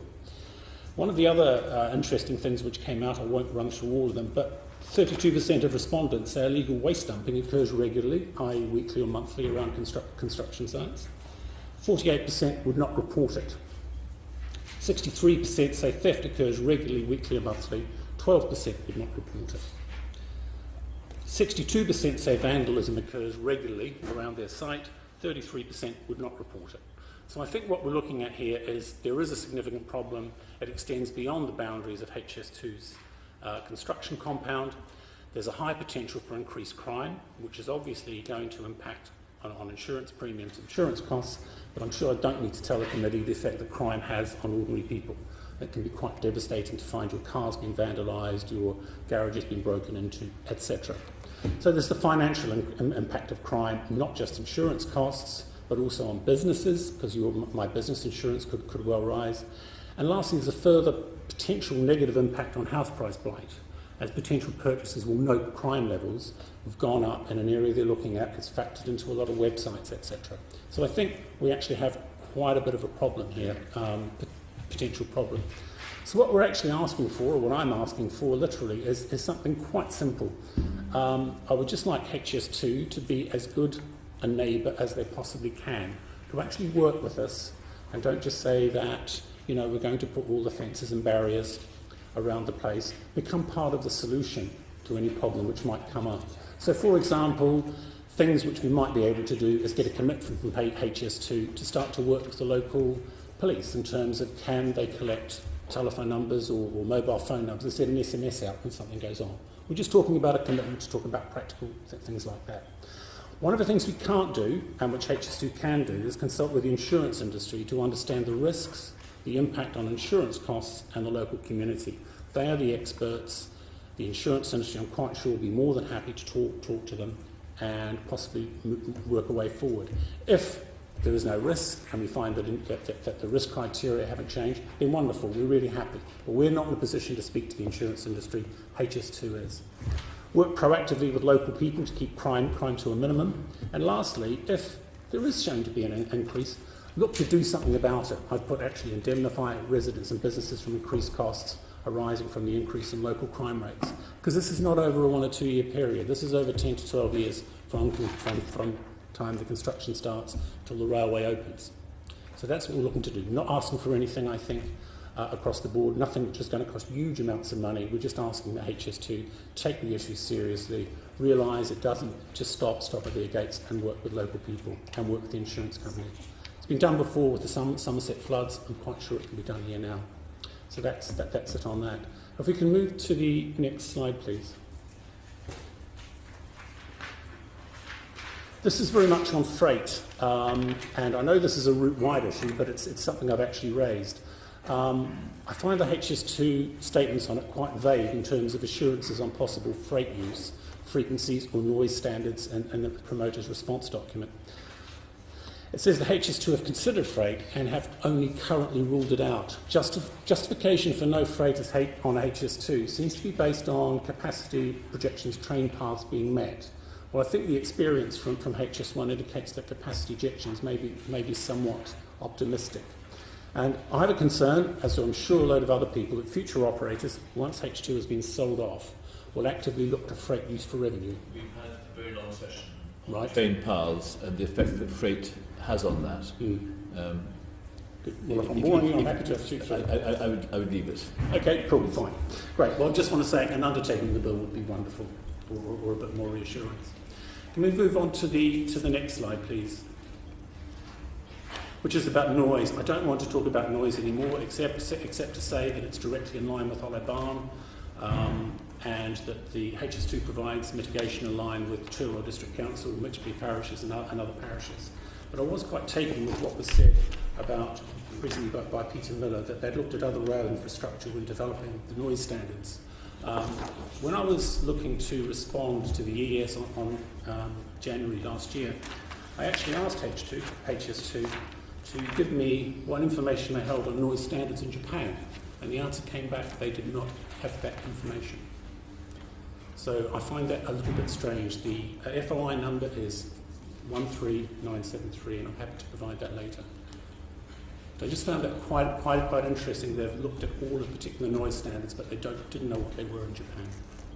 Okay, moving on to the next slide. This is road and construction traffic again. I think this is pretty much has been done. I must say the photograph on the left-hand side I picked purely off the internet, and I didn't realise that the name on the truck was the name of our local MP until I'd actually posted it to one of my colleagues to check. So that's actually this. But I think this is an example where I think progress has been made, so very, very pleased with that. On to the last slide, which again is landscaping and planting. Again, this is more a slide. Again, a lot of this has actually already been addressed. That's really great. But I would just say to HS2, I think there's a real opportunity here for HS2 to work with local people to get the planting right and use local expertise, because we will know more what grows faster in these particular areas. So very, very pleased on that. Last slide is just purely a summary, if we can bring that up. I think it's going to have a detrimental impact on myself, both financially and in terms of quality of life, unless we get further mitigation. I'm concerned that if I just simply choose to move away from the village to avoid HS2, I'm going to suffer a financial impact. Don't want to go into that, but it has to be said. Lastly, many of the impacts can and should be reduced or eliminated. And again, you've heard this so many times, no meaningful consultation or discussion yet has been undertaken. So, for example, in terms of insurance, I found out that HS2 had made no contact with the insurance industry whatsoever, even though this issue was raised with them over 2 years ago. And that's it from me. Okay, thank you very much for being brief, Mr. Douglas. Ms. Lean. So I'll try and be equally brief in response. Just to pick up a couple of points, if I may. One, I know there was concern that was raised about construction in this area and compounds being here for a period of 10 to 12 years. As set out in the EES, we're looking at the compounds being here for a period of about 5.5 years, so I hope that provides some degree of reassurance about timings. As regards the security and crime matters, we could just briefly pull up the draft Code of Construction Practice. I'm conscious this deals with worksite security, which deals really with compounds as opposed to the local community generally. But I just wanted to pick out a couple of quick points that may provide some reassurance. In 5.5.2, the code identifies some measures that may be used by contractors to prevent unauthorised access to the site. And we see at the penultimate bullet point on the screen, consultation with neighbours on site security matters, and the next bullet point down, consultation with local crime prevention officers on security proposals for each site, with regular liaison to review security effectiveness and response to incidents. So there is an expectation there that there will be engagement with the community and community officers about the effectiveness of security measures for the compound. And clearly it goes without saying that it's in the interest, the contractor's interest and the project's interest, not only to make sure that we have secure compounds, but they're not seen to be an easy target. As regards to insurance, the project isn't aware of this having been an issue. Obviously, it's important to make sure matters like this don't become a self-fulfilling prophecy, and by suggesting there will be a problem, when obviously the project's intention is to make sure that the work sites can coexist as happily as possible within the local communities with a minimum amount of problems. Picking up on the issue of noise, I think that was dealt with very briefly. There are noise maps in the pack which show that there's very limited impact on the village of Mixbury, and a negative that includes the petition of individual property and the issue about the noise barriers. Obviously, the committee's already heard from earlier today from Mr Miller and Mr Weld, and I won't repeat those matters. Just a final point quickly on landscaping and planting. I note in particular from the petitioner's documents there was an issue about maintenance of landscaped areas and time to establish that. Just may be of interest for the committee and to the petitioner that the project is recently published in IPE 26, which I think we can bring up, which sets out the approach to indicative periods for the management and monitoring of habitats created for HS2 Phase 1. That's picking up on a recommendation from the EAC about making sure there were monitoring and management whilst habitat was established. And if we go through a few pages, there's a table that's been produced, I think it's a two-page table that's been produced, which sets out some indicative monitoring management places, time scales for looking at things like woodland planting, hedgerows, grasslands, and for those being kept into review by the project. Unless there's anything in particular that this is to respond to. Has the project thought of neighbourhood watch? I mean, I think the petitioner does raise a good point. There's probably quite a lot of neighbourhood watches up and down the line. And clearly local village people, when you have only 100 people or 150 people in a particular village, they notice when somebody's around that isn't usually around. And once they get used to who the construction vans are, or what colour they are, and roughly who they are, then clearly there might be some, I think, interest in having some kind of coordination here. I think, as the committee will be aware, it's set out in the same section in the draft code. There's obviously the expectation on the nominated undertaker to work on an engagement strategy and to liaise with the local community to make them aware of work sites that's going on. There's a complaints helpline, so that will seem to be that could be factored in as part and parcel, I'm sure, of the general community engagement strategy that the contractors and the nominated undertaker will be required to put in place. All right, thank you. Thank you for that. I think some of that is good. However, I do find on the crime, it sounds a little bit like motherhood and apple pie to me. I'd like to see at some stage a serious conversation taking place between HS2 and the people impacted.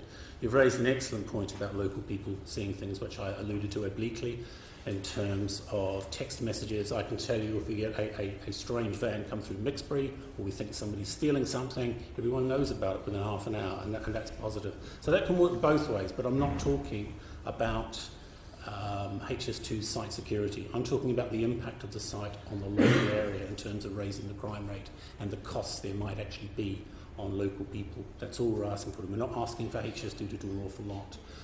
The self-fulfilling prophecy I don't see really works. As I'm saying, if you were to take this up with the ABI, just to look at the options, I'm quite sure that can be done confidentially without anybody knowing. But I would just like to see some reassurance that we can work together rather than just what's in the paper. I think that's all we're asking for. We can both help each other out on that. I think you'd have more to worry about if it was a motorway. And tell me about it. I used to live near the M4, and most of the people who were arrested or came up in court came from either London or Bristol, because I lived in Wiltshire. So they went out for the day and went round the villages.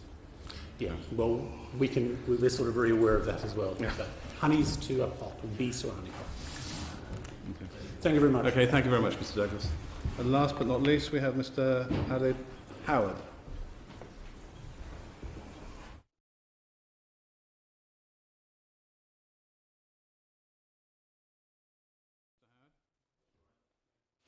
Next time I'll sit on the comfy chair. I want to remember that. All right. Okay, we've got where you live. Right. Okay. You found us on the map. If it assists, there's probably the local map is of P462, which... We'll come back to the minutes. That's it. Yeah, very good. Okay. Could we... we're almost there. Won't be too long. Could we just go to my second slide, please?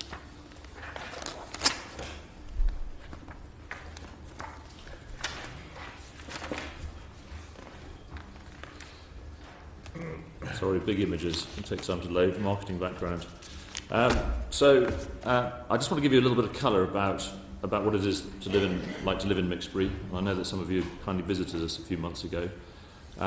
Ray mentioned that earlier that obviously our outside space is very important to us, but we don't have many amenities, and so our outside space is our amenity. And one of the amenities we don't have in the village is a playground for our children.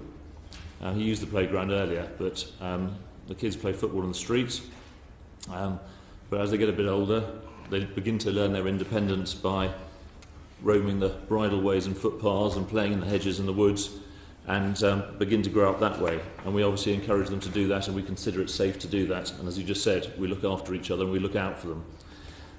So for example, my son goes to school in Westbury.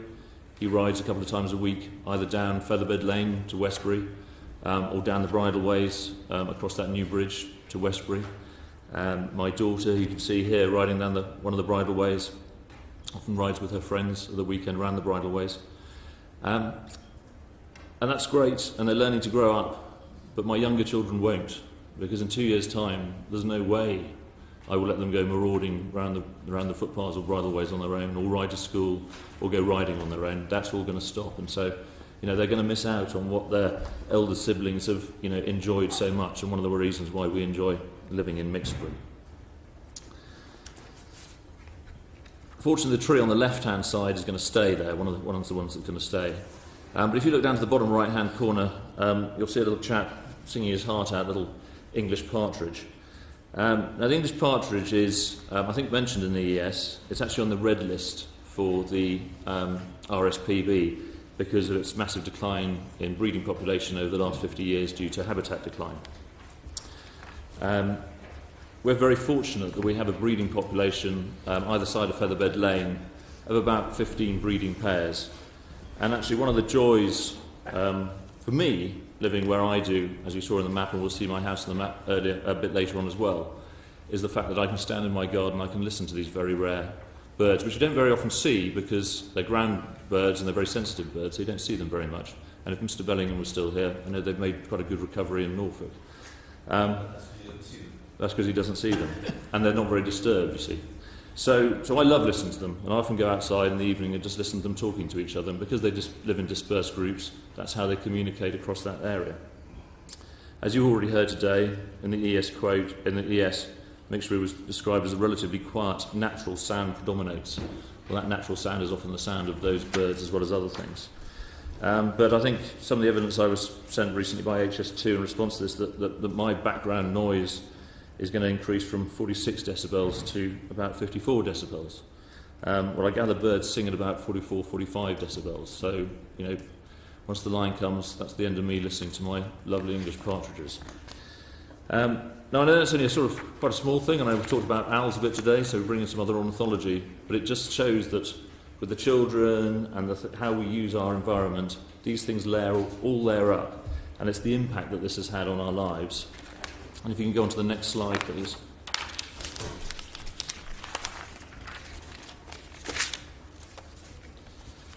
We understand that our rural idyll is going to be destroyed. And I know it was a very particularly lovely morning when you came to Mixbury that morning. We walked down the old railway line, and sort of looking at it like this, the Chiltern line is extending from Bicester down to Oxford at the moment. So I went down there to have a look and see what that was like, because obviously I live very close to one of the construction sites. The good news is some locals I spoke to said that the local contractors were very, very good, and the engagement was very good, so I was really positive about that. The bad news, it was so flipping muddy that I couldn't get out of my car, because even though the sweeper was there, it was that dreadful grey mud. And so we've got years of this, and that's an important bit, that we can't get away from that. But one thing I would like to say is thank you for your engagement, and the fact from HS2 that we're now going to keep Featherbed Lane open, because my wife works in Westbury, and so she goes that way every day. My kids go to school there. And so that's quite an important route for us, so that's quite a big impact. So I appreciate the work done there. And we go on to the next slide. The thing that keeps me awake at night, and as my daughter said yesterday, Daddy, why are you grumpy these days?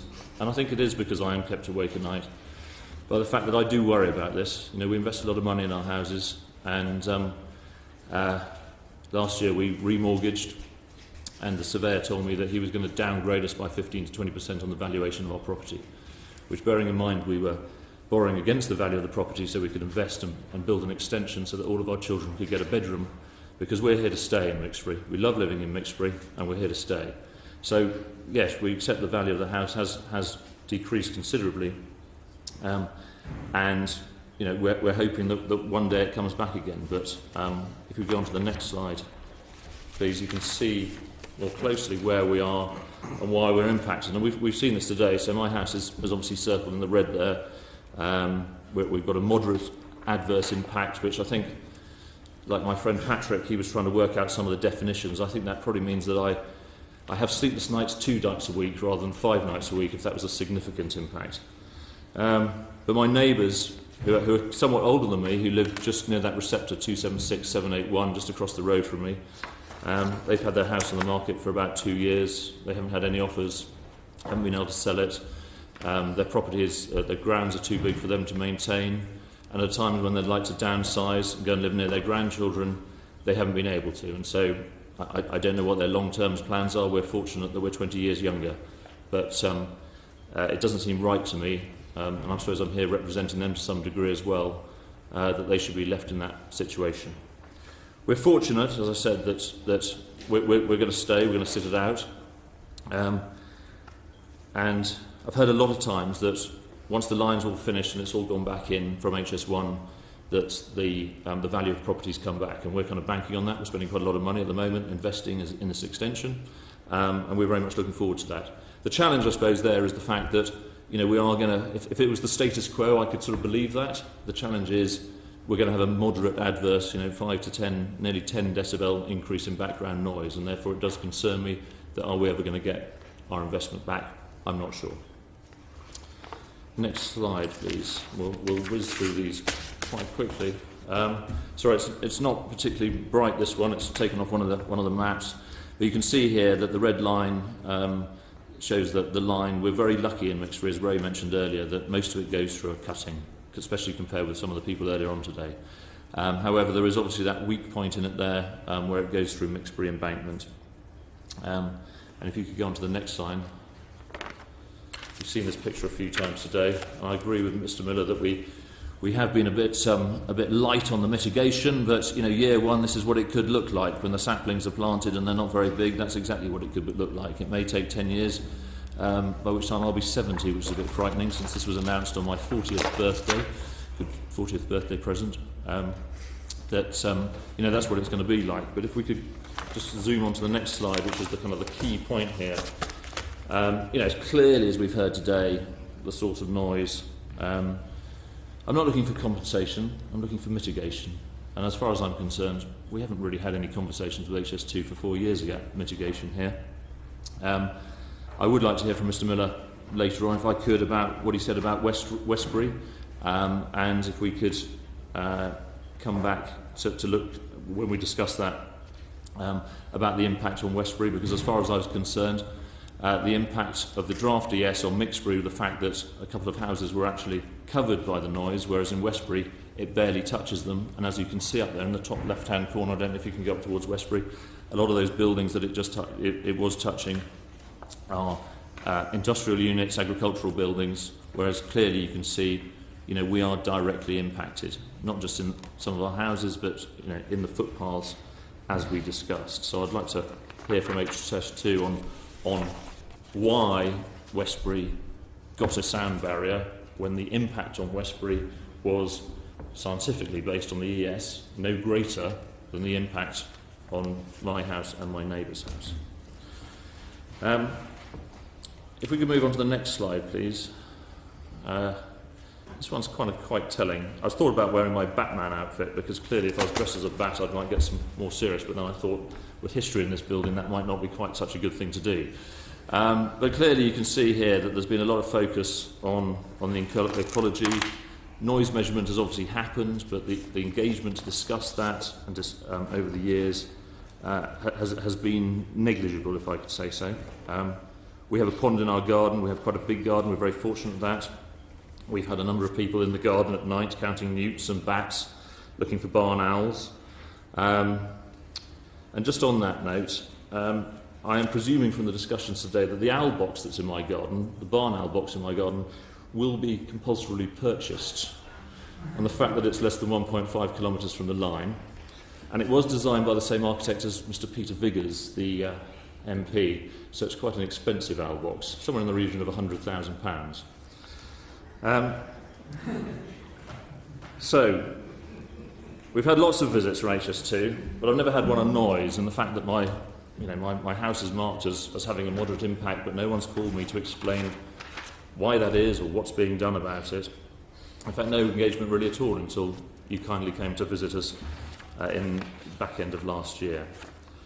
Next slide, please. I know we touched on this quite a lot this morning around horses, and I'm afraid that my experience of horses, unlike our colleague David, who was sitting here, pretty much comes to moving hay bales and picking up poo. So I'm probably not terribly qualified, but having brought up one daughter and another one who's just learning to ride, I do have real concerns that Mossy Corner Lane, as we call it, we call lots of things today, we do have direct line of sight of the line before the mitigation comes, and I appreciate what Mr Miller has said about we're going to do some work on trying to make that better. So, is that what we walked down when we visited?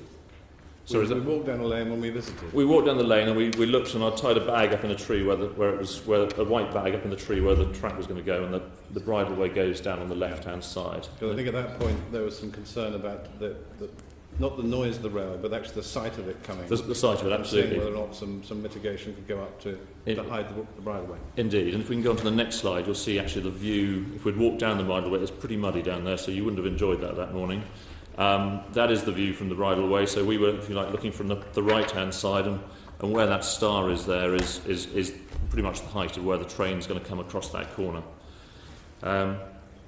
So obviously we have concerns about that, and if you go on to the next slide, please. So that the site is one thing, and Mr Miller says, that can potentially be addressed. He also said there was no benefit from us by having a sound barrier on Mixbury Embankment there, but clearly if there was a sound barrier there, that pink noise wouldn't be there. If when we look in a minute maybe at the impact of the noise barrier on Westbury on the diagram. In fact, I might ask you to pull that up actually. Could you possibly pull up? It was in Ray Brunton's side. It was 84221.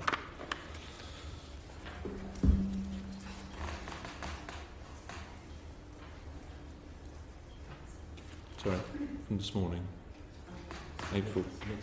Mixbury Parish, sorry. 84221.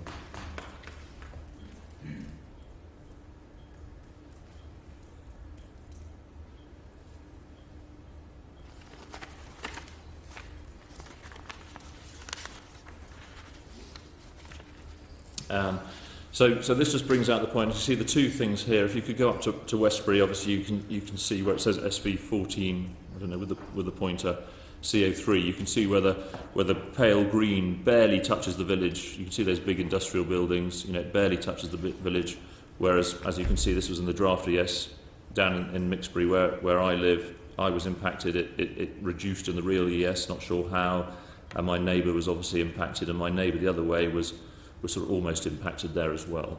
But actually, I know I've made that point already. The second point I'd like to make is if you go to Westbury Viaduct itself, on the green bit, and look at the pink noise there and the massive amount of pink noise there, which is... and then if you could go on to the next slide, which is 84222, you'll see that with a 1.4 metre noise barrier,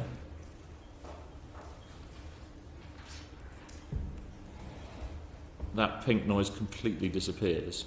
So my argument being that if you had noise barriers on that bit through Mixbury Embankment, that if you rode down that bridleway, and if you could go back to my last slide, sorry, that noise would disappear completely, and therefore there is a value in putting a noise barrier there because it would make it so much safer to ride down the bridleway. The other point I would make out, just while we're talking ecology and things, and just stay on that one if we can, is because I know these woods quite well, there's actually a pair of tawny owls that live very near the bridleway there, but there's also a badger set at the other end of that balancing pond, so I'm just presuming that they will be safely moved. Are the tawny owls more intelligent than barn owls? They're not actually, because the night I got engaged, one landed on the road and stood in front of me. They're not. A lot get hit on the road. They sit in front of traffic lights, and so they get hideously killed. So I expect they're pretty toast. But then the badgers there is a badger set at the other end of that balancing pond, which will be interrupted by the work there. But I presume there's a way of alerting people when the digging starts that these things are happening. But it would just be good if that could go for the record that there is a live badger set down there.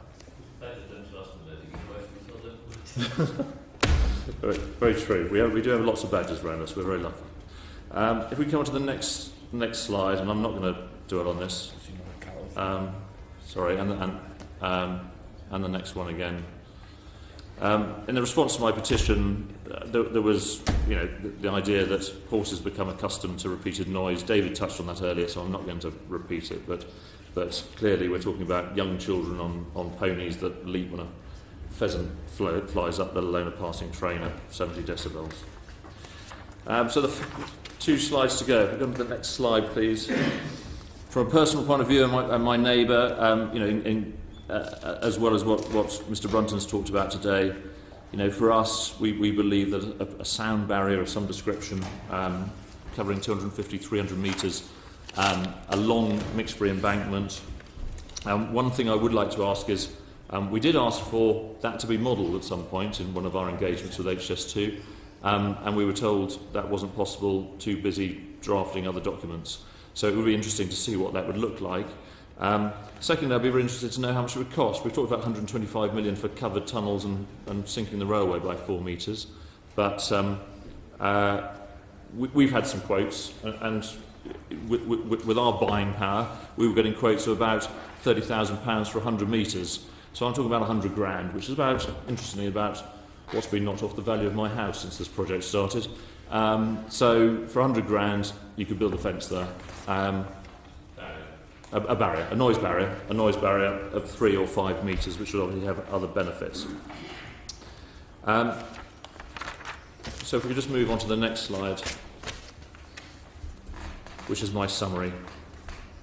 So as I said, I noticed this just out of the window actually when the sun shone. So as I said, we're paying a heavy price in Mixbury. I think you've heard quite a bit about that today, be it through the children or our environment. We're suffering from stress as a result of this, and particularly from a lack of engagement, and it's been compounded by this lack of engagement, which we found pretty frustrating. We've heard little, even since you came, we've heard little from anyone to come and talk to us. And all we're asking for is put the science aside as to whether it's going to make a massive difference or not, but we're just asking for some mitigation that we believe will help our cause and make our life better going forward. And 250 metres just happens to be the length of the red line on that building there that we happen to be sitting in. Thank you very much. Thank you very much, Mr. Howard. Ms. Lee. Thanks. So I'd like to just ask Mr. Miller to come back briefly to the centre just to pick up on a couple of the noise points. Okay. You're earning your money today, Mr. Miller. Sorry? You're earning your money today.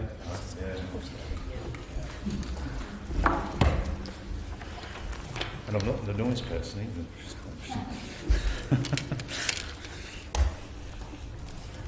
Mr. Miller, firstly, if we could just pull up P4631. I think a query was raised as to why this property was a moderate adverse effect. We see just down at the bottom of the table the change highlighted, day 7 in an orange and a night 4.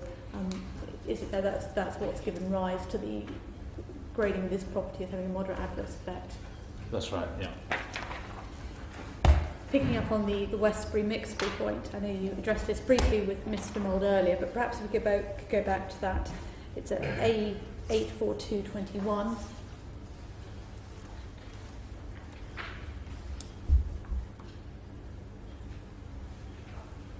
And that's where we have the position in the draft ES, and then A84222, the position now. I think you explained earlier in response to questions from Mr. Mould that when adding in the noise barrier on the Westbury side had pulled back the noise contours from the edge of Westbury.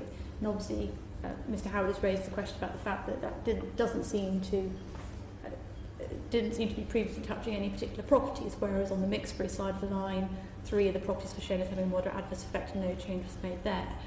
Was any consideration given to putting a noise barrier on the Mixbury side of the line, or has that been looked at?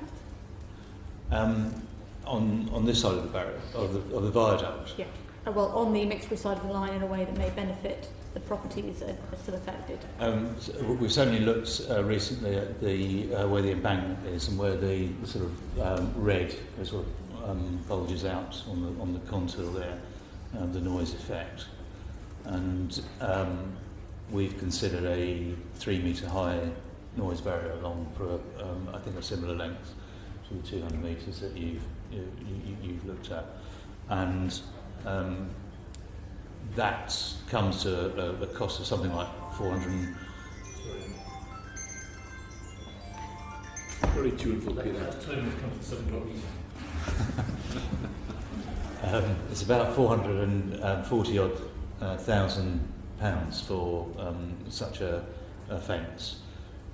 We may differ in terms of our price estimates because the way that we look at these fences, we have to think about fences along the line of a railway which actually have to stand up to the sort of test of railways operating between 330 and 360 kilometres an hour. So there are other things that need to be taken into account.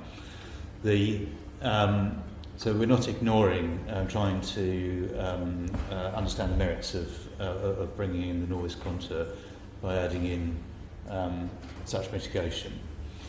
But what we've looked at, and it's more of a sort of a local calculation rather than a modelled effect, is that at your property and the other two properties that sort of in the affected categories, the moderate category as you've described, or as we describe, we might get 1 or 2 dB out of such a provision, and we at the moment can't see that that intervention, that barrier, would take you out of the low adverse effect level, or alter the situation that you find yourself in with the noise levels. There will be a noise change here. You will still be moderately affected in the terms of the noise assessment, but it's a matter of degree.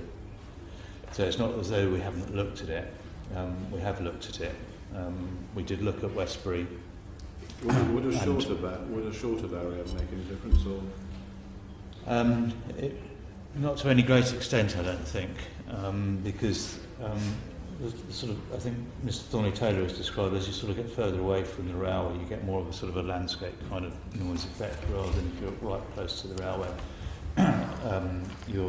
The barrier sort of operates in a quite a different way. So at the present time, we can't see the justification for the expenditure for such a minor gain, and I'm sorry about that. It just doesn't seem to work in our mind. You just don't really get that much of a difference. Have we given any consideration? Has the project given any consideration to the effect on the bridleway of adding in some additional noise mitigation on the Mixbury side of the line? The bridleway certainly goes into the sole area of the noise assessment. So as you're getting quite close to the line, you do see these sort of red marks, which are quite high noise levels. And I think that's, as I described earlier on, I think that we would perhaps need to revisit that a little bit in light of what we think we might need to do with the ancient woodland provision, now that ancient woodland has been accepted by Natural England. So I think in there, and the way that I was describing the overbridge for the equine overbridge here, which has the 1.8 metre noise barriers we were talking about, I think we can revisit that in that location. So the bridleway, I still think it would be attractive. You might need to have a hard barrier alongside the railway in that location, but we're willing to have a look at that. Mr. Miller, you mentioned about revisiting. Is there somewhere where we'd be willing to look again as part of the wider work we're doing here at what we might be able to put in to make improve the situation, particularly in respect to the bridleway? Yeah, I think that's the approach which is really set out in the information paper of E20. What we're saying here is that we will continue to investigate these sorts of matters, and it may well be that through the detailed design, and we just don't know it yet, that others who come in and work on this project may have different ideas about how this might operate. And I've given evidence in the past around the environmental minimum requirements, and the sort of second principle of that is to further address adverse environmental effects. So we're not going to leave this alone, we'll keep coming back to it. I can't promise that we'll have a solution. Ultimately, we may, if we don't resolve it, your noise issue, it may well go to a compensation measure in respect of your property. That's not the ideal situation because it goes to the Part 1 compensation claim, which is 1 year after the start of the operation of the railway. So those are the mechanisms. Ideally, we wouldn't want to rely on a compensation measure, but hopefully I've given you a degree of comfort that we're not just going to leave you alone on the point. That's okay. That's all I had to say. Any questions of Mr. Miller, Mr. Howard? No, thank you. All I would say is please don't leave us for sort of 6 months without any conversation. If you are thinking what might work, please include us in those conversations, because we know this ground like the back of our hand. It's 400 yards from my house, and therefore we know what works and what might not work. So please don't leave us in a vacuum. Talk to us, because I think that's been part of our frustration that we've had to come here today to get that dialogue going. But thank you very much for your time. Can I, before you close this part, Chairman, say that it would be interesting to hear that Rotors will go on talking with the British Horse Society and the local horse interests about some of the points about being able to obscure the view of the train for horses and some of the other points which have come up. And I think that this does sound like an area where that kind of consideration could make a difference. Okay. Thank you very much. Thank you very much for being brief, Mr. Howard. And thank you. I think that's the end of a long day.